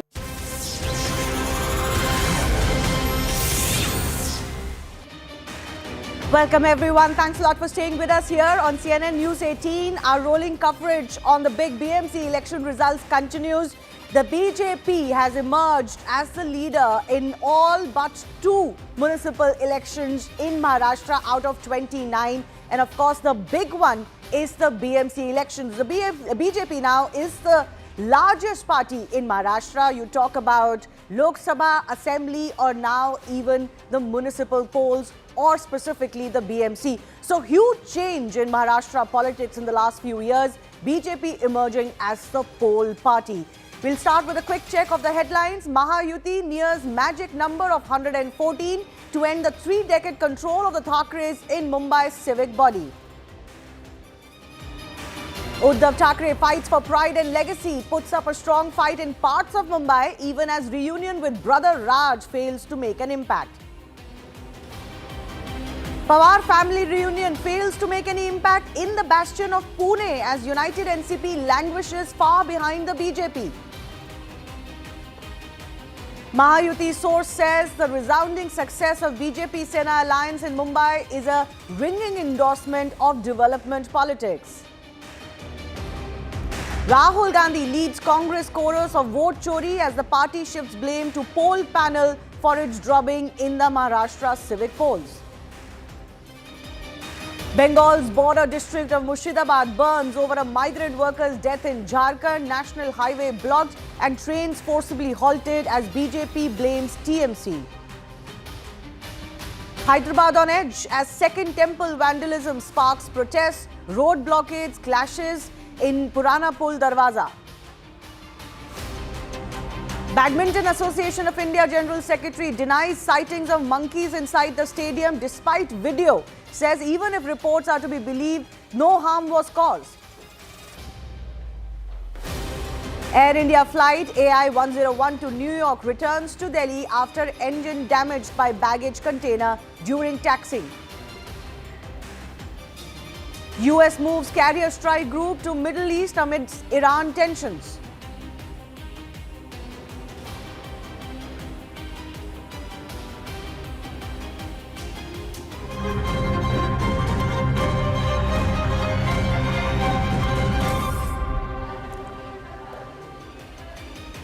Let's get you the latest numbers as far as the results are concerned. The BJP-led alliance, the new Mahayuti of sorts as far as the BMC is concerned, has surged past the 100-seat mark, while the Thackeray faction trails significantly at just around 63. The Sharad Pawar, Ajit Pawar reunion in their stronghold of Pune or even Pimpri Chindwad seems to be a flop, as the BJP has taken a huge lead in both of these civic polls as well. In Pimpri Chindwad, the BJP is ahead in 70 wards, while the Pawars are leading in 40. The spotlight is on Mumbai, where the Thackeray brothers have reunited to reclaim their legacy, but are standing against the BJP-Shiv Sena alliance. Amidst the counting, though, Rahul Gandhi has now targeted the Election Commission, accusing it of gaslighting citizens and raising concerns and questions about the transparency in the process. Remember, all of these questions are emerging because there were questions over the indelible ink removing very easily as far as the voters are concerned,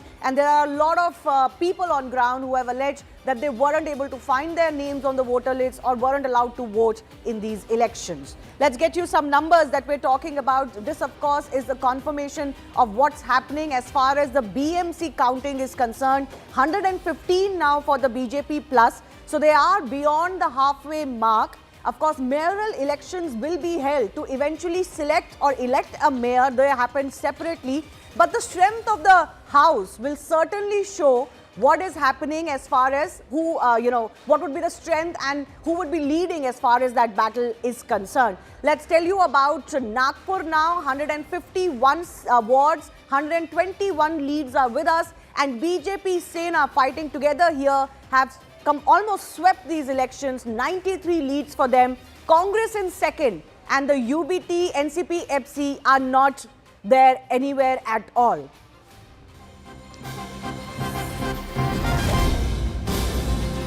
BJP touching the halfway mark. That's a big update coming in as far as the counting is concerned. The counting is happening 2 wards at a time at about 23 locations. So it's taking a little bit of time, but we will have absolute clarity in just a bit from now. What we do know as far as the numbers are concerned, the BJP has crossed that halfway mark in leads. So they're at 115 now, and 114 is that halfway mark. This just goes to show on the strength. When the mayoral elections take place, BJP Sena combined would be much ahead and will not have any danger in selecting or electing their mayoral choice. Let's also go across to my colleague Yesha, who's joining us. Yesha, big update coming in, halfway mark crossed for the BJP, and this is going to be a historic moment because the BJP alone as a party is the single largest. Absolutely, and rightly so. When we speak of the BMC elections, it reminds you of the Vidhan Sabha elections as well, when BJP alone was the single largest party. In fact, ever since then, we've seen BJP pick that momentum right from the Vidhan Sabha elections to Nagar Panchayat election to Nagar Parishad election, and rightly so for the BMC election. What's important at this point, the reason why these BMC elections were really important was that in the last 25 years, we've seen a Shiv Sena mayor being at BMC. Clearly then, of course, the BJP and Shiv Sena were in alliance with each other. But so far now, with a divided Shiv Sena, you're clearly, the vision was that there would be a BJP government at the centre, at the state, and eventually, a BMC, BJP at the mayor BMC at level BMC as well. So a triple engine sarkar that the BJP led by Devendra Fadnavis has been touting is now becoming a reality. And what's also interesting is that BJP that played a slightly smaller partner role to the undivided Shiv Sena, Aman, during previous years is now the single largest. You know, even the way they were fighting these elections, the number of wards they were fighting already indicated the BJP is the bigger partner now. But they've also come true with their strike rate, you know, to win as many as 80 wards on their own. So now they can claim that they are the pole party in Maharashtra. You look at Lok Sabha, Assembly, and now even in BMC.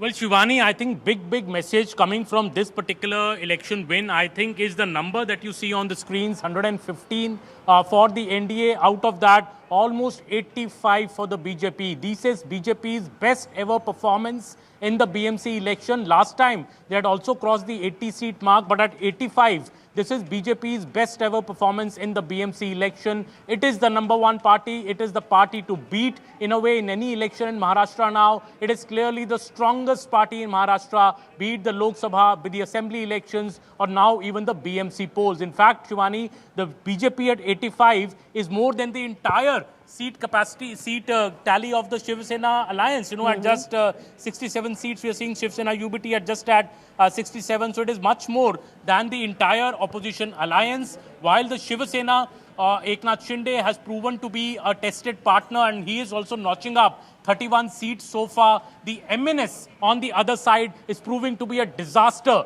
in the Shiv Sena Uddhav Thackeray alliance, because they are winning only 9 seats. The Shiv Sena opposition alliance of Uddhav Thackeray is only being pulled ahead by Mr. Uddhav Thackeray himself, who has still notched up 58 seats. I would still say a respectable number, given the dire straits the party was in the assembly elections. Right. But BMC is where the Uddhav Thackeray's big stronghold was. So if he's not able to win BMC, what can the Thackerays now really win in Maharashtra? So I think the big message of this election result is that the BJP is the strongest party, while the Uddhav Thackeray's experiment of aligning with his brother after 2 decades has spectacularly collapsed and doesn't have much future, maybe ahead of these elections. I don't see this alliance with M&S going forward now until 2029, as many earlier were speculating. Yes, you know, in some of my discussions with all the parties involved in these elections or at the state level, some of them have indicated that the Mahavikas Aghadi at the state level still is intact.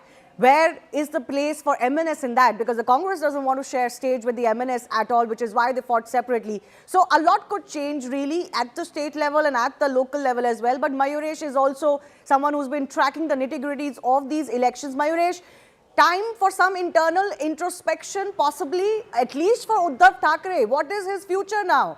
What is the Shiv Sena UBT future now if they cannot even win the BMC election anymore?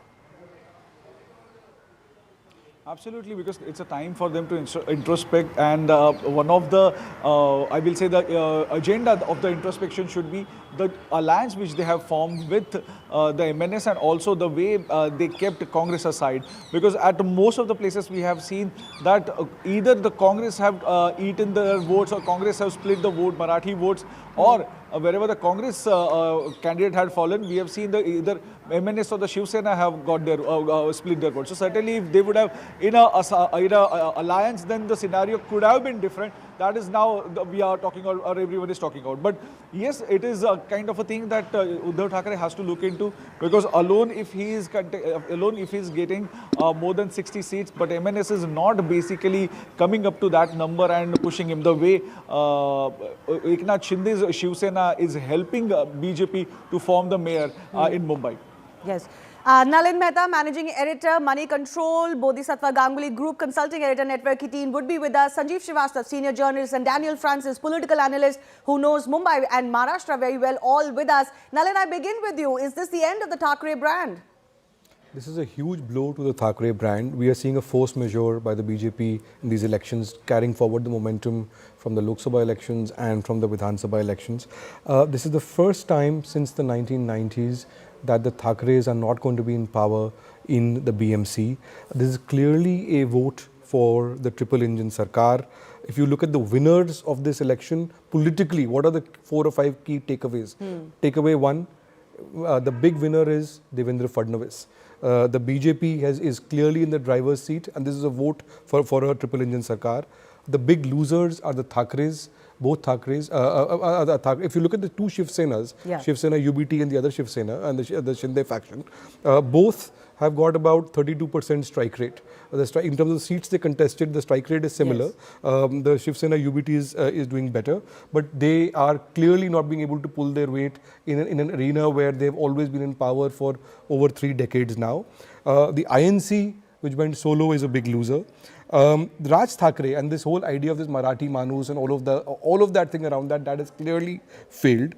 There are big questions now for the opposition and for the MVA. There's also big questions on the Ajit Pawar. What is the utility of Ajit Pawar while he is an important player? What does that, all of these things, the shenanigans around that, it puts the BJP in the driver's seat. And I think this is probably a bookend to a much deeper process that began about 4 or 5 years ago with the last Maharashtra election, with the BJP from being second. The old BJP was always content to be second fiddle in Maharashtra, right, to the Shiv Sena, which was the Vajpayee-Advani era. Yes. The new BJP has focused on, with fits and starts and with setbacks originally, saying that, look, we are going to be the dominant Hindutva party in Maharashtra, and we will be the big player in the game. And it all started. This is a further movement in that process. In that direction. And it all started with that split that happened, allegedly because of how the chief ministerial position will be divided between the BJP Sena government. And look what all has happened since then. When one wonders if that split with the BJP originally has really cost Uddhav Thackeray and others quite a bit. Let's also go across to Bodhisattva Ganguly joining us, Group Consulting Editor, Network 18. How do you read into these results? Could we also say, apart from the setback to Uddhav Thackeray and his brand, the Thackeray brand itself, that this is finally a proof that very aggressive Marathi Manus politics is no longer having that purchase in Mumbai? Yeah, no, I think that's one clear takeaway. I think the biggest takeaway is that it's a victory for Mr. Devendra Fadnavis. I think it clearly establishes himself as the preeminent leader of the BJP in Maharashtra. I mean, you can say there's been no doubt about that for some years. But I think it consolidates his position. He has led this campaign at, this is the second round of municipal elections in Maharashtra that was won a couple of weeks back, where also the BJP-led Mahayuti, as the NDA is called here, they did very well. I think the victory in Mumbai with 95 wards is the single largest party, which is, I think, these numbers could change. But even if you add the two Shiv Senas, although in different alliances, the BJP's numbers are still slightly more than that. So it established himself as the preeminent party and the undisputed leader of the BJP in Maharashtra across, and the victory in these large urban areas, not just Mumbai, but also Pune and, what is known as the MMR, the Mumbai Metropolitan Region, which is an engine of economic growth for the country. I think it is extremely important. And I think the voters seem to have opted for a triple engine sarkar because there are, as you're aware, there are big infrastructure projects going across, being built across this entire area. So yeah, and I think the Marathi Manus factor may have played some role, but I don't think it was enough of a game changer as the Thackeray, as Uddhav and Raj Thackeray may have hoped. What Bodhi is saying. Yes. Shivani, if I may add something to what Bodhi is saying. Yes, go ahead, Nalin. The point that Bodhi is making about Devendra Fadnavis, this also has huge implications for the political economy. One of the big things in India that Devendra Fadnavis has been driving is a upliftment of the infrastructure and a whole bunch of investments and positioning of Maharashtra and getting much more investment and so on. Look at the budget of the BMC. Yes. About 74,000 crores is what they spend in a year as the largest municipality in Mumbai. Capex out of that is around 60%, about 43,000 crores. Having control of the BMC gives Devendra Fadnavis many more options in terms of the larger developmental play that he's positioning himself for as the Mr. Development of Maharashtra. Absolutely. Anywhere I went in Mumbai, there was one thing that everybody agreed on, that Mumbai needed a lot of infrastructure and it was falling behind for decades. But everybody, regardless of their individual motivations and sidings, credited this government, which is the Mahayuti government, for delivery of those big ticket infrastructure projects.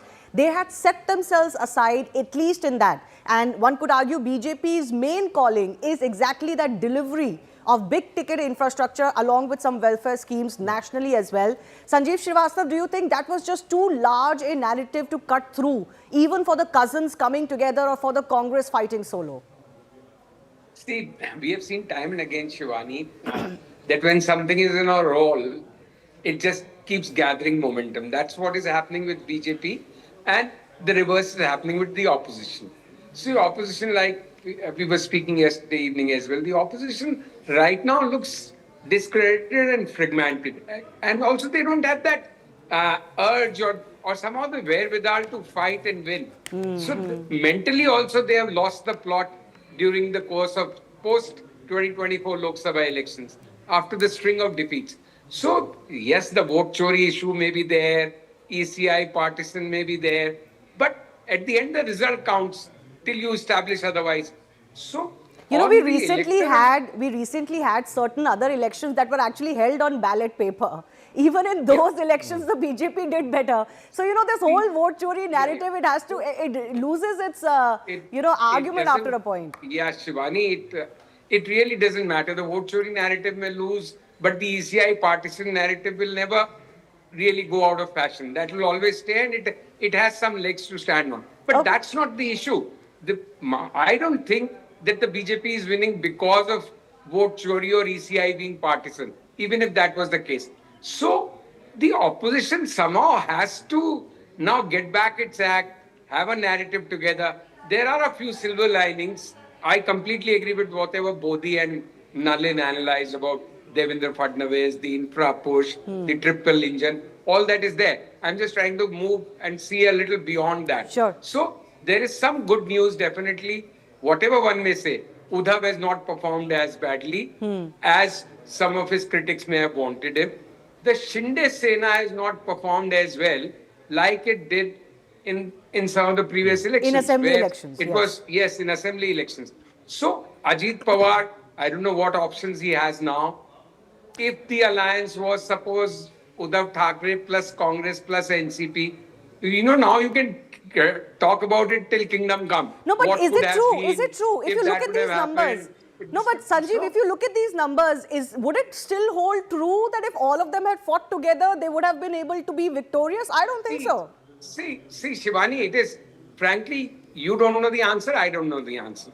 Because what has not happened, it is not just the numbers, it's the chemistry, it's the message, it's the morale. When you are divided house and fighting with so many fragments and segments, these numbers, I think these numbers do some kind of credit to them. I was expecting Uddhav Thackeray, surely. Yes. So the numbers could have been worse. And if they were together, numbers may have been better, may not have been. Okay. Then we could have analyzed it. For analysts, hindsight is the best sight. So we can try and explain anything. Okay. But the issue is we don't know the answer. But BJP on a roll is something that now even a blind person and his uncle can see. Okay. That they are on a winning streak last 1.5 years, and the stain or whatever setback of 2024 Lok Sabha elections is now a distant memory. Nobody is talking about this being a weak government on two crutches, this, that, because string of victories has washed that away. Daniel Francis, two-part question. One, how would the Shiv Sena Shinde be looking at these results, given that their strike rate is not very strong? And what is the future of Uddhav Thackeray now?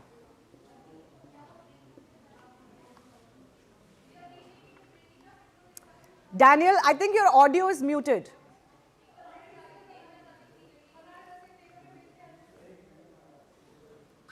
Yes, go ahead. Shivani. There are places in which Shiv Sena Shinde faction is an ally of the BJP. For example, in Mumbai, if you see the last assembly election, the BJP had 34% vote share and Mr. Shinde had 20% vote share. I think that 54% is doing the magic even now. And there are places in which Mr. Shinde and BJP have fought against each other. So there are two types of results for Mr. Shinde. One is as an ally of the BJP and second is as a competitor of the BJP. So one has to analyze the competition part. The BJP overall is doing very well in the rest of Maharashtra. But in Mr. Shinde looks like holding Thane, yes, Dombivli, these areas. In Mira Bhayandar, BJP is doing very well. And in Navi Mumbai, which was with the NCP earlier, which is Ganesh Naik, who then switched to BJP, the BJP is doing much better than many other parties. So, there are places in which they have fought and against each other, and they have fought together. Together, the alliance still works. The vote. If Mr. Shinde's 20% vote was not there, I don't think the BJP strike rate would have been so good. What about Uddhav Thackeray, Daniel, very quickly? Uddhav Thackeray has a certain vote share, but not enough to, come to power in BMC on his own. The party, almost raked up issues of the 60s, 70s, 80s.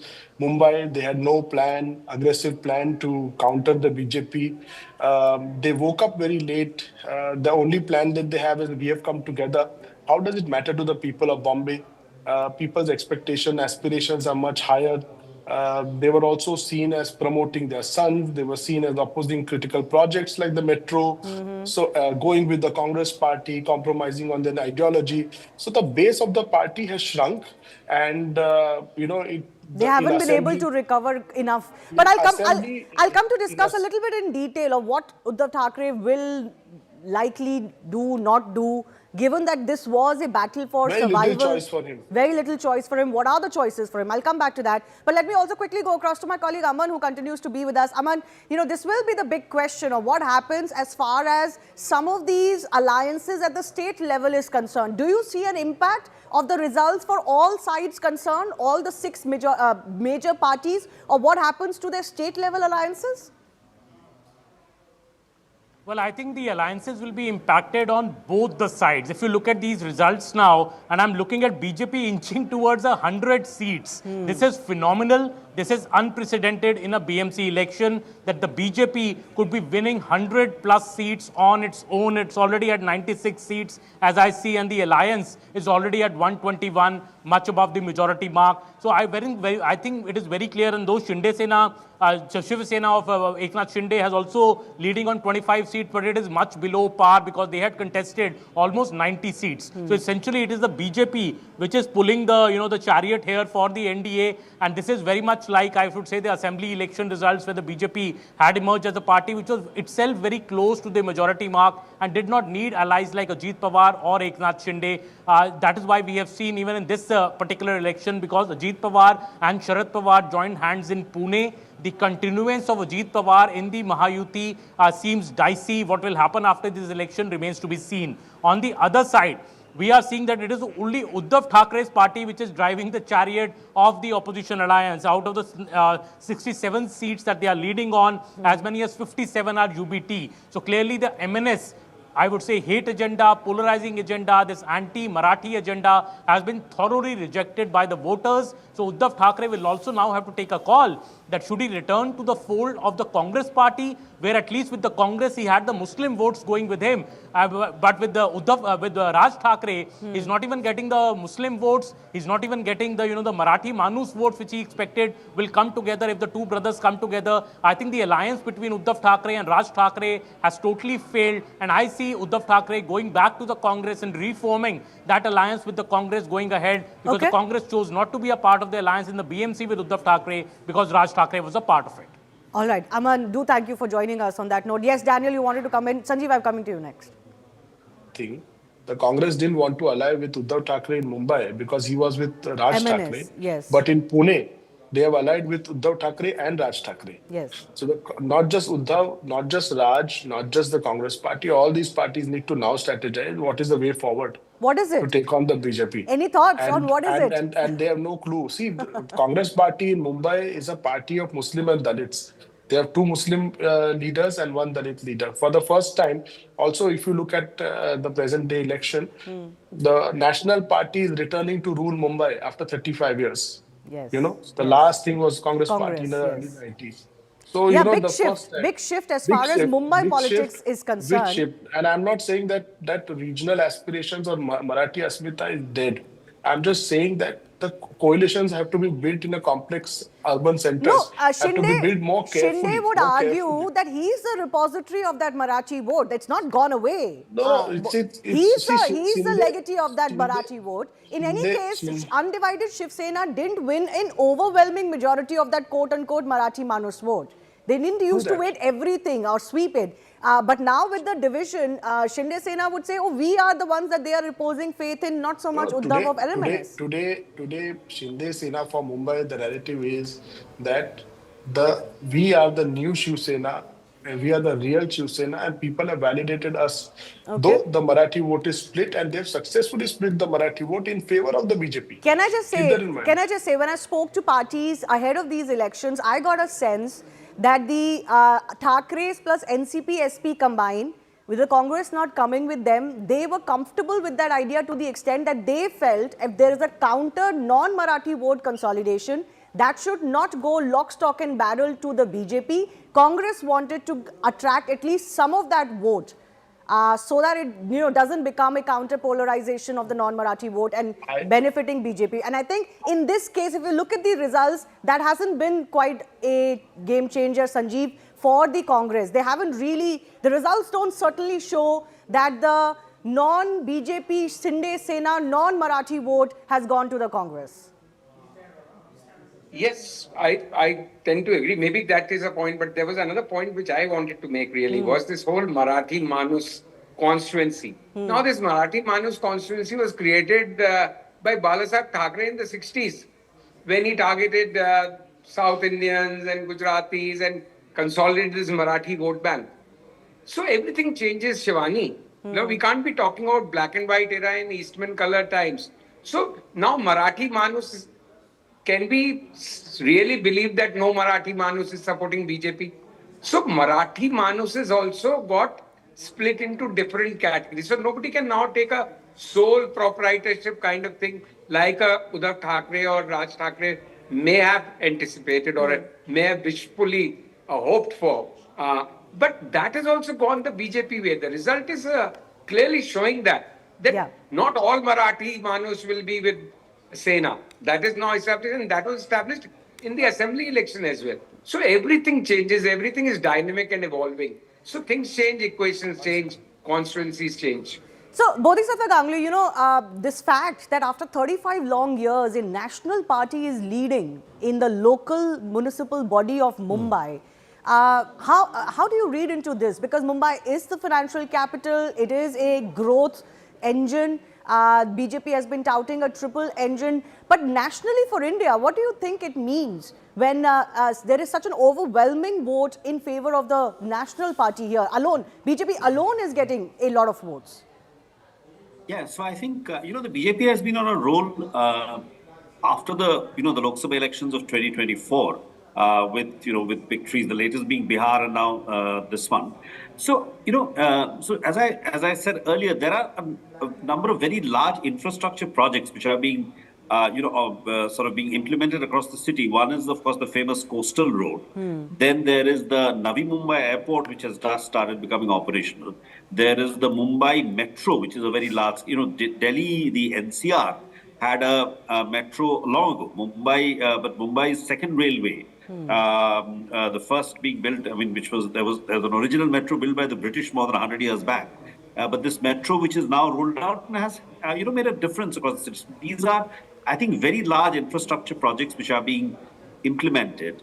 And I think, as one of the speakers said, as far as the voters are concerned, I think there is a lack of credibility, in terms of the opposition parties being able to deliver. That is, if they were, in a position of power, would they allow these projects to go ahead or would they mess it up? Because earlier, the Shiv Sena had kind of opposed. There was a dispute over where the parking yard of the metro RA will be located, protest, stuff yes. like that. Yeah, the RA forest, this thing.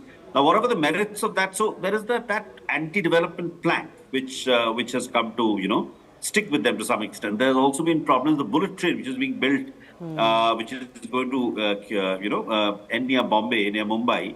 That also land acquisition became a problem when Uddhav was the chief minister and so on and so forth. So those issues are there. So I think it should, and I think the voters just as in Bihar, the opposition seemed to have no credibility. The people, I don't think, trusted Tejasvi Yadav in the case of Bihar. It was I think visible. a similar It was kind visible of on dynamic ground. Let me add to what is Bodhi is playing out saying. here. So I think it is. So it's this region is an engine of economic growth for the entire country, for India. So so in that sense, the BJP's victory and Mr. Fadnavis, who I think is emerging as a very dynamic chief minister, attracting billions of dollars of investment. It's a triumph for him, and I think it's And now it will be for the BJP to make this a showcase. Now, they will have no issues to raise that somebody is not allowing them to go ahead with these projects. Let me make a more hardcore political point. Bodhi's made the larger. It gets more difficult from now on, possibly. Bodhi's made the larger political economy implications argument on this. Let me add a more hardcore political point to add to what Bodhi is saying. See, across India, wherever the BJP has run into roadblocks, it's largely been through regional parties who are essentially on platforms of sub-nationalism, local ethnicity, all of those. In Maharashtra, the difference was that while there is a Marathi Manus argument and all of that, fundamentally, ideologically, Shiv Sena, both the factions and BJP have always been on the same side, on the Hindutva side, right? Yeah. Maharashtra was an outlier on that. This is unlike DMK in Tamil Nadu or AAP in Punjab or BJD or Mamata Banerjee, which is on a Bengali plank and all of that, right? What we are seeing right now is that there is a consolidation. There's a larger trend nationally of consolidation to the national parties. Within that, in Maharashtra, we are seeing a consolidation of the Hindutva forces on one side. And a lot of people who are, and I think Sanjeev made this point earlier, that a lot of people who believe in the Marathi Manus argument will also believe in Hindutva and so on. And it's not like they will not support the BJP necessarily. A lot of people are making very clinical, decisions on which side will benefit us more, and ideologically they are all on the right side of the center, right? So this is also showing, as I was wanting to delve into last evening as well, our ward municipal elections also becoming quote-unquote presidential elections, where we see states voting differently in national or state elections, but even in a municipal election now there is a trend emerging that people are saying, oh, let's pick the party that is in the center or at the state so that our work can get done easier. Look at areas like Pimpri Chinchwad, the other areas where the BJP has taken over seats from the Shiv Sena. From the right? So you are seeing a shift of vote from within the alliance itself to the BJP. Yes. I have to, of course, take some updates as they are coming. There are, of course, more sense that is emerging as far as the Mahayuti is concerned. The Mumbai numbers, the Mahayuti believes, indicates that the combined vote share of the BJP, which is 34% roughly as we speak, and Shiv Sena at 20%, is totaling 54%, and that has decisively pushed the UBT and the M&S combined to the margins. So that is the sense that is emerging as far as the Mahayuti is concerned. But Sanjeev, you mentioned earlier that sometimes when a party is on a roll, it tends to, become a juggernaut, if I can use that term. But I think in this case, it would be unfair to take away that delivery plank from the BJP. It's not just the fact that they are on a roll because they won certain other state elections, Haryana, Delhi, etc. In Mumbai, there was a clear sense that this infra-hungry city, if there was anyone that could deliver and deliver quickly on these big-ticket infrastructure, it was the Fadnavis-led government. I think that sense was very clear. So what the opposition really needs to focus on is to shirk that anti-development tag that unfortunately has gotten stuck with them, as Bodhisattva said, because they're themselves guilty of it. They didn't do enough to shirk that tag. Yeah. So Shivani, the answer to that would be yes and no, please. Because see, in an election where 50% people voted, how many of them would be really hungry for good infrastructure and great development? The classic cases of Kolaba and South Mumbai voting percentages have always been pathetic. I have stayed and reported out of Mumbai.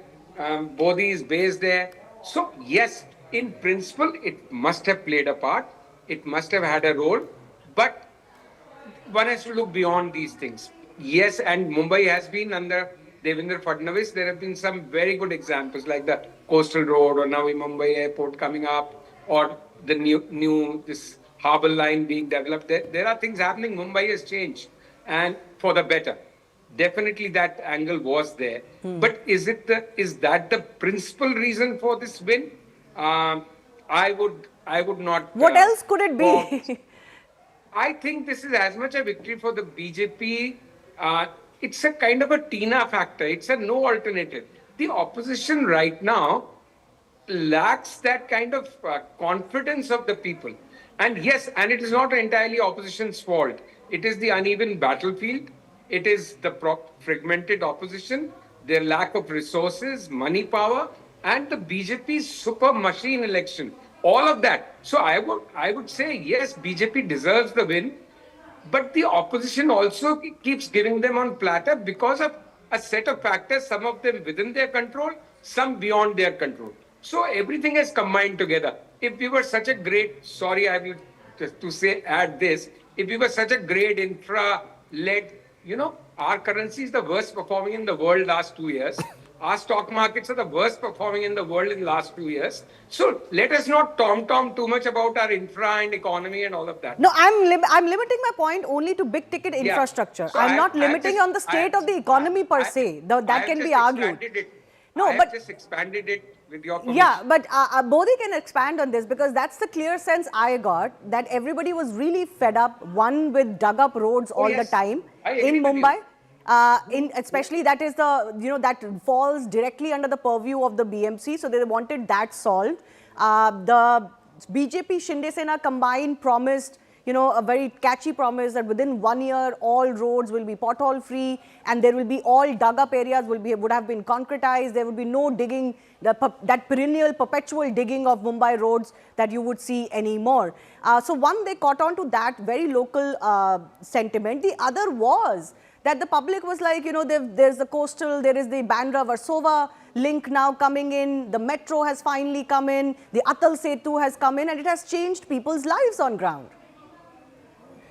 Yeah, so a couple of observations. I think just to be clear, and in the interest of fair, one should add that there is a very big welfare component also, which is the Ladki Bahin scheme here, which is the cash transfer to women, which was introduced and which helped them to win a sweeping victory in the assembly elections in November 2024. That, of course, continues. In fact, there was a bit of a controversy as to whether a couple of the installments could be, and the state, could be transferred to the beneficiaries. And the State Election Commission stopped it. So that, we should not forget, that component is there. My sense is that there is all the problems, including the dug-up roads, are certainly there. In fact, if one wishes, I don't want to get into the rupee and all that, because that I don't think was and the stock market performance. But one of the flip side of one of the downsides of a big infrastructure built out is that Mumbai's equi, while it is not at Delhi levels, has started deteriorating. I mean, that is very clear. But having said that, I think my sense is that there is a great desire for stability on the part of the voters. It is not that there are no issues with the existing governance of the BJP-led government here. There are. But it's just that the alternatives are not very credible. Yeah. I think it's really also a vote for stability. And, Mr. Fadnavis here, Modi at the center, are seen as tried and tested leaders. Yes. It is, I think that's really my sense. That's really my sense, rather than... I would agree with that. Yeah, and Nalin, taking the stability point forward, and I think Sanjeev was also mentioning this, just a year ago, the climate was, the opposition is on an upswing, they managed to get more seats in the Lok Sabha, BJP was, brought down from 2/3 majority, etc. And look how tables have turned so very quickly, including the impact that a BMC election or the 29 municipal elections in Maharashtra will have today. So I think there are two reasons for that. One is, from the opposition point of view, the opposition only has itself to blame for this, because there was a combination of factors that led to the result that we saw in 2024. The opposition interpreted it as a huge shift in momentum in the country, and they thought that the same formula will work in every election. Every election that we've seen thereafter has essentially been fought in the same template by the opposition parties. What the BJP has done is the BJP got surprised in 2024, and they learned a few lessons from that. Very nimble on its feet. And they changed how they were, both their ground game, they were overconfident, they changed that. Yeah. They changed their ground game. They also between a combination of welfare politics and caste alliances. They were very specific on the ground detailing of the campaigns that followed thereafter. So the BJP learned the right lessons. I think the opposition didn't learn the right No, but right why lessons. isn't the opposition able to do this? There is no excuse election after election when your leaders are not seen on ground, you're not putting your best foot forward, you're not even doing that much campaign or rallying. Sanjeev, there's no excuse for this. You cannot say unlevel playing field all the time when you're not seeing putting your 110%. I would agree with you. I think you're absolutely bang on. So whatever your handicaps, whatever handicap the opposition may claim, real and perceived, that they suffer from, but they still can't run away and chicken out of a battlefield. So they are not putting their best foot forward. That is for everyone to see. And because they are not putting their best foot forward, what Bodhi just mentioned is that this is a vote for stability. It is the reverse is equally true. They don't want to vote for what they see as an instability or unstable arrangements and coalitions. So the opposition lacks that gravitas and credibility right now, which a country like ours deserves. And you know, in Mumbai, you could argue the public has had a very recent chance to judge both sides. They saw 2.5 years of Uddhav Sarkar. They also saw, you know, a short term of the previous avatar of the Fadnavis Shinde government.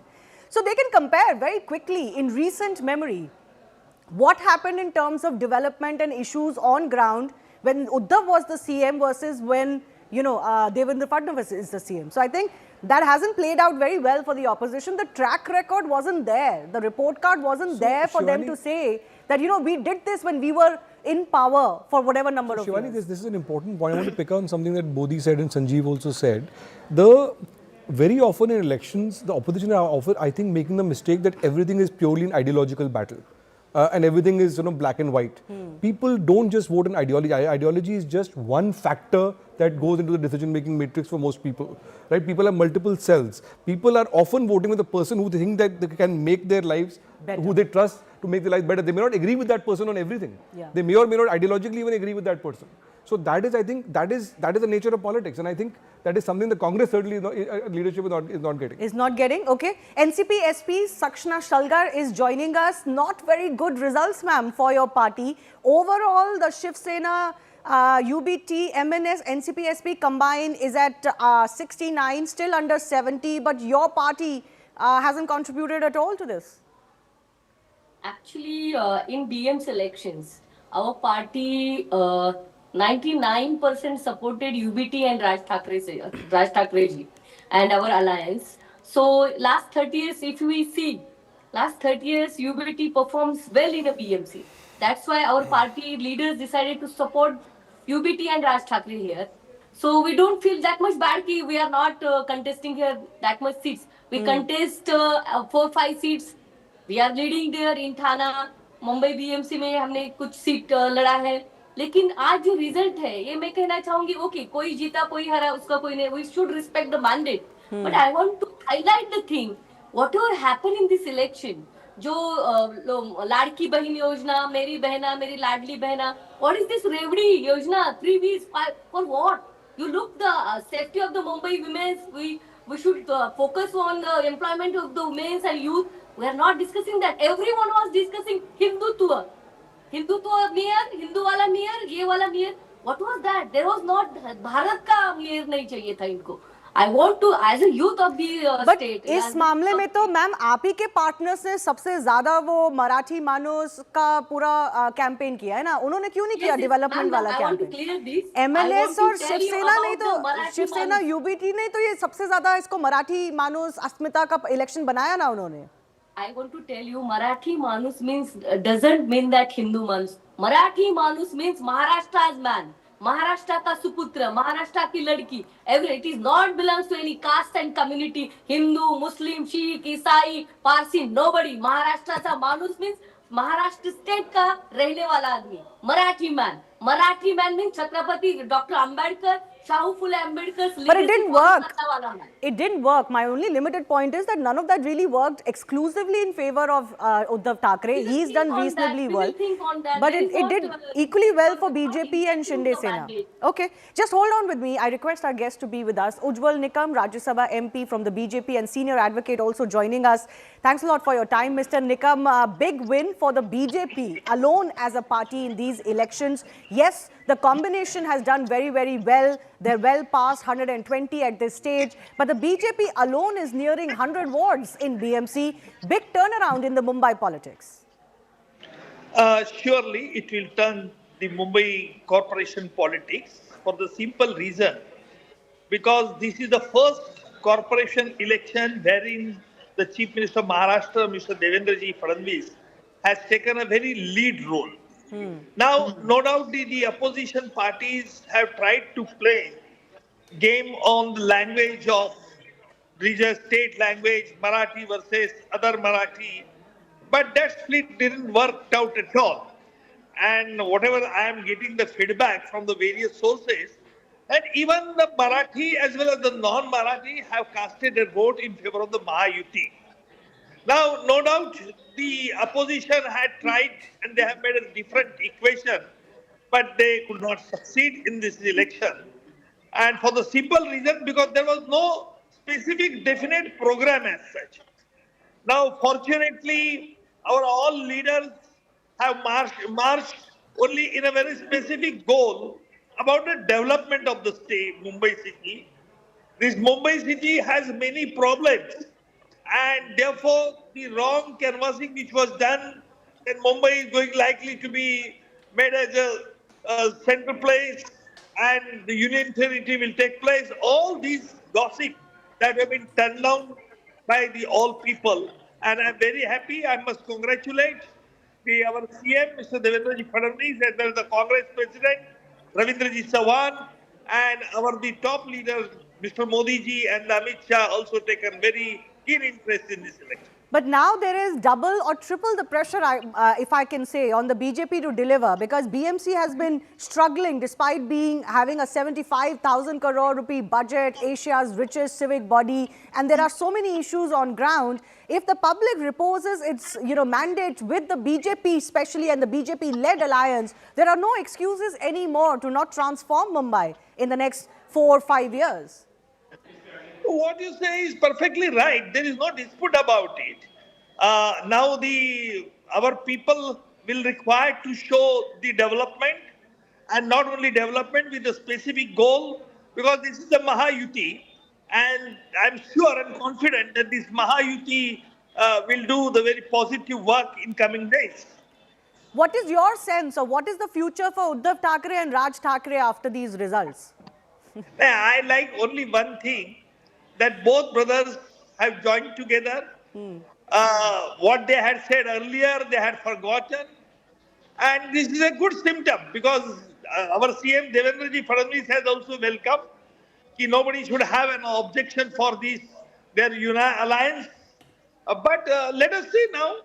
But M&S has shown very poor performance and perhaps that will again create a rift amongst them. Now let us see what happens further. But is it safe to say now that it no longer can be a singular pole plank in Mumbai to just talk about Marathi Manus and Marathi Mugli and all of that? You have to do more and talk about more. Absolutely. See, people have never forgotten what Mr. Raj Thackeray was doing earlier and now what he is telling to the people. See, people don't like such double standard. I'm telling you very frankly.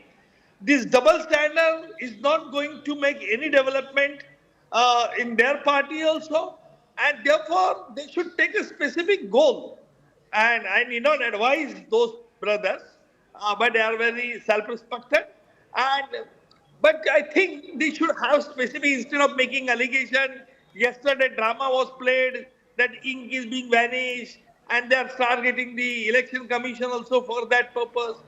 So all foul games, whatever they have to play as admissible in the politics, they have played. but nothing has become fruitful. No, but sir, on the issue of that ink, even the Election Commission has now finally had to order a probe. Don't you think this was indeed a fair issue to raise? Because for the very first time in an election, I don't remember the last time it happened in any election in India, regardless of what level, that there were clear cases where people could erase the ink very easily. This is a problem. See, when you erase the ink, immediately if you erase the ink at the time of casting or pressing the button in the ballot box, then perhaps it may be erased immediately. But let the ink should be dried. See, there is no evidence that after coming out of the booth, they have tried the ink being removed. There is no such evidence. No, some people have demonstrated, Mr. Nikam, that even after coming out, they can use acetone and then remove it.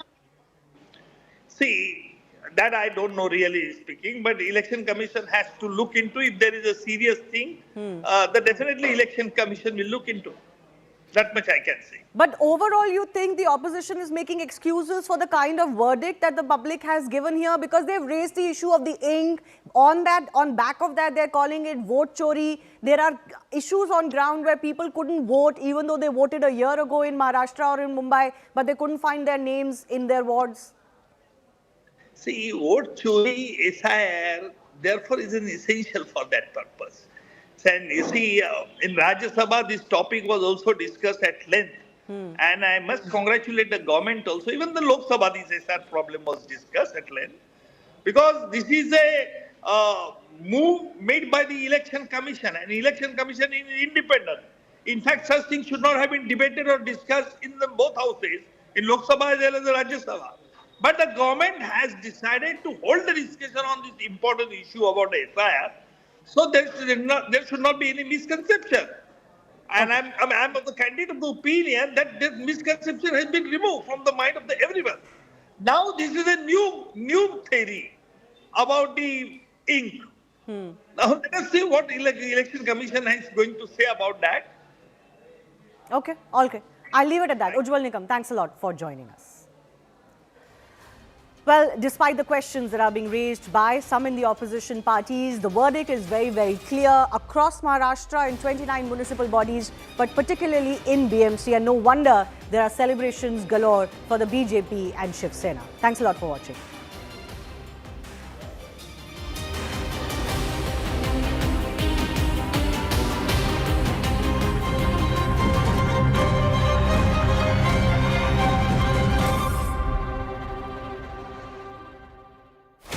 The world is rapidly evolving. It is also extremely interconnected.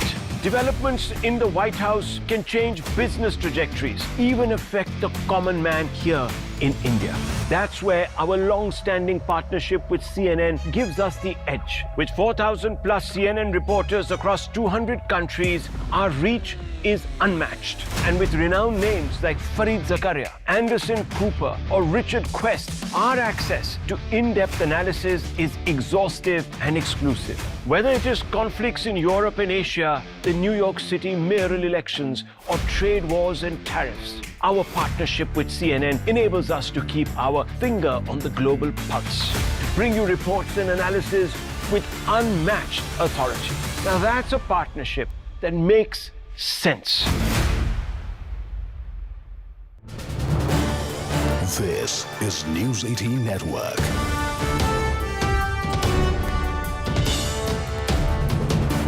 India's largest news network.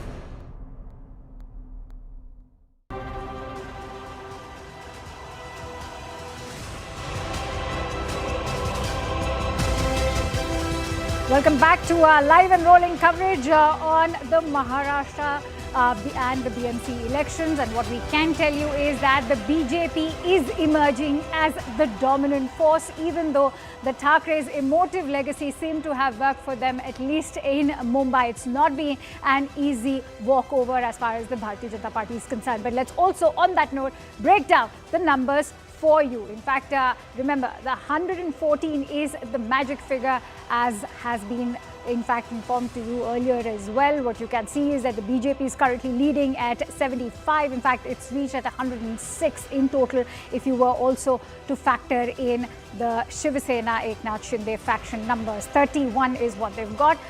Let's also in fact take you through what Nagpur is looking like.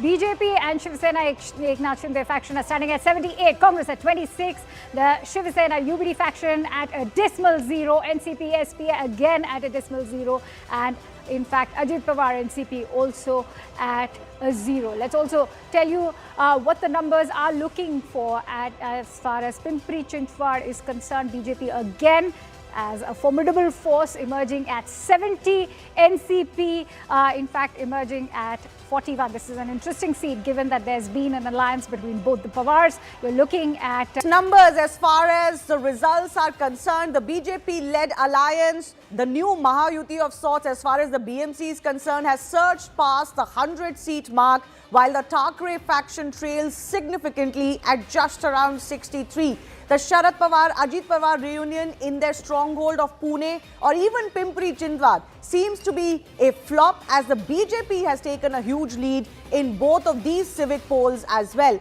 In Pimpri Chinchwad, the BJP is ahead in 70 wards, while the Pawars are leading in 40. The spotlight is on Mumbai, where the Thackeray brothers have reunited to reclaim their legacy, but are standing against the BJP-Shiv Sena alliance. Amidst the counting, though, Rahul Gandhi has now targeted the Election Commission, accusing it of gaslighting citizens and raising concerns and questions about the transparency in the process. Remember, all of these questions are emerging because there were questions over the indelible ink removing very easily as far as the voters are concerned, and there are a lot of people on ground who have alleged that they weren't able to find their names on the voter lists or weren't allowed to vote in these elections. Let's get you some numbers that we're talking about. This, of course, is the confirmation of what's happening as far as the BMC counting is concerned. 115 now for the BJP plus. So they are beyond the halfway mark. Of course, mayoral elections will be held to eventually select or elect a mayor. They happen separately. But the strength of the house will certainly show what is happening as far as who, what would be the strength and who would be leading as far as that battle is concerned. Let's tell you about Nagpur now. 151 wards, 121 leads are with us, and BJP Sena fighting together here have almost swept these elections. 93 leads for them. Congress in second, and the UBT, NCP, FC are not there anywhere at all.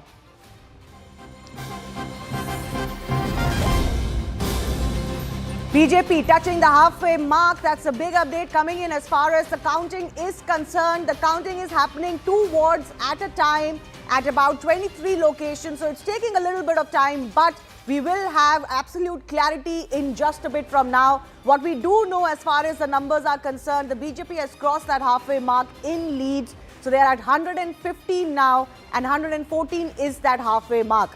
This just goes to show on the strength. When the mayoral elections take place, BJP Sena combined would be much ahead and will not have any danger in selecting or electing their mayoral choice. Let's also go across to my colleague Yesha, who's joining us. Yesha, big update coming in, halfway mark crossed for the BJP, and this is going to be a historic moment because the BJP alone as a party is the single largest.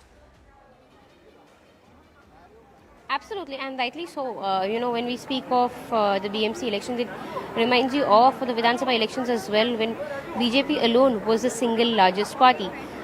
In fact, ever since then, we've seen BJP pick that momentum right from the Vidhan Sabha elections to Nagar Panchayat election to Nagar Parishad election, and rightly so for the BMC election.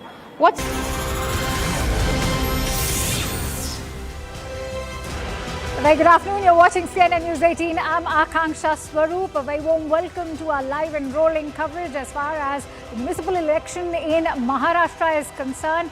And it is a BJP sweep, especially in the BMC, where they have defeated the politics of legacy and Marathi Asmita. We bring you all the latest updates on that. But first up are the headlines. BJP has breached the Thackeray bastion as their 30-year-old rule in the Mumbai Civic body comes to an end. Mahayuti comfortably crosses the halfway mark.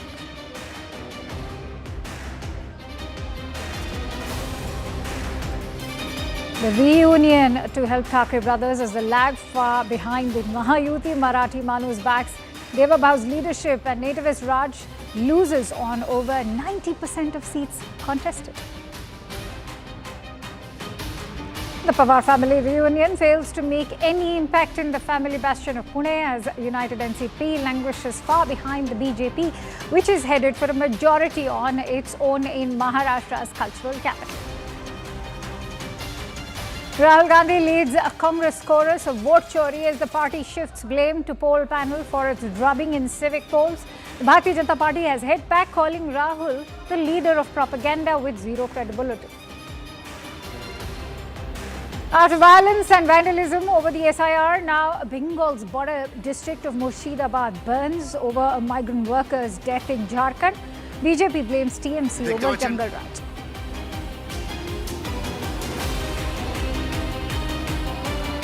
All right, let's quickly go across to my guest. Today I'm joined in by Mr. Amitabh Tiwari, who is the founder of VoteVibe, Professor Sanjay Kumar, a psephologist, also joining in on the broadcast. This is with regards to the numbers that are trickling in. In fact, Mr. Tiwari, I'd like you to weigh in on this sweeping victory for the Mahayuti today that we are witnessing. What, in your understanding? All right. In fact, I'm joined in by Mr. Deepak Kesarkar. Mr. Kesarkar, thank you so much for joining in on CNN News 18.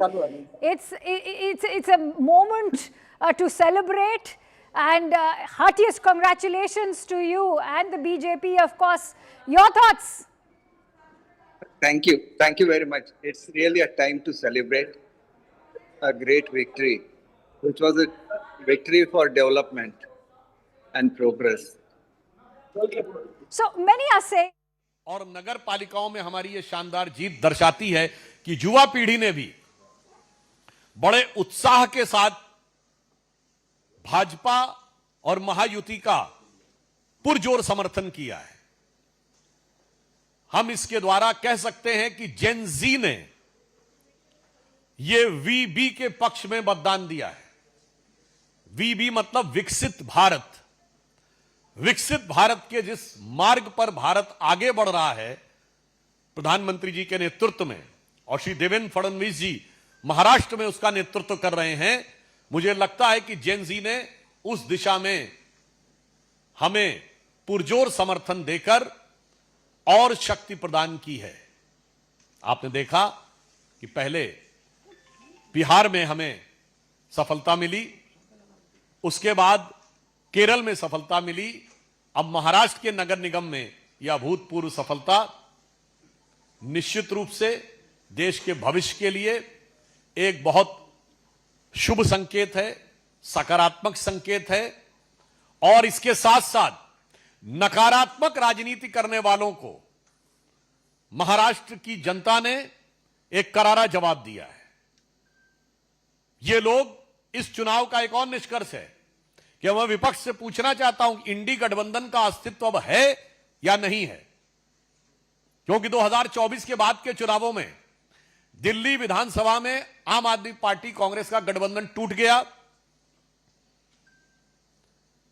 Kerala में communist party और कांग्रेस अलग अलग लड़े, महाराष्ट्र नगर निगम में उद्धव बाला साहब ठाकरे शिवसेना उबाटा और कांग्रेस अलग हो गए, और बंगाल के आने वाले चुनावों में कोई संभावना नहीं दिख रही है कि तृणमूल कांग्रेस और कांग्रेस मिलकर लड़ेंगे। अर्थात इंडी गठबंधन का किला बिल्कुल तार तार होता नजर आ रहा है कि बेनकाब चेहरे हैं और दाग बड़े गहरे हैं। यह इंडी गठबंधन में दिखाई पड़ रहा है, और टूटता तिलिस्म आज सच से भय खाता हूं, यानी उनका तिलिस्म टूट रहा है और सच को वो देखने की क्षमता में नहीं रहते हैं। और मैं अंत में यह कहना चाहूंगा, जिसे महाराष्ट्र की भाषा में कहते हैं, जय जय महाराष्ट्र माझा। आज महाराष्ट्र की जनता ने जो हम लोगों को समर्थन दिया है, उसके लिए हम पूर्ण विनम्रता के साथ उनका आभार व्यक्त करते हैं, और उसके साथ साथ यह भी दिखाना चाहते हैं ये छत्रपति शिवाजी महाराज की वो भूमि जिनकी सेना के लिए कहा जाता था, जो महाराष्ट्र का बड़ा प्रसिद्ध नाटक है जानता राजा, उसमें जब शिवाजी की सेना चलती थी तो मानो मुझे लग रहा है All right, so with the chants of Jai Jai Maharashtra, that was the BJP press conference celebrating its victory in the municipal polls. Let's quickly go across to my guest, a very esteemed one. In fact, I'm joined in by Mr. Mangal Prabhat Lodha, Maharashtra Minister. Many thanks to you, Mr. Lodha, for joining in. And I would like to congratulate you. It's a moment of celebration. Let's begin by sharing your thoughts first. Yes, it's a big celebration, not only for BJP, but for all the Mumbaikars. After 25 years of the mismanagement of the Uddhav Thackeray party, now we will have a new governance under the guidance of Mananiya Narendra Modi ji and Mananiya Devendra Fadnavis ji and Eknath Shinde ji. It will be a well-deserving facilities and all the infrastructure for the Mumbaikars. We thank them, all of them, by heart and assure them that we will not defy your expectations and we will do much more than what we have promised. Mr. Lodha, what are those factors that have worked in favor of you and, of course, Shiv Sena, Eknath Shinde faction as well? The BJP has maintained that it was the 3 M's, which is, of course, Marathi, Mahila and the Modi factor. You see that people saw the governance of Honorable Pradhan Mantri Narendra Modi ji in last 10 years and they have compared it with the 60 years. People saw the working of the government in the Maharashtra under leadership of Sri Devendra Fadnavis in last 10 years and they compared with the last 60 years. And what the result is that the 10 years are much better than the total outcome of the 60 years. They know well that what we tell we do and we don't tell anything which we cannot do. That faith they have in the Narendra Modi ji, Devendra Fadnavis ji and Eknath Shinde ji. That is the reason they voted for us. Secondly, they are concerned about the security. Guspet is taking place, infiltration is taking place in Mumbai all around. Not only Bangladeshi Rohingya but the other way also. And they know well that if it is not stopped now, then it will become out of control and it will become another Bengal or Bangladesh. That is the reason they have come together. Thirdly, they want the new economic development and the job and the new businesses in Maharashtra and Mumbai. So Mr. Lodha, it's interesting you speak about that, which is why there was a lot of talk about how Mumbai and the BMC election was proving to be a battleground when it came to the battle of ideologies as well. When the Marathi Asmita, which was also on the top of agenda of the Thackerays, was being challenged by BJP's Hindutva ideology. But it's not just perhaps the Hindutva ideology, it's also politics of development that has spoken today. You see that it is not question of Marathi Asmita. It was a question of Thackeray Asmita. They were not concerned about the existence of Marathis. It is a Maharashtra. So there cannot be any question or any problem about the Asmita existence of Marathi dominance. It is there, it will be there forever. But only question is whether the Thackeray will remain in power or not. That is the reason they have taken a cover of Marathi Asmita that people have defied. People know well that behind the curtain of the Marathi Asmita, they are trying to take care of themselves, which people are not agreeing. So there's also a lot of chatter about BJP social engineering, where you've touched upon 4 stratas over here. You're looking at not just catering to the Marathis, you're talking about also catering to the migrant population which have come out, say, from states like Uttar Pradesh, North India particularly, and have settled down, the Dalits, and of course the Gujarati Marwadi elite as well. I'd like a word from you on that. We don't divide the peoples in their communities. We feel that all Mumbaikars are same till they are having the faith in the ideology of Chhatrapati Shivaji Maharaj. That is the reason every caste have voted for us and they will continue to vote for us and we will continue to serve all of them without any discrimination. So when you say without any discrimination, do you think it's the politics of inclusivity which has worked for BJP and the Shiv Sena Eknath Shinde faction versus the opposition particularly? Many are even talking about how the Congress should be regretting why they didn't join hands with the Thackerays. You see that Honorable Narendra Modi have already said, Sabka Saath, Sabka Vishwas, Sabka Vikas.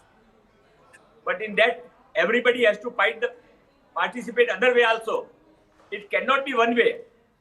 till you are with the country, till you govern you abide by the Indian rules, for us all are same. But if you are here and wants to facilitate the incoming of the Guspetias, then you are not welcome here. All right, Mr. Lodha, thank you so much. The battle actually has begun now, given that you've ended the Matoshri's dominance in the civic body, but the deliverables await for the BJP and for Eknath Shinde's Shiv Sena. Many thanks to you, Mr. Lodha. Heartiest congratulations once again. On that note, let me quickly bring in Aman, who's also joining us live. He's been tracking minute-by-minute updates for us on the BMC election. And I'm also joined in by Professor Sanjay Kumar, who's a psephologist. Aman, first to come to you, what are the key takeaways now as far as the victory is concerned?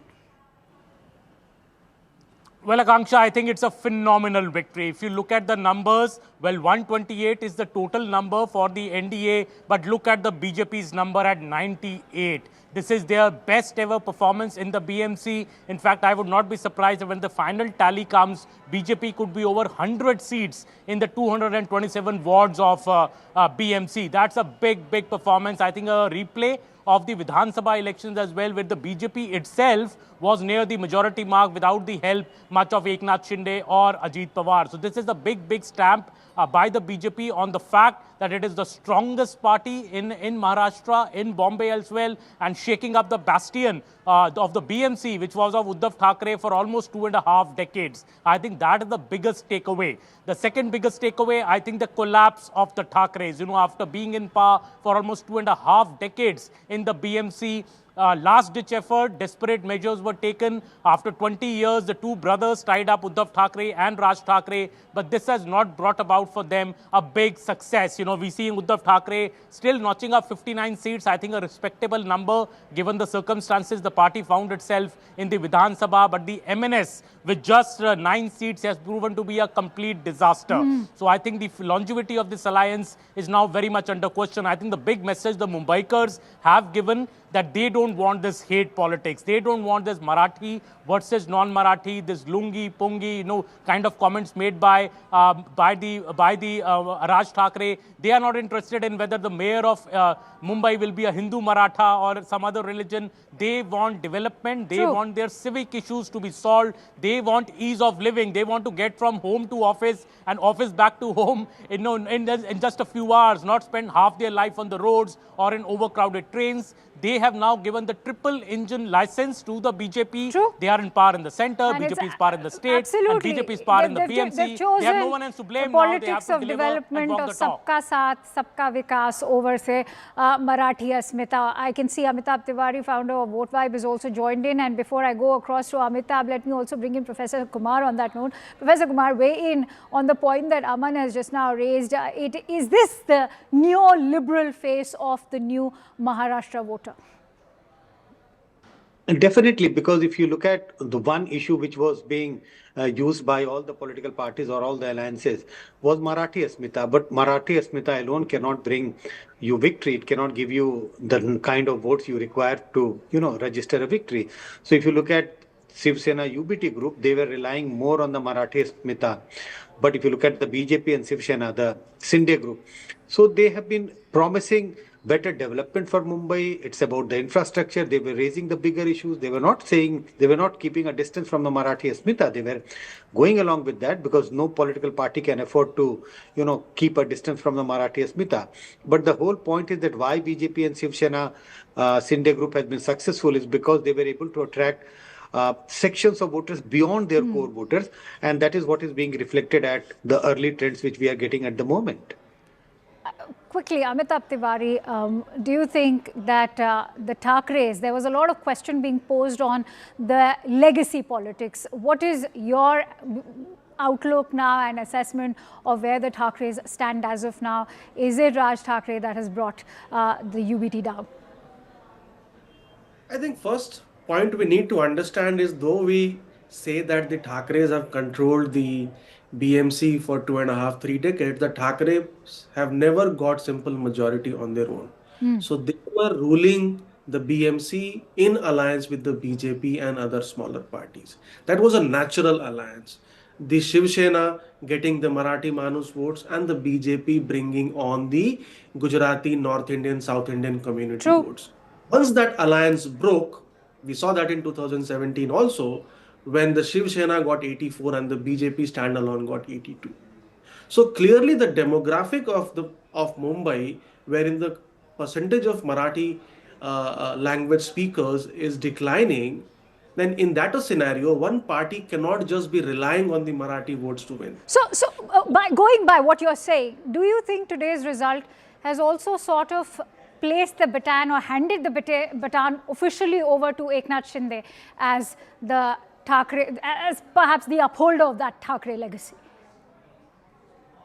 I would say there are two factors here. One is who is the real inheritor of the Thackeray legacy, who is now the real Shiv Sena. So the Eknath Shinde faction is clearly the real Shiv Sena. They had established that even in 2024 Vidhan Sabha election, Mumbai was the only region wherein in direct one-to-one contest, the UBT won 6 and the Shiv Sena Eknath Shinde 5. So this was the only region where the UBT had an upper hand against the Eknath Shinde faction. So they are clearly the real Shiv Sena.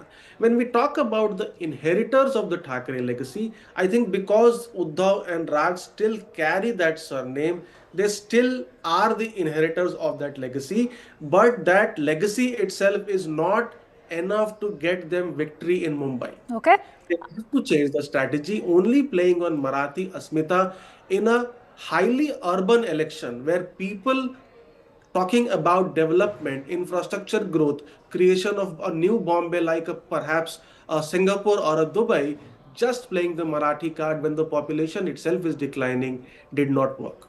I want to bring in Aman on that note. Aman, we've seen how the BJP and the Shiv Sena Eknath Shinde faction have successfully and very skillfully dented all of these bastions, not just the bastion of, say, the Shiv Sena UBD, but also of the Pawars.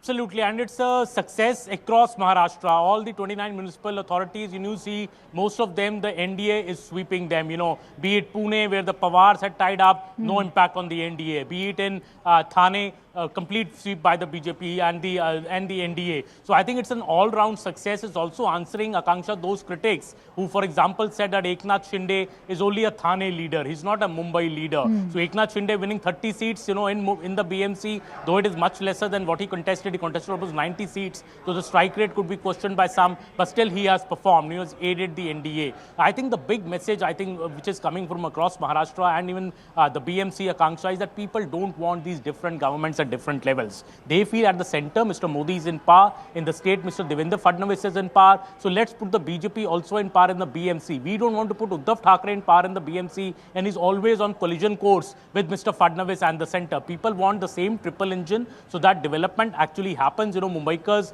whatever I have gone around in the city in the last 3 days, people complaining of potholes. One person told me that, I spend 4 hours of my life daily in getting from home to office. I want ease of living. No party is speaking about that. I'm not interested in if it will be a Marathi Manu should get together or not. This is a civic election. Civic issues should be top on the foremost of the politicians. I think people have really answered in that way because Fadnavis has been speaking a lot about, the coastal road, the Atal Setu, the Mumbai Metro, making the locals here, the local trains here air conditioned, or be it the new Mumbai-Ahmedabad high-speed rail. So, I think people are more enamored by that infrastructure angle. They want Mumbai to be like Shanghai and Dubai, which was promised long back, and they are trusting the NDA now to bring the real change on the ground because the NDA now has nobody else to blame. They are in power in the center, in the state, and the BMC. They have to walk the talk and deliver the mandate which people have trusted them with. Oh, absolutely. The Marathis themselves choosing the politics of Sabka Saath, Sabka Vikas.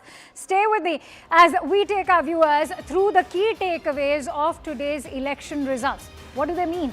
First and foremost, Mumbai and a number of other cities have voted for a triple engine ki sarkar. Remember, Aman was just now highlighting that very crucial point. It's a tectonic shift as the Bharatiya Janata Party emerges as the party to beat in Maharashtra Fadnavis has consolidated. Brand Modi wins the trust factor. The Thackerays, remember, are currently facing an existential crisis. This despite riding high on that wave of legacy. They're voted out from Mumbai, that too after 26 years, and even trounced in neighbouring Thane. Pawars are marginalized. They are slipping behind the BJP in Pimpri-Chinchwad. Even in Pune, NCP Ajit Pawar faction may even find itself out of the equation now in the Mahayuti, because they were the ones who took that miserable decision of actually sticking their neck out. There's a lack of public connect now, and lackluster campaigning has returned to haunt the opposition in yet another state. Many, in fact, are already questioning why there was not a single rally by the Congress party. Limitations of insular, parochial politics becoming clearer, serving as a disincentive for other regional parties in other states. Many are saying that this is not the face of Maharashtra. You have the Gen Z voters, you have the youth, you have the middle class, which is choosing the politics of development over vitriolic politics. Opposition has suffered another morale-slapping defeat with implications for national politics. Plus, it's a first mega victory in 2026, which is buoying the NDA as it now prepares for a tough round of state elections in early summer. India's richest municipal corporation, which as we all know is the BMC, might undergo a revamp, which will now be about serving the nation's business capital that we all know Mumbai is. And Mumbai's impending transformation through unified governance model will directly impact India's economic credibility, because it is India's financial capital. Let's quickly go across to Yesha Kotak, who's joining me live on the broadcast from outside the Bharatiya Janata Party office. Celebrations galore over there. Let's quickly go across to Yesha. Yesha, what's the mood? Absolutely. In fact, like you rightly said, I'm right here outside the BJP office. I'd asked my VJ to show you visuals of what the celebrations really look like outside BJP office. So we're expecting that by 3:30 is where the celebrations would begin, because clearly now, with the figures coming in even more concrete, it's evident that the halfway mark has already been crossed. In fact, the Mahayuti is inching towards the 130 mark even so. When we came in this morning, there were just barricadings that were put up. Now, as we see that the Mahayuti crossed the halfway mark, is where the celebration preparations is on in full swing. In fact, you see some of the people, some of the candidates who had in fact, one from the area, they've started coming in towards the BJP office. There is Gulal, there's also celebration. We also expect the Chief Minister to be here in some time.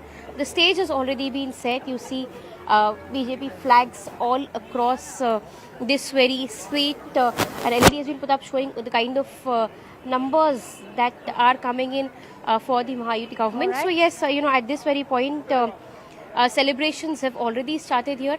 But of course, we see that in an hour from now is where top leaders of the state, the Chief Minister would be heading in here, and then that's where the distribution of sweets will also take place. All right, yes. Let's quickly go back to our guests, and Aman also continue to stay with us. Aman, what is the sense you're getting? Is it confirmed now that the Mahapaur is going to be from the Bharatiya Janata Party? Well, absolutely. It will be a BJP mayor for the first time in the BMC. It's very, very clear. Devendra Fadnavis has said that the same. We had BJP leaders coming here on the show in the morning also saying the same. It will be a BJP mayor, and because BJP is far, far ahead, Akanksha, BJP is nearing 100 seats, while the Shinde Sena of Mr. Eknath Shinde is just at about 30 seats. So clearly, it will be a BJP mayor in Mumbai, and this is going to be a big, big thing, because BJP has often, though it was in alliance with the Thackerays earlier in the BMC, but BJP always was I would say, a backroom player in that. BJP was not calling the shots in the BMC, even when it was in alliance with Uddhav Thackeray, and that is why now the BJP, I think, for the first time gets to play on the front foot in the BMC. Big ideas, the big manifesto promises that Devendra Fadnavis has made a few days back of having air-conditioned locals, of having the metro network expanding, of having pothole free roads within a deadline in Mumbai. These are big promises. Cleanliness in Mumbai, for example, many people here have told me that Mumbai is no longer clean. You see garbage dumps and garbage everywhere. Why is Mumbai not being clean as it should be? So I think all these points now the BJP needs to walk the talk. It will have its own mayor. It will have to hit the ground running. And, within maybe a few weeks or a few months, BJP will have to show a marked difference on the ground in Mumbai. Professor Sanjay, if you could weigh in on this historic victory for the Bharatiya Janata Party after 26 years, what would this mean now for overall development and the days ahead for the polity of Maharashtra? The days ahead, I think first, people have shown a lot of, faith in BJP. So there is a huge responsibility on the alliance, BJP and Shiv Sena. They have to deliver in the next 5 years because people have voted for BJP and Shiv Sena in a big way. Besides the, the Marathi Smita issue, besides on that, people expect better infrastructural facility in Maharashtra, better roads, better civic condition. So I think there will definitely be a change in the way the BMC has functions in the past, because in the past BJP has been in power along with the Shiv Sena, the united Shiv Sena, but this is the first time they are going to have their own mayor. So there would be change in the way the BMC is going to function. And I think a lot of people are hoping that there would be noticeable development in Maharashtra, in Mumbai, especially with regard to the infrastructural facility. Yes, when we talk about the infrastructural facilities, a lot of development that has been catered by the state government and of course is a double engine ki sarkar so far, which will now translate into triple engine. How has the politics of development spoken in favor of the BJP today, especially when you look at the kind of development we've seen when it comes to coastal roads, flyovers, metros? You will be the best one to perhaps share the details. Absolutely. When we speak of Mumbai, for any Mumbaiker, what's really been seen is that it's not really important about the whole narrative, the political narrative that plays in. Because clearly, when we saw that in the wake of the election, the run-up to the elections, there was a lot of narrative about Marathi versus Hindu, Marathi versus North Indian. All of this was quite evident. But, when it comes to a normal Mumbaiker, when we spoke to several of them, all of them believe that was not about that narrative. For them, it was the work that mattered. For any Mumbaiker who works, a middle class person who gets out of his house, takes a local train, reaches his office, for them, all they want is feasibility and ease of convenience and ease of commute. Clearly, so in the last, say, more than 2 to 3 years, we've seen some of the big ticket infrastructure projects being inaugurated. Now that, like you rightly said, right from Atal Setu to Coastal Road to the Mumbai Metro, all of that was something that would play out on the minds of Mumbaikers when they go ahead to cast their vote. Now, amidst all of this, what is also important to note is that while all of this is the point, in fact, Mumbaikers also think about the roads. Now, when it comes to manifesto of the BJP, they promised that from the 5,000 BST buses earlier, they get 10,000 to a 12,000 buses fleet. All of this is an important aspect for the Mumbaiker to think of. When it comes to monsoon, every year we see that when it comes to Mumbai monsoon, of course, earlier as well, and so is the case in the last 3 years also when there was an administrative rule, there's constant flooding. So for a Mumbaiker, it is not the political narrative which plays out, it is about the ease of living in the city that really plays out in the mind of a Mumbaiker. Absolutely, and this despite the BMC being the richest municipal body, the deliverables now is where the focus is now going to shift. This is going to be the major big challenge now for the BJP, which has now solidified itself under the aegis of brand Modi. Many thanks to you, Yesha, Aman and Professor Sanjay for sharing all of those invaluable insights and inputs. We will continue with our coverage, but for now we're slipping into a quick break. Stay tuned to CNN News 18 as we return with the latest.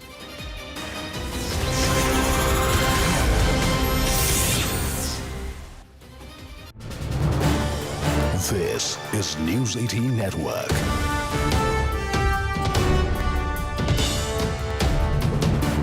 India's largest news network. With the chants of Jai Jai Maharashtra, that was the BJP press conference celebrating its victory in the municipal polls. Let's quickly go across to my guest, a very esteemed one. In fact, I'm joined in by Mr. Mangal Prabhat Lodha, Maharashtra Minister. Many thanks to you, Mr. Lodha, for joining in. And I would like to congratulate you. It's a moment of celebration. Let's begin by sharing your thoughts first. Yes, it's a big celebration, not only for BJP, but for all the Mumbaikars. After 25 years of the mismanagement of the Uddhav Thackeray party, now we will have a new governance under the guidance of Mananiya Narendra Bhai Modi ji and Mananiya Devendra Fadnavis ji and Eknath Shinde ji. It will be a well-deserving facilities and all the infrastructure for the Mumbaikars. We thank them, all of them, by heart and assure them that we will not defy your expectations and we will do much more than what we have promised. Mr. Lodha, what are those factors that have worked in favor of you and, of course, Shiv Sena, Eknath Shinde faction as well? The BJP has maintained that it was the 3 M's, which is, of course, Marathi, Mahila and the Modi factor. You see that people saw the governance of Honorable Brihanmumbai Narendra Bhai Modi ji last 10 years and they have compared it with the 60 years. People saw the working of the government in the Maharashtra under leadership of Sri Devendra Fadnavis in last 10 years and they compared with the last 60 years. And what the result is that the 10 years are much better than the total outcome of the 60 years. They know well that what we tell we do and we don't tell anything which we cannot do. That faith we have in the Narendra Bhai Modi ji, Devendra Fadnavis ji and Eknath Shinde ji. That is the reason they voted for us. Secondly, they are concerned about the security. Ghuspaich is taking place, infiltration is taking place in Mumbai, all around. Not only Bangladeshi Rohingya, but the other way also. And they know well that if it is not stopped now, then it will become out of control and it will become another Bengal or Bangladesh. That is the reason they have come together. Thirdly, they want the new economy development and the job and the new businesses in Maharashtra and Mumbai. So Mr. Lodha, it's interesting you speak about that, which is why there was a lot of talk about how Mumbai and the BMC election was proving to be a battleground when it came to the battle of ideologies as well. When the Marathi Asmita, which was also on the top of agenda of the Thackerays, was being challenged by BJP's Hindutva ideology. But it's not just perhaps the Hindutva ideology, it's also politics of development that has spoken today. You see that it is not question of Marathi Asmita. It was a question of Thackeray Asmita. They were not concerned about the existence of Marathis. It is a Maharashtra. So there cannot be any question or any problem about the Asmita existence of Marathi dominance. It is there, it will be there forever.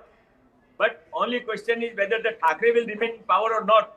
That is the reason they have taken a cover of Marathi Asmita that people have defied. People know well that behind the curtain of the Marathi Asmita, they are trying to take care of themselves, which people are not agreeing. So there's also a lot of chatter about BJP social engineering, where you've touched upon 4 stratas over here. You're looking at not just catering to the Marathis, you're talking about also catering to the migrant population which have come out, say, from states like Uttar Pradesh, North India particularly, and have settled down, the Dalits, and of course the Gujarati Marwadi elite as well.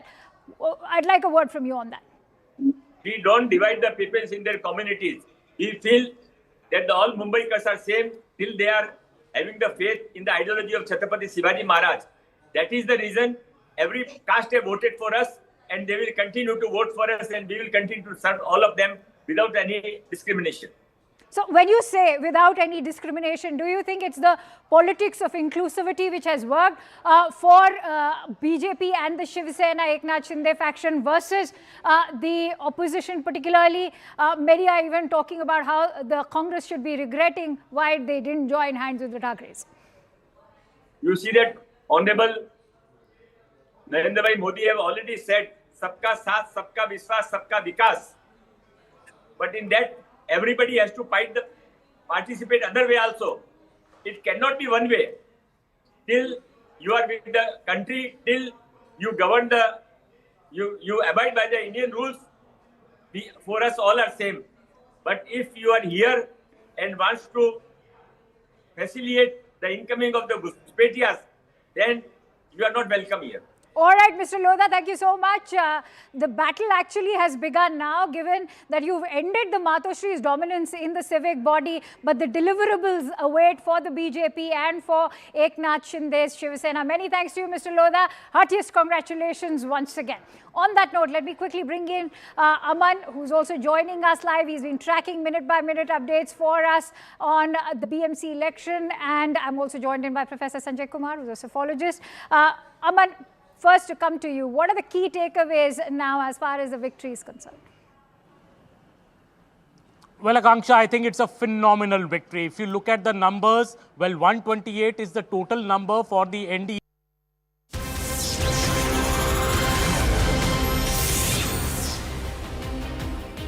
Welcome back. Now shifting focus over to other stories that are grabbing headlines. This as violence broke out in Murshidabad and North Dinajpur districts of West Bengal during the special intensive revision of electoral rolls. Protesters have vandalized government offices and blocked highways in Farakka, Murshidabad. A mob even targeted the BDO office, disrupting SIR hearings. The unrest spread to Chakulia in North Dinajpur, where protesters blocked a state highway, the NH12, and vandalized the BDO office, causing an estimated 20 lakh in damage. Several police personnel were injured and an FIR has been filed. The Election Commission has directed authorities to identify and arrest those responsible for the killing that took place of the Murshidabad migrant in Jharkhand. आपका ये जो comment है ये itself थोड़ा communal है Ram communal किया है तो कम्युनियल तो किया है और कम्युनियल काम करता है वो आपका जो खसरा वोटर जो निकला है उसमें निकलने का बाद प्राय 79,000 आदमी को हियरिंग बुला रहा है उसमें से 75,000 आदमी 75,000 आदमी मोहम्मदन है जिस बूथ में आपको 1100 वोट है 1100-1200 वोट है 1000 वोट है 50% से ज्यादा आदमी को बुला रहा है तो खसरा वोटर कैसे निकल गए पर उसके बाद में लोग भड़क उठे और मतलब तोड़फोड़ हुआ हम आदमी को समझा रहे थे हम भी जानते हैं कि ये प्रॉपर्टी सरकारी प्रॉपर्टी आम आदमी का प्रॉपर्टी है हम संभाल रहे थे एक दो आदमी ऐसी कुर्सी फुर्सी मन के चलिए कि ऐसा किया है बाकी तो सब आज स्मूथली काम हो रहा है মানুষকে যেভাবে হ্যারাস করা হচ্ছে এটা ক্ষোভের বহিঃপ্রকাশ এরা ঘুষপেটিয়ার কথা বলে আমাদের বাংলাদেশি বলে এই যে 58 লক্ষ নাম বাদ গেছে তাদের মধ্যে কজন বাংলাদেশি আপনারা জিজ্ঞেস করুন বিজেপি নেতাদের মানুষের ক্ষোভের বহিঃপ্রকাশ কিন্তু আমি আপনাদের মাধ্যমে অ্যাপিল করতে পারি যে মানুষ যাতে শান্ত থাকে সংযত থাকে সবার উপর যে চাপ তৈরি করেছে ইলেকশন কমিশন 2 বছরের কাজ 2 মাসে করতে হবে এর জন্য একমাত্র দায়ী ভারতীয় জনতা পার্টি এবং ইলেকশন কমিশন এরা ভাবছে নোটিশ পাঠিয়ে মানুষকে শিক্ষা দেবো মানুষ ভোট দেয়নি বলে যত নোটিশ এরা পাঠাবে বিজেপির ভোট তত কমবে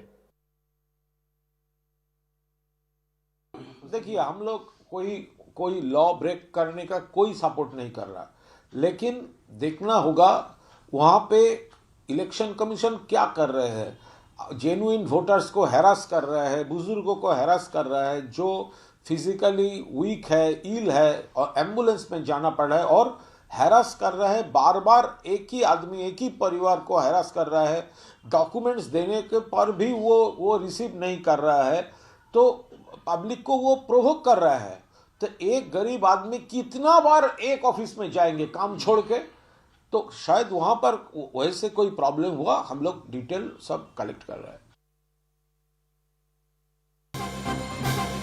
Let's take with the story getting in breaking inputs.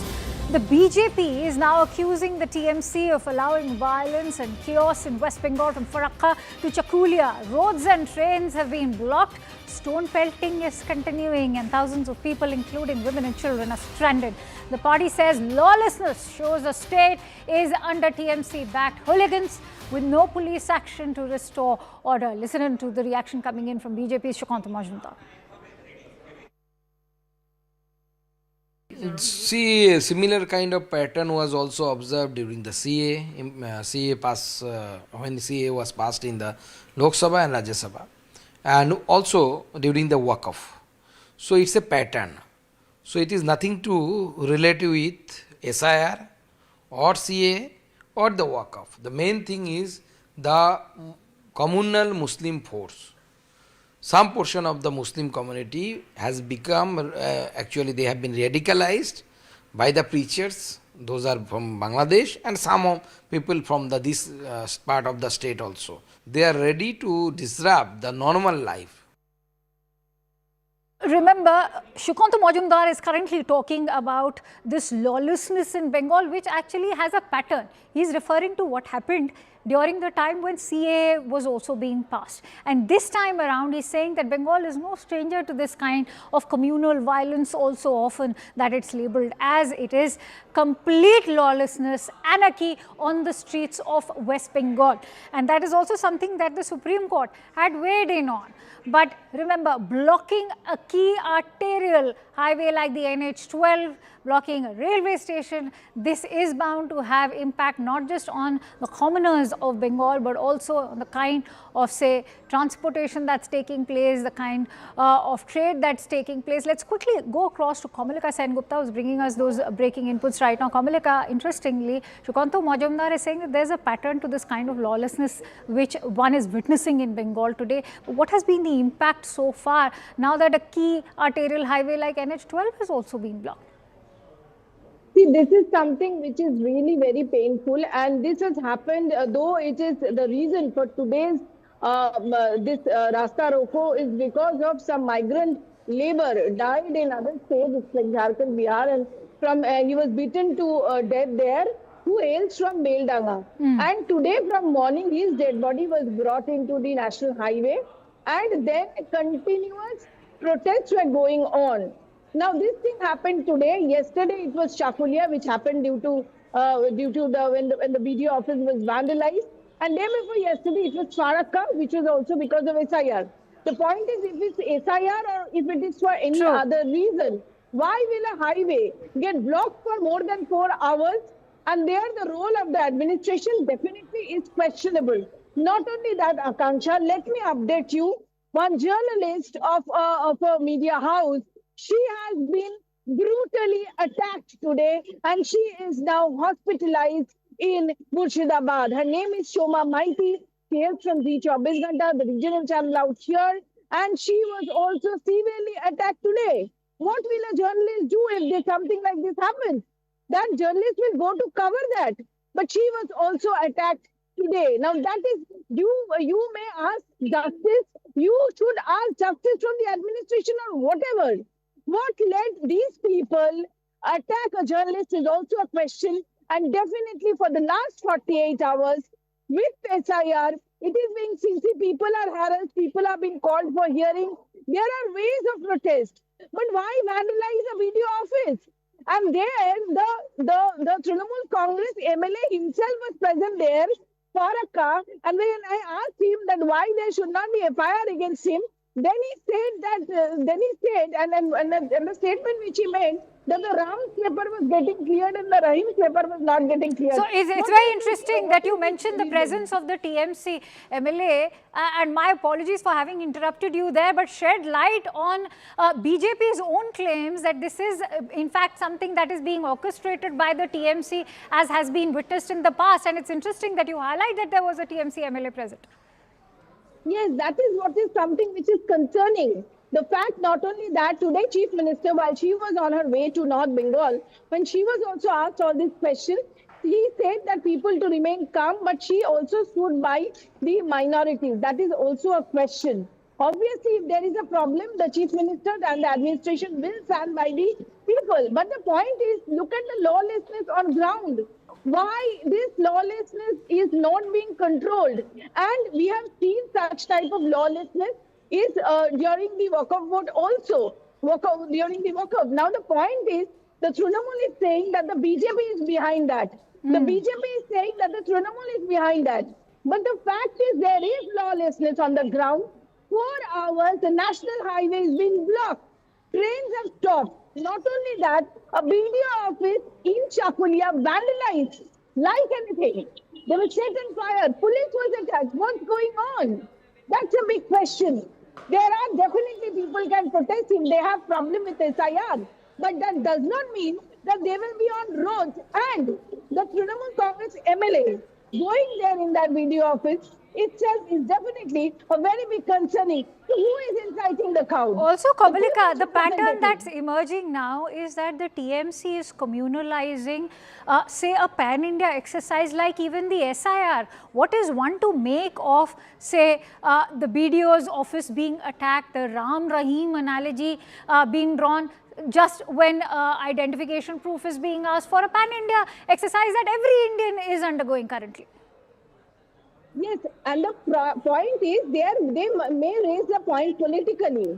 That is okay. There are, if you are a citizen of India, then you have various ways to prove it. Go through those ways. But the point is taking law into their hand, and specifically Akanksha, what happened today when a journalist went there to cover it, she was severely attacked there. She's now in hospital. That is something which is really concerning. What would a journalist do if something like this happens? And on that note, very interesting you highlight that. So you're looking at central agencies like the Enforcement Directorate being sort of barged into when they are conducting raids. You're looking at calls for dharna outside the High Court when the hearing is going to take place, and now you're talking about a female journalist being attacked. What is the TMC trying to achieve over here? That is which is very concerning. The people who were involved today in beating up the journalists, they were those people who were protesting. But the point is, now she went there for her work, as everyone of us goes. Then who are the people and why they are targeting? If they have something, see, it is very sad that a lot of people's name might get deleted. If they are citizen of India, there are a lot of provisions to which they can add their name. Even after the 14th, if the final draft roll comes out in 14th, and if you want to add your name, then there are rules. Form 6 is there. You can go and add and show that you are a valid voter. But this thing which is going on ground, this democracy, there is definitely the people whose name unnecessary will be deleted. Definitely that should be taken into consideration. All right. But there is way. That does not mean that everybody will take it out on the road. That is a question. Absolutely. This is complete democracy, in fact, at the hands of the TMC. On that note, let's also listen in to the reactions that have come in. Remember, Shrikanta Majumdar of the BJP has already highlighted the pattern to this kind of hooliganism that the TMC has been resorting to. On the other hand, Kunal Ghosh of the TMC continues to, in fact, defend his party. Let's listen in. देखिए, हम लोग कोई law break करने का कोई support नहीं कर रहा, लेकिन देखना होगा वहाँ पे इलेक्शन कमीशन क्या कर रहे हैं। जेन्युइन वोटर्स को हैरास कर रहा है, बुजुर्गों को हैरास कर रहा है, जो फिजिकली वीक है, इल है और एम्बुलेंस में जाना पड़ रहा है, और हैरास कर रहा है बार बार। एक ही आदमी, एक ही परिवार को हैरास कर रहा है। डॉक्यूमेंट्स देने के पर भी वो रिसीव नहीं कर रहा है, तो पब्लिक को वो प्रोवोक कर रहा है। तो एक गरीब आदमी कितना बार एक ऑफिस में जाएंगे काम छोड़ के, तो शायद वहां पर वैसे कोई प्रॉब्लम हुआ। हम लोग डिटेल सब कलेक्ट कर रहे हैं। See, a similar kind of pattern was also observed during the CA pass when CA was passed in the Lok Sabha and Rajya Sabha, and also during the Waqf. So it's a pattern. So it is nothing to relate with SIR or CA or the Waqf. The main thing is the communal Muslim force.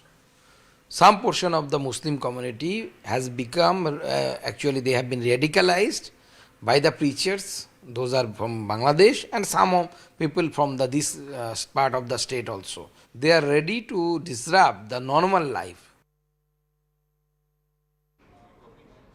All right, shifting focus over to Telangana, a temple in Hyderabad's Puranpur Darwaza area was vandalized, sparking tensions and clashes between residents and the police. The incident occurred on the night of 14th of January when unidentified individuals damaged an idol and tore a banner at the temple. Angered residents have protested, even blocked roads and damaged vehicles, leading to injuries to at least 10 people, including police personnel. The police have registered 2 FIRs, one for temple vandalism and another for damaging a nearby shrine and attacking the police as well. The AIMIM chief Asaduddin Owaisi has visited the area, urging calm and strict action against the perpetrators. The Bharatiya Janata Party leaders, including N. Ramachandra Rao, have condemned the incident, alleging a pattern of temple desecrations in Telangana. This incident comes after tensions also rose in Secunderabad after an idol at the Muthayalama temple was allegedly vandalized early on Monday as well. Listen into the reactions that have come in so far from all ends of the political spectrum. We got some information about few anti-social elements came and nearby that temple, which is nearby Purana Pul Dwar temple, some anti-social element entered and they tried to turn on flexi. We have registered a case on appropriate section and we got some clues about the person also. So now situation is properly peaceful. There is nothing which is out of control. It is completely controlled. And our police people are doing proper patrolling to the night. पुराने शहर में पुराना पुल दरवाज़ा जहाँ शिवाजी महाराज यहाँ पर आके रुक के गए हैं करके ऐसा माना जाता है। और ये जो यहाँ पर जो इमारत है इसमें छोटी सी एक मंदिर है और तहखाने में भी एक मंदिर है। कुछ मुसलमान बच्चे यहाँ पर आकर एक यहाँ शिवाजी के फ्लेक्सी को फाड़ दिए और कोशिश की गई कि हिंदू देवताओं को यहाँ पर अपमान किया जाए। ये जो घटना घटी है ये अपने आप में एक साधारण घटना नहीं है। क्यों सोच समझकर हिंदुओं के देवी देवताओं को अपमान करने के लिए, हिंदुओं को भड़काने के लिए ये ऐसा काम चल रहा है। If you see this pattern of these forces who belong to the Sangh Parivar, who are trying to create a communal disturbance in Hyderabad, majority of these incidents are happening in night time. And it is happening on an issue which has no relevance at all. They are trying to create a communal controversy. Some say a poster was torn, some say something happened over there. My concern is that what is the local police doing over there? And my request to the people of that area and people of Hyderabad is that we don't require such incidents at all. We require Hyderabad to be peaceful so that Hyderabad progresses. Quickly go across to PV Ramana, who's been tracking the latest for us. PV Ramana, there's been 2 cases that have been filed. If you could shed more light on both the FIRs, what action has been taken so far, and of course follow it up with the pattern that is being spoken of by the BJP. Yeah, police is still searching for the culprits who were vandalized this particular temple, which is happened day before yesterday in the Old City area of Hyderabad. So the temple, in that temple premises, all the idols and other things were damaged, other things were vandalized by unknown persons. And of course, by noticing that, all the people over there came over there and they staged protest against the entire issue and all. Police visited the space, and moreover, the place is that Purana Pul area is completely Old City area of Hyderabad. The people was very sensitive area when it comes to the communal kind of a thing. So all the people came over there and they staged a protest over there. And the police also deployment. As of now, still the police deployment is very high in that particular area. Police stated that they will catch whoever the culprits for this entire incident and all. They will catch them in the 24 hours, but it's not happened. As of now, still the police is searching for the victim. Police is searching for the accused who did all these things and all. And it is created some politically also, it's very sensitive one because BJP, MIM and BRS leaders visited that place and they have seen that entire area and all. They demanded the police to catch the culprits. So Ramana, when we talk about the political sort of the kind of political rhetoric that's building up. We are seeing how the BJP, the BRS are highlighting that there's been a spike in such incidents under the current Revanth Reddy government. But having said that, you also have someone like an Asaduddin Owaisi from the AIMIM who are saying that there are certain Sangh forces which are at play over here, which want to perhaps fan these kind of communal fears. Yeah, even BJP Union Minister Bandi Sanjay told that he is not Revanth Reddy, he is Revantuddin. That's what exactly coming from the Bandi Sanjay, in fact, because his allegation is that he's encouraging the communal things, communal rights, and moreover, he's trying to make the allegation that he is trying to encourage the Hindu temples, Hindu devotional places and all. And the MIM chief Asaduddin Owaisi also visited that place, and he stated that, of course, he is also demanded the police to undertake more stringent action against the culprits and all, and he wanted more security in the temples and other prayer places, irrespective of the religion and all. So as of now, still the situation is very sensitive. Police deployment is very huge, very high in that area, and people who over there is still under the panic, because the huge number of people were gathered. It has created a communal rights kind of a thing in Hyderabad. So it is created a lot of it's a sensitive issue in Hyderabad. As of now, situation is under control. Police's deployment is high, and trying to sabotage the entire things, trying to control the entire thing, in particular Purana Pul area and the Charminar area of Hyderabad. All right, many thanks to you, PV Ramana, for bringing us all those inputs. The situation, as Ramana has been highlighting, remains extremely volatile and fragile as far as Telangana is concerned, Hyderabad to be particular.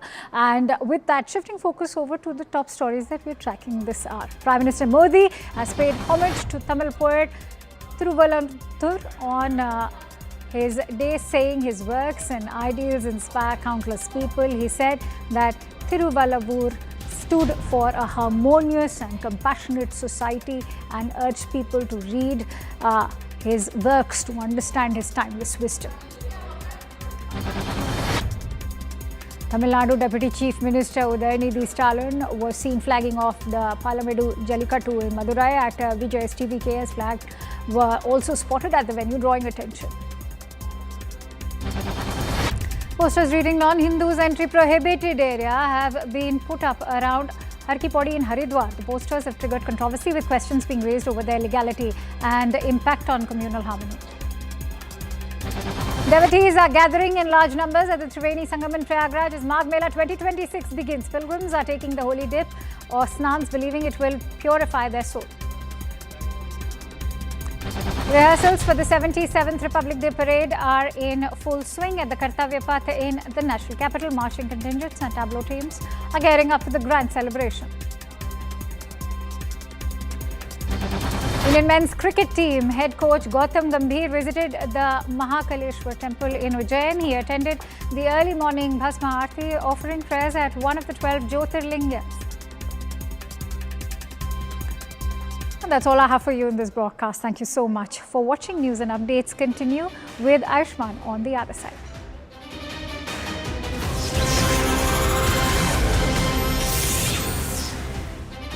Hello and welcome to CNN News 18 with me, Ayushman Singh Jamwal. Here are the top headlines. The BJP breaches the Thackeray bastion as their 30-year-old rule in the Mumbai Civic body comes to an end. Mahayuti comfortably crosses the halfway mark.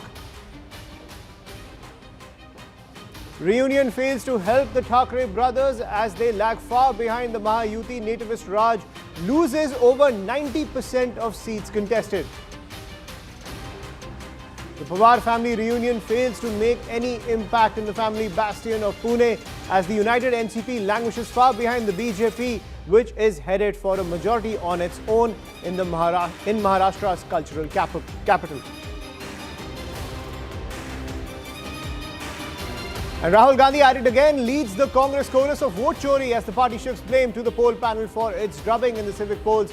BJP hits back, calls Rahul the leader of propaganda with zero credibility.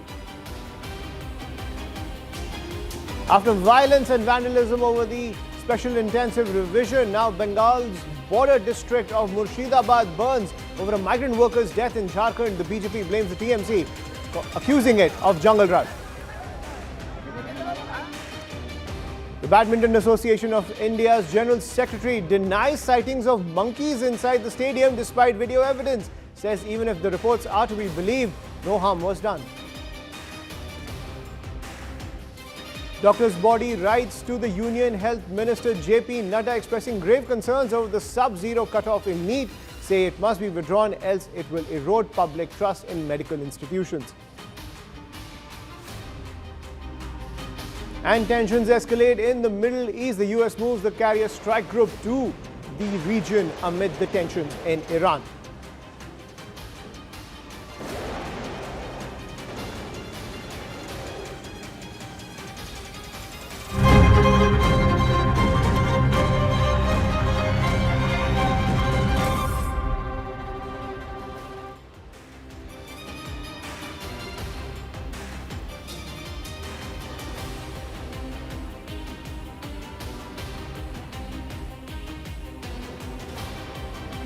And shifting our focus to the big political shift in the maximum city, the Maharashtra Civic poll results continue to pour in. The BJP-led alliance has surged past the 100-seat mark, while the Thackeray faction trails significantly at 68. NDA sources say that the Mumbai numbers indicate that the combined vote share of the BJP is at a whopping 34%, and the Shinde Sena at 20%, 54% decisively pushed the UBT and M&S combined to the margins. The Sharad Pawar-Ajit Pawar reunion in their strongholds of Pune and Pimpri Chinchwad seems to be a flop, as the BJP has taken a huge lead in both the civic bodies. In Pimpri Chinchwad, the BJP is ahead in 70 wards, while the Pawars are leading in 40 wards. The spotlight is on Mumbai, where the Thackeray brothers have reunited to reclaim their heritage and are standing against the BJP Shiv Sena alliance. But at the same time, as per the trends of the numbers come in, it's a complete wipeout of the Thackeray reunion, which has taken place in the maximum city. The nativist-born Raj Thackeray seems to have lost his deposit in almost 90% of those seats, given the fact that the complete wipeout has taken place at the hands of the Mahayuti alliance. That is the indication coming in from the maximum city as well as other civic bodies across Maharashtra. I'm joined by my colleague Yesha Kotak on the broadcast. Yesha, so clearly the mood is and the josh is high in the Mahayuti camp given this stunning result that has come in from the maximum city. The Thackeray faction's reunion with Raj Thackeray was unable to stem the tide and the support that the Fadnavis government has at the state level, and it seems that entire faith has emanated down to the civic bodies as well. Absolutely, and that is quite evident right here, very close to the BJP office. You see a saffron wave all across. Celebrations are in full swing. In fact, until this morning, though the trends last night suggested a clean sweep for Mahayuti, but despite that, early this morning, all we saw was just some barricading. But you know, now just in the last couple of hours, as the trends have picked up from the Mahayuti crossing that halfway mark to now, you know, the BJP itself being very close to the century is where we've seen celebrations have started in full swing. In the next couple of minutes from now, we'd also expect the Chief Minister to be here, the state senior leadership to be here, and also the Mumbai BJP leadership to be here to celebrate this very win. In fact, you see the poster right behind. It shows how, you know, it's the BJP which will now have their reins over the BMC. Clearly so, you know, we've been speaking about the triple engine Sarkar, that at centre, then at state and at Mumbai, and rightly so, that is now possible under the leadership of the Chief Minister Devendra Fadnavis.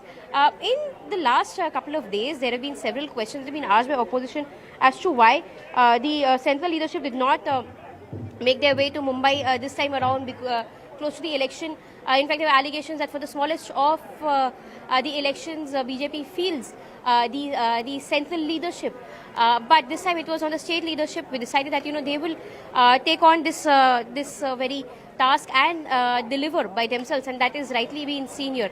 In the last 25 years, We've of course seen the Shiv Sena and the BJP being alliance, but however, this time around with the divided Shiv Sena, the BJP, for that matter, Chief Minister had promised that it will be a Hindu Marathi mayor of BJP, which will in fact be sitting at the BMC, and that now looks very close to reality as when it comes to the halfway mark that's already been crossed. Of course, the decision will be taken in an eventual polling that takes place later on. But now, as of now, that we speak of, clearly, what was being really spoken about, be it the Marathi Asmita, the pride of Maharashtrians, all of that seems to have really not worked with the voters.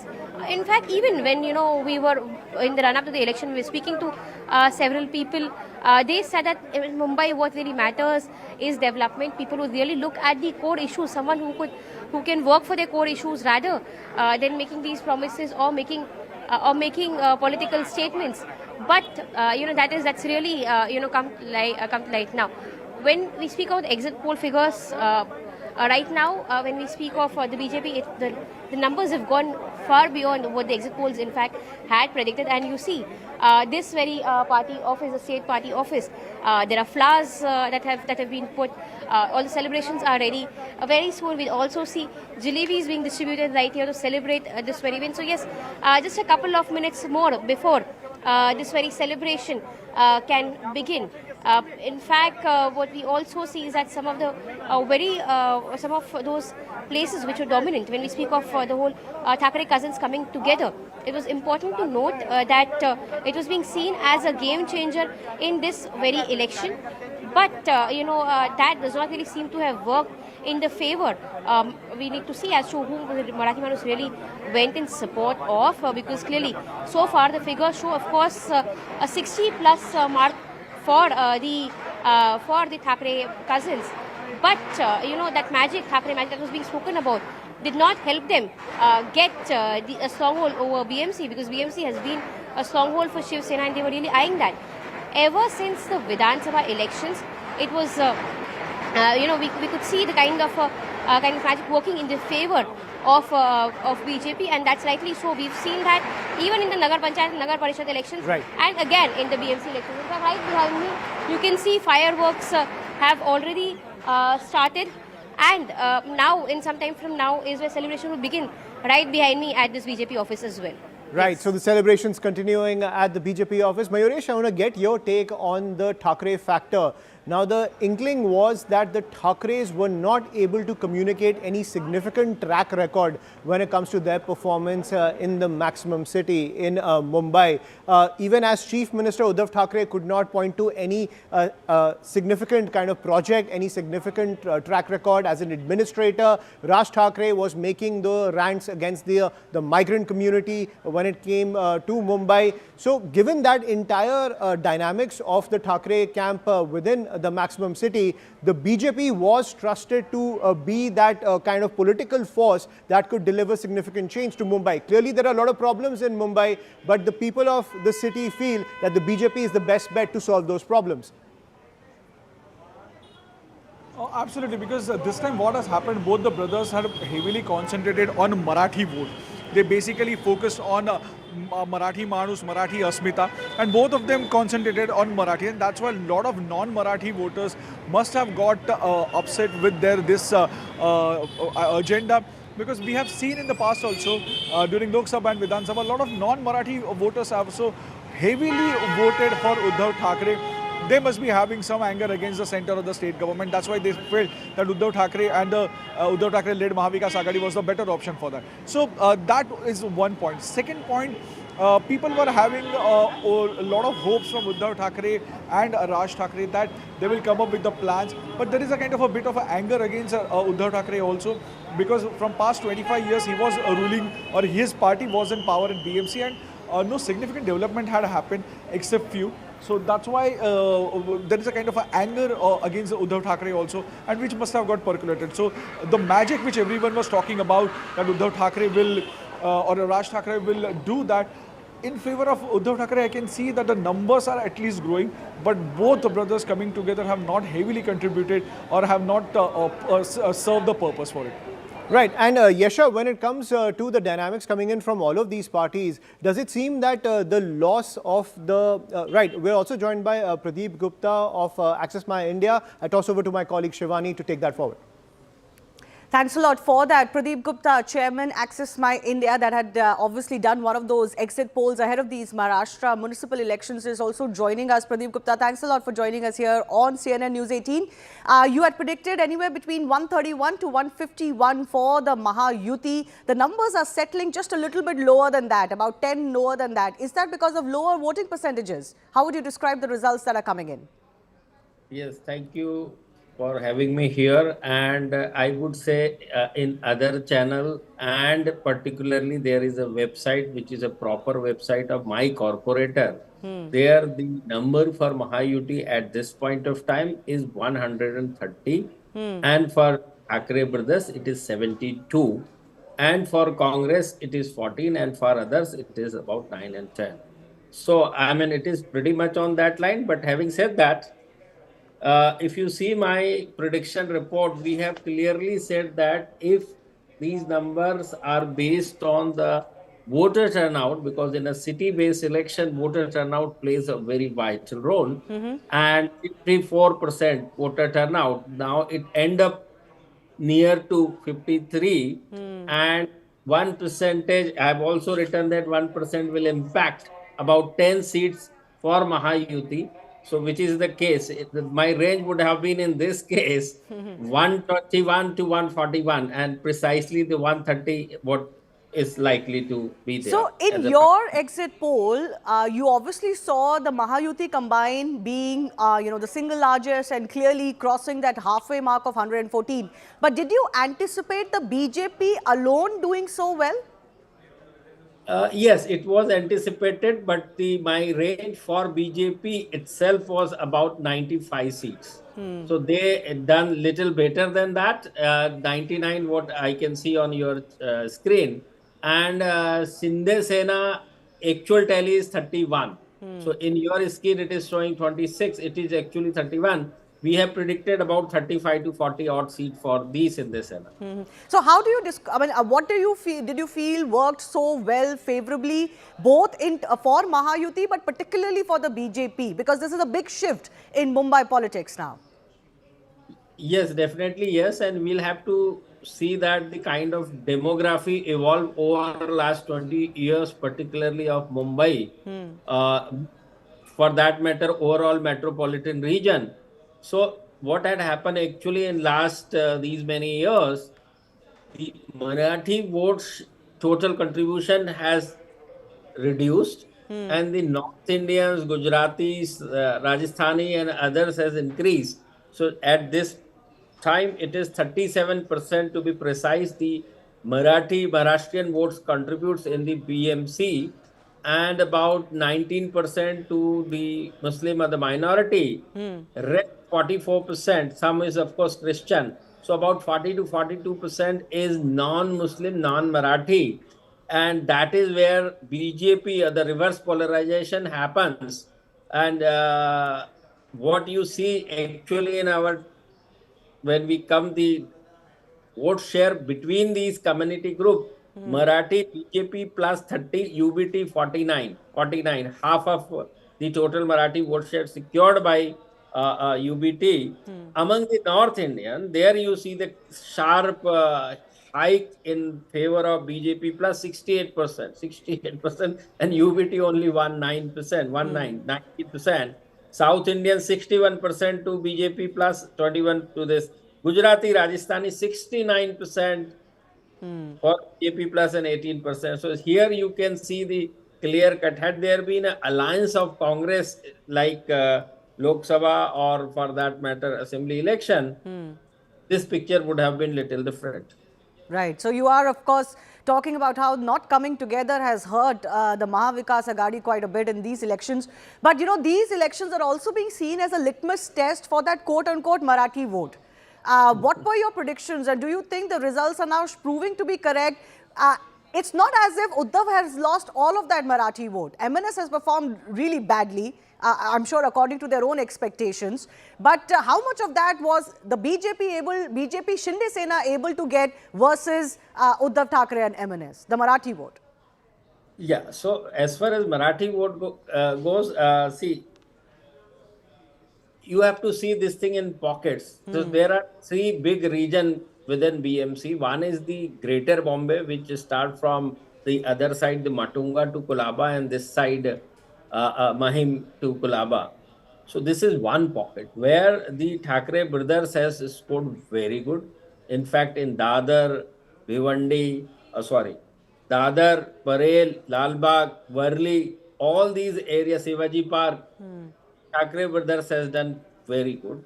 But when it comes to the central suburbs, where the vote, the Marathi in particular votes has split between Shinde and Thackeray brothers, particularly Marathi brothers, where the Bhandup, Mulund, all these areas are concerned, and which is the bordering or the neighboring to the Thane, where the Shinde come from, the strong or the bastion of Eknath Shinde hold. And when it comes to the western suburbs, where BJP has done extremely well, like all these elections in the past.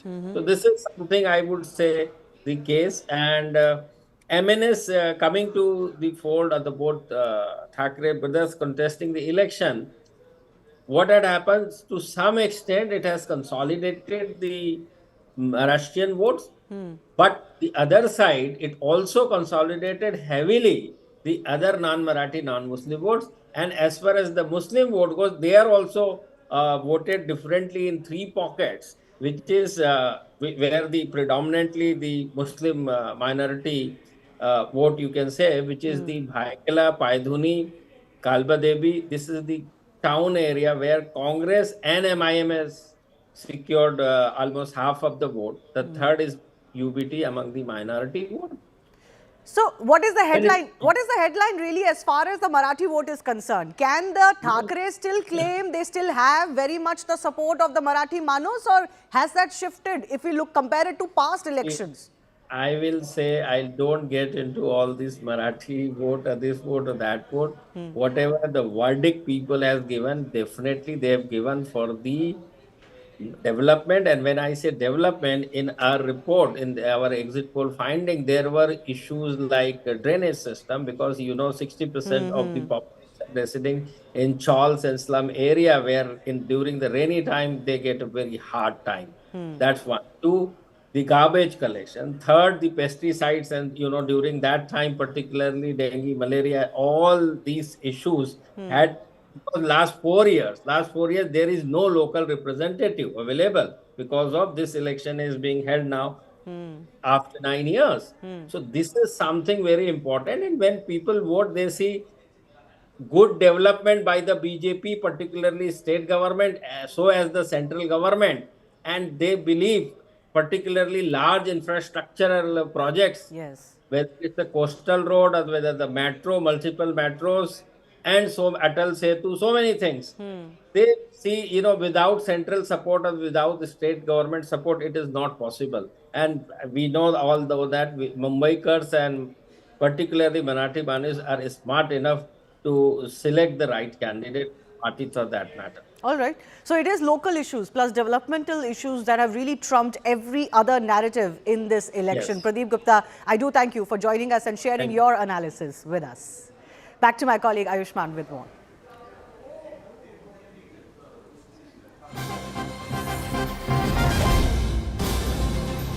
And breaking news coming in, the legal tussle continues in the 30,000 crore estate row involving the inheritance of Sanjay Kapoor in the wake of his death.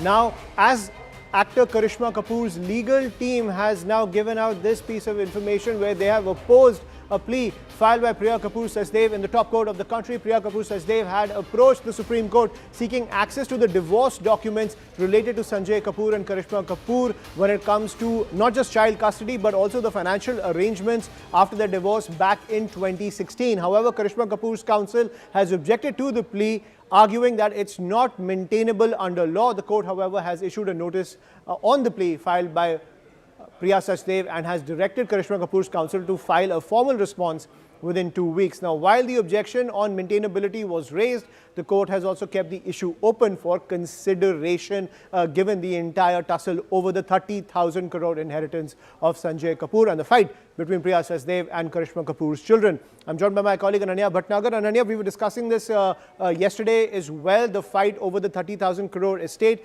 and Priya Sachdev has demanded the details of the divorce agreement back in 2016, not only when it comes to the financial arrangements, but even the custody arrangements in that 2016 agreement. Well, absolutely. In fact, Karishma Kapoor's lawyers have actually opposed this particular plea that has been filed before, in fact, the Supreme Court seeking, the kind of divorce decree and the divorce documents between Sanjay Kapoor and Karishma Kapoor, saying that, Priya Kapoor Sachdev is a third party to this, complete proceeding and cannot seek these documents because these are personal in nature. Not only that, the court has asked, in fact, Karishma Kapoor's lawyers to actually put their, response on or objections on record, but has clearly refused to issue a notice at this particular stage. The hearing would be happening after 2 weeks have been given to actually put their objections on record, and very clearly Karishma Kapoor's lawyers have opposed this particular plea by Priya Kapoor Sachdev, saying that it's not maintainable in law because Priya Kapoor Sachdev has no locus because she is a third party to these divorce proceedings and she is nobody connected to this particular case, and hence these documents cannot actually be given to Priya Kapoor Sachdev because divorce proceedings are usually personal in nature and these documents cannot be shared, is what in fact Karishma Kapoor's lawyers have actually argued before, in fact, the topmost court of the country. Remember that this hearing was in chambers, hence it was not something that was happening in an open court. So very clearly at this juncture, what we know so far is that 2 weeks time has been given out to file objections, and the hearing has been adjourned today. However, very clearly Karishma's counsels have opposed this particular petition, and we'll have to wait and watch as to how things fold out and where will this whole family feud go up to. In fact, we're getting another big update that's coming in where Ananya, in fact, spoke to Sanjay Kapoor's sister, Mandira Kapoor Smith, when it comes to this entire push coming in from Priya Sachdev in the top court of the country. Now, she has termed Priya Kapoor knocking the Supreme Court's door as a ridiculous act. Mandira has also questioned Priya's need for Karishma and Sanjay Kapoor's divorce documents from back in 2016. Listen in. Call recording floating, Mandira, with regards to Priya Sachdev Kapoor. How do you see these developments taking place? Because since the judgment is already reserved and these call records, which are purportedly floating on social media, tell a different story altogether. Well, I've always said from the beginning that the truth will come out. And I stand by that. The truth will come out. It's now... Let's see what plan they have to cover it up, whether they, what excuses they're going to come up with. But as far as I go, I've always stood by the truth will come out, and I believe in the justice system in this country. That seems to be happening now. Priya Sachdev Kapoor has knocked the doors of the Supreme Court, seeking the divorce papers of Sanjay Kapoor and Karishma Kapoor. How do you see these developments? Because certain financial details have also been sought as far as things. I think it's absolutely ridiculous. Number one, she has nothing to do with it. Secondly, she's already shown it in court, which she shouldn't have, because she's not brought out her divorce, information. No one's asked her. I don't know why she's brought Karishma's out, firstly. She has nothing to do with it, and she has nothing to do with the divorce. So I think it's a bit ridiculous that she has actually gone to the lengths to the Supreme Court to ask for these documents when A, she already has them. B, what are you trying to achieve? There's a claim that has been made, in fact, by Priya Sachdev Kapoor in a written submission that's been filed before, in fact, the Delhi High Court, wherein she claims that she has borne the expenses of Karishma's children after, in fact, Sanjay Kapoor's death. How do you see that, she has given an amount of over 96 lakh rupees that she has spent on the children as far as their travel and everything else is concerned? Simple question, is she spending on Azaris? Because those are also my brother's kids. She's not doing any favors. Those are my brother's kids, so they have to be looked after. No one's doing any favors, and again, this is not her estate to be doing anything for anyone. So let's bring out her 2 kids' expenses and see what they're spending on them. Don't try and act like she can't act like she's doing any favors here. these are my brother's kids, this is our estate. One thing that she has very categorically mentioned during the arguments also and in her written submissions is that both Ms. Rani Kapoor and the children of Karishma Kapoor have already gained a substantial amount of Sanjay Kapoor's wealth as far as the Rani Kapoor Trust is concerned. They've been given a big amount as per Priya Sajdev Kapoor. Is this something that you subscribe by, and why are basically she's questioning as to why then after receiving such a big amount these people are knocking the doors of the Delhi High Court? Firstly, let me make it really clear. It's not hers to give to anyone. It doesn't belong to her, number one. Number two, nobody has received anything. It's all lies. Let her back it up with some truth. But firstly, again, I'm going to stick to it's not hers to give. And again, I'm going to say, if she's so thinking about giving 19 crores or whatever she's claimed, why doesn't she keep that and give the rest back to the family? Because it's not hers to give.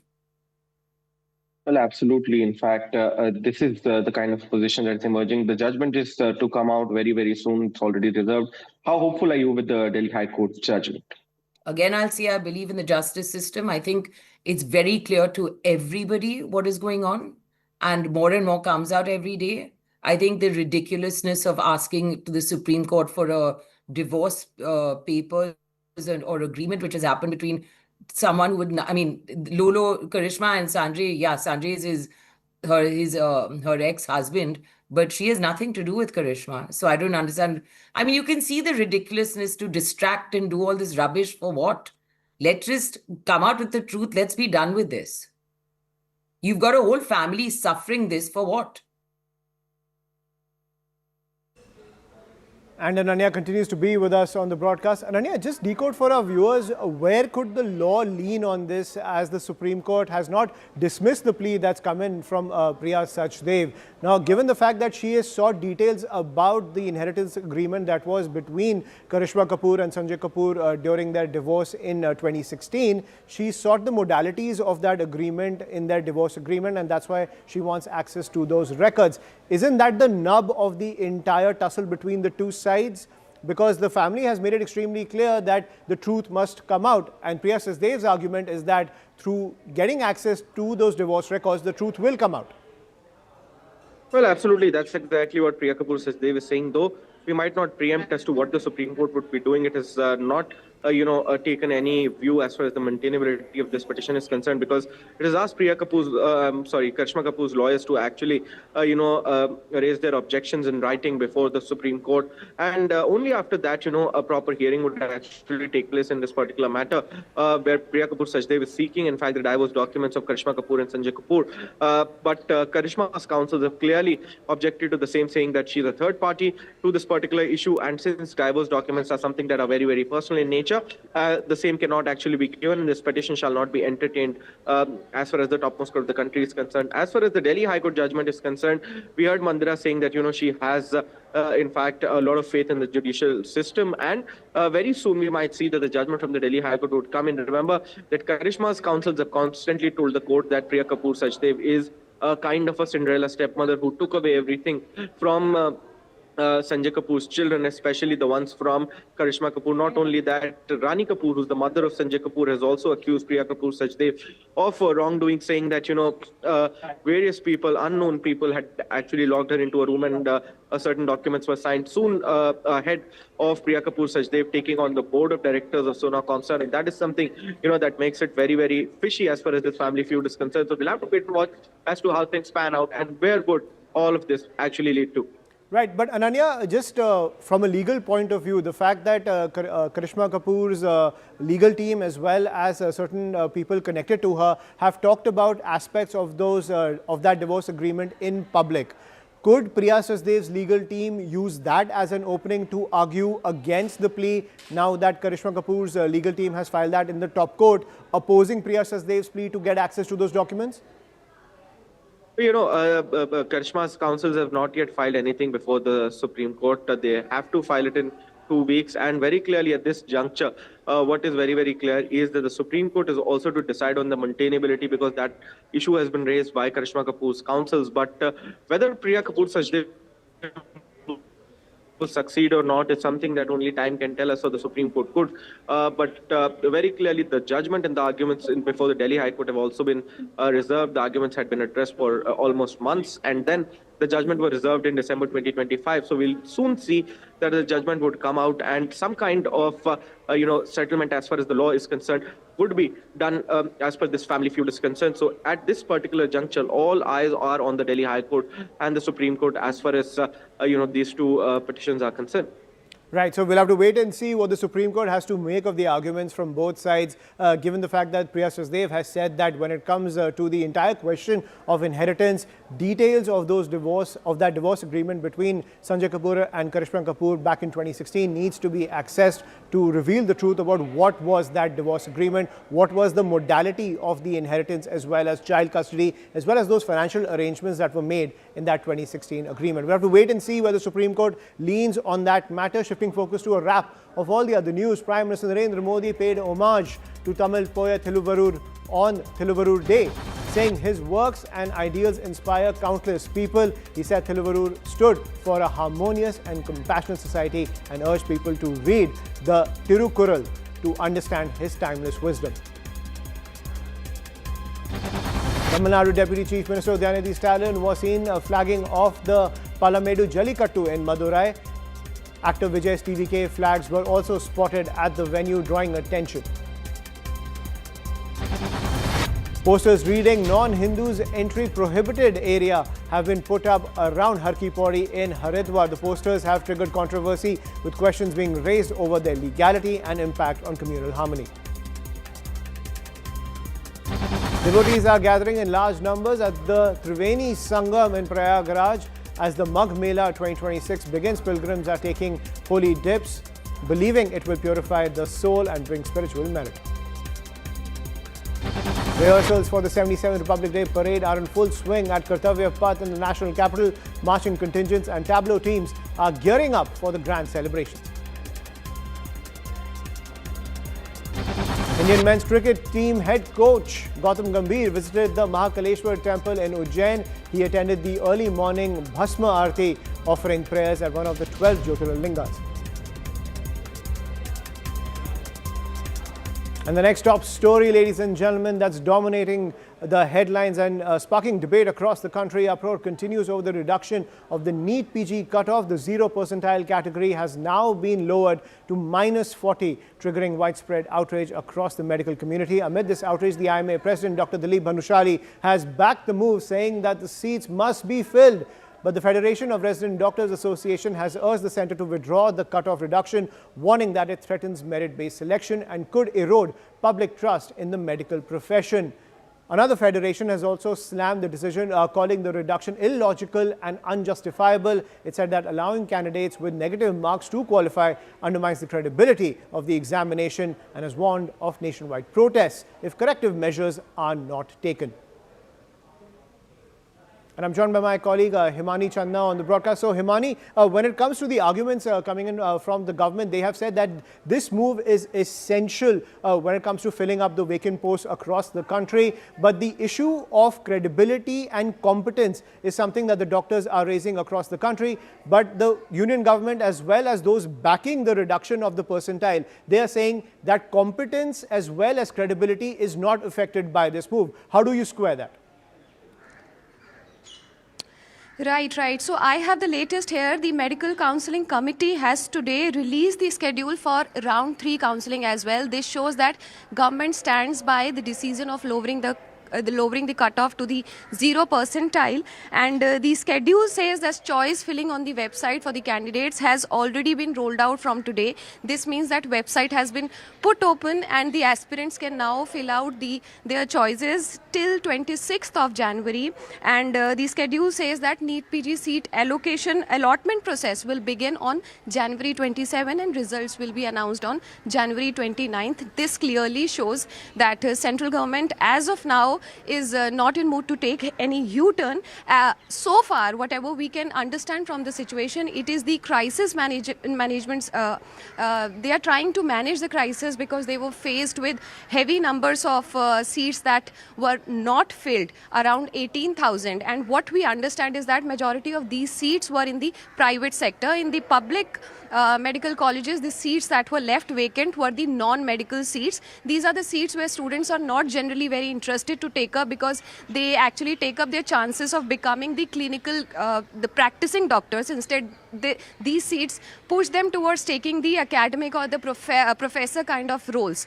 So majority of clinical seats are now available in the private hospitals, for which majorly the government has also said that they have lowered the cutoff to prevent the wastage of those seats. And when we talk about the private medical colleges and the availability of seats there, we must take into consideration the higher fees, which is upwards of rupees 75 lakh. So when we compare a student who has got negative marks, minus 40, and bank balance, they can definitely afford those seats. However, student who has got 300 marks out of 800, but they don't have the money to pay that fees, they will not be able to take up those seats and may try to re-attempt NEET PG next year, or may try to go abroad, or maybe they try and continue with the MBBS instead of upgrading their skill set.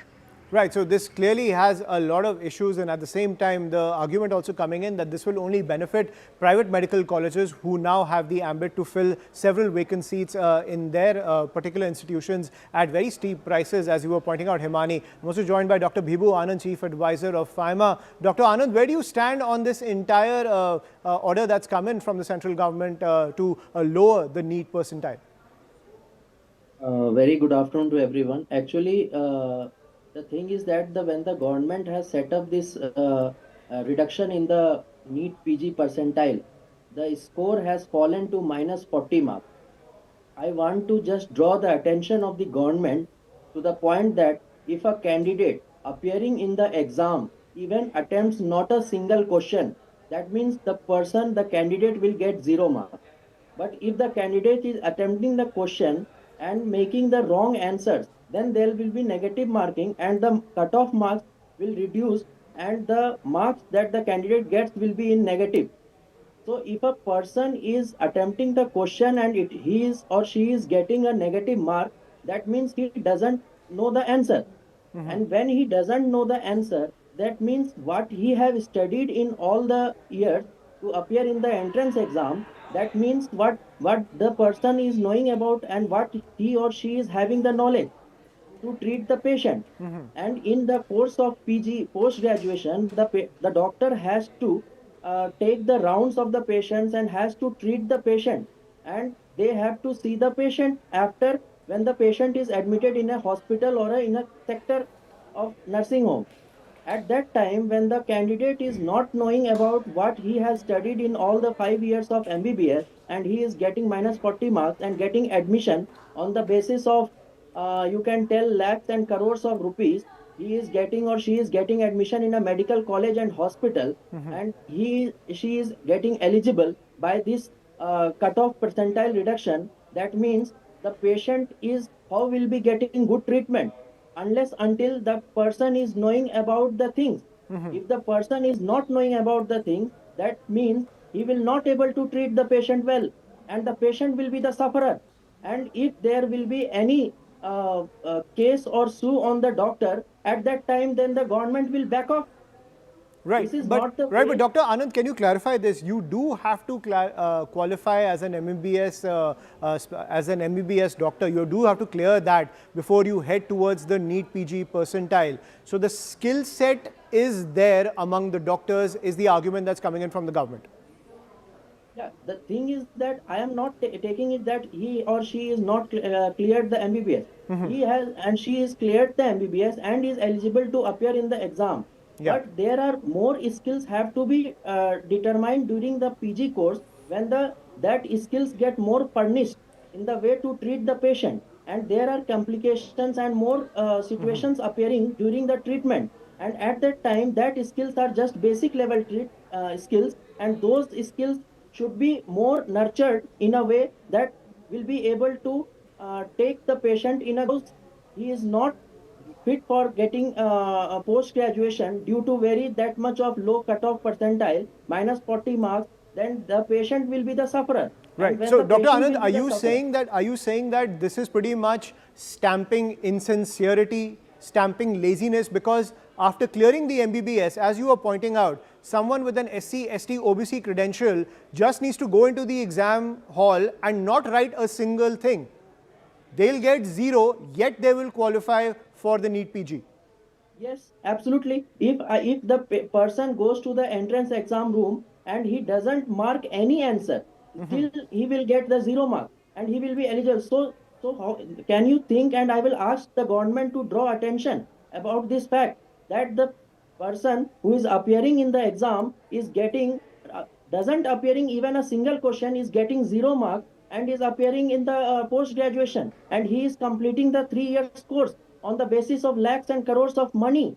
This is minting money to the private sector. I don't believe why the government is doing this such of things, and despite they should think about the patient, that the patient should be treated well, and when the patients are not treated well, the patients will have to suffer, and the government should think about the patient. And when the doctor will be claimed, the doctor will be sued, the doctor will be cased upon that this doctor is treating the patient and this is a medical negligence. At that time, the doctor registration is cancelled. Then where is the doctor standing? You are putting the doctors who are having 0 percentile or minus 40 marks to the post-graduation course. And when he does his post-graduation, then he do some medical negligence, then the government says that no, doctor is wrong. This is the fact. So all these people who could benefit from this new marking, you're saying they will suffer the consequences down the line. And at the same time, Dr. Anand, what do you say about the credibility of the medical fraternity? Now, if anyone goes to a specialist in the wake of this entire system, do you think they will have question marks in their head? Did this person even properly qualify to become a specialist after clearing the MBBS? Do you think that question will linger in every citizen in the wake of this system? Absolutely. Your question is very much correct. Even after this incident, I am facing many issues from the patients. They are lacking confidence in doctors. They are thinking that the person who is getting minus 40 marks is sitting and treating me. Now the generation of artificial intelligence, now the patients has also known to very much things. Now we doctors, as a doctors, have to be much knowledge about the things, then only we can treat the patient. We can't bluff the patient. These things are very much now open to the whole system, that the patient is knowing about the treatment also now. The patient is coming and they are sometimes testing the doctors also. So this lack of knowledge will just hamper the ecosystem between the doctor and patient relationship. The PR-ship will be very much bad after this type of step. We can't gain the confidence of the patient, and the patients will feel that they are insecure in coming to the specialist doctor because they are having the not properly knowledge about the things. Right. Dr. Bibu Anand, thank you so much for joining us and giving us that perspective. That's a very eye-opening statement that you're making over there, that given the fact that vacancies can be filled by this move, the long-term damage to the medical fraternity, it will be evident in the long term, in the years to come after the system gets completely implemented. Thank you so much for giving us that perspective. Getting a piece of breaking news in the wake of the BMC elections.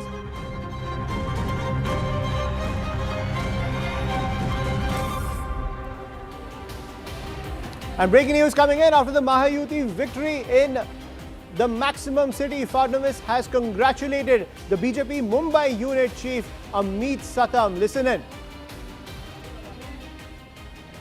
खूप अभिनंदन. खूप direct चांगलं झालं. आता काही चिंता करायचं कारण नाही. फार सुंदर केला तुम्ही. फार तुमचं अभिनंदन आहे.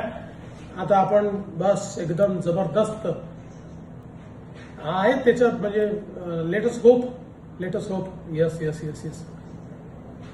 अमित, खूप अभिनंदन. खूप डायरेक्ट चांगलं झालं. आता काही चिंता करायचं कारण नाही. फार सुंदर केला तुम्ही. फार तुमचं अभिनंदन आहे. आता आपण बस एकदम जबरदस्त आहे त्याच्यात म्हणजे let us hope. Yes. Amit, खूप अभिनंदन. खूप नाही रे चांगलं झालं. आता काही चिंता करायचं कारण नाही. फार सुंदर केला तुम्ही. फार तुमचं अभिनंदन आहे. आता आपण बस एकदम जबरदस्त आहेत त्याच्यात म्हणजे लेटस्ट होप. येस. अमित.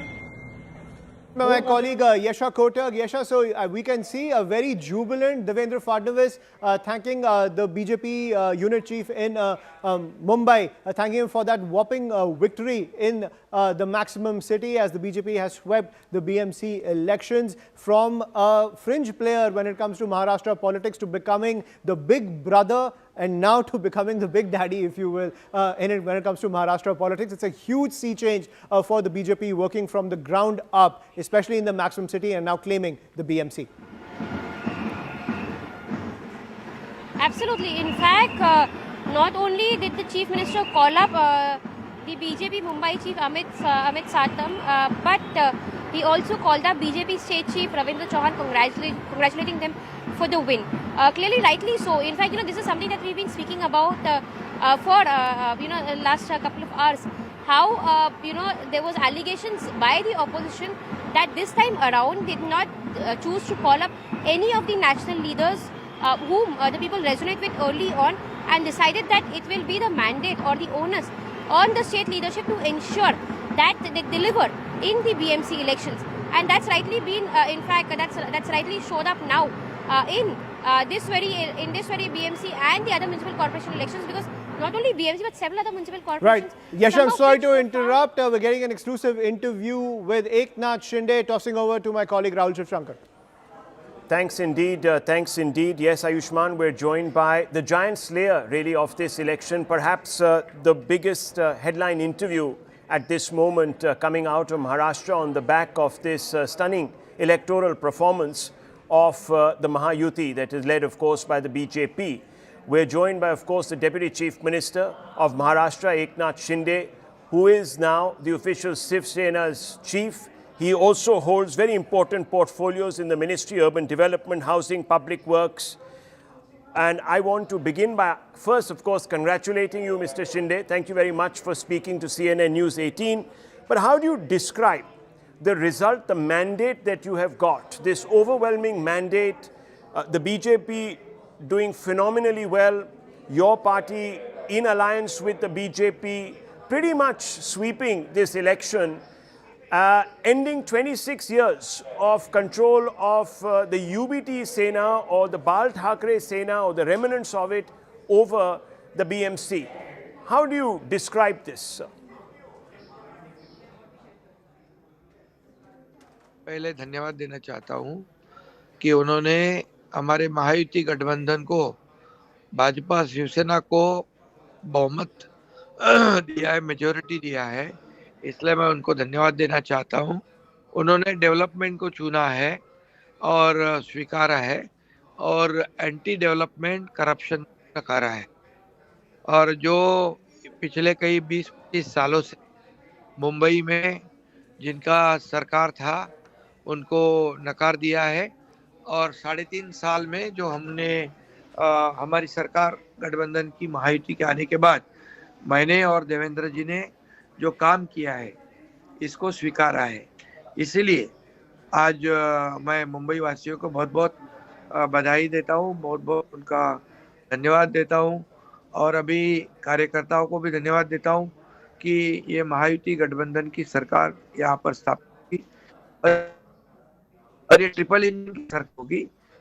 यहाँ पर हमारे एनडीए की सरकार केंद्र में है, महायुति की सरकार राज्य में है, और मुंबई में महायुति की सरकार आ गई है, तो निश्चित रूप से डेवलपमेंट के लिए बहुत फायदा होगा, क्योंकि आदरणीय प्रधानमंत्री नरेंद्र मोदी जी ने मुंबई को बहुत ही प्राथमिकता दी है।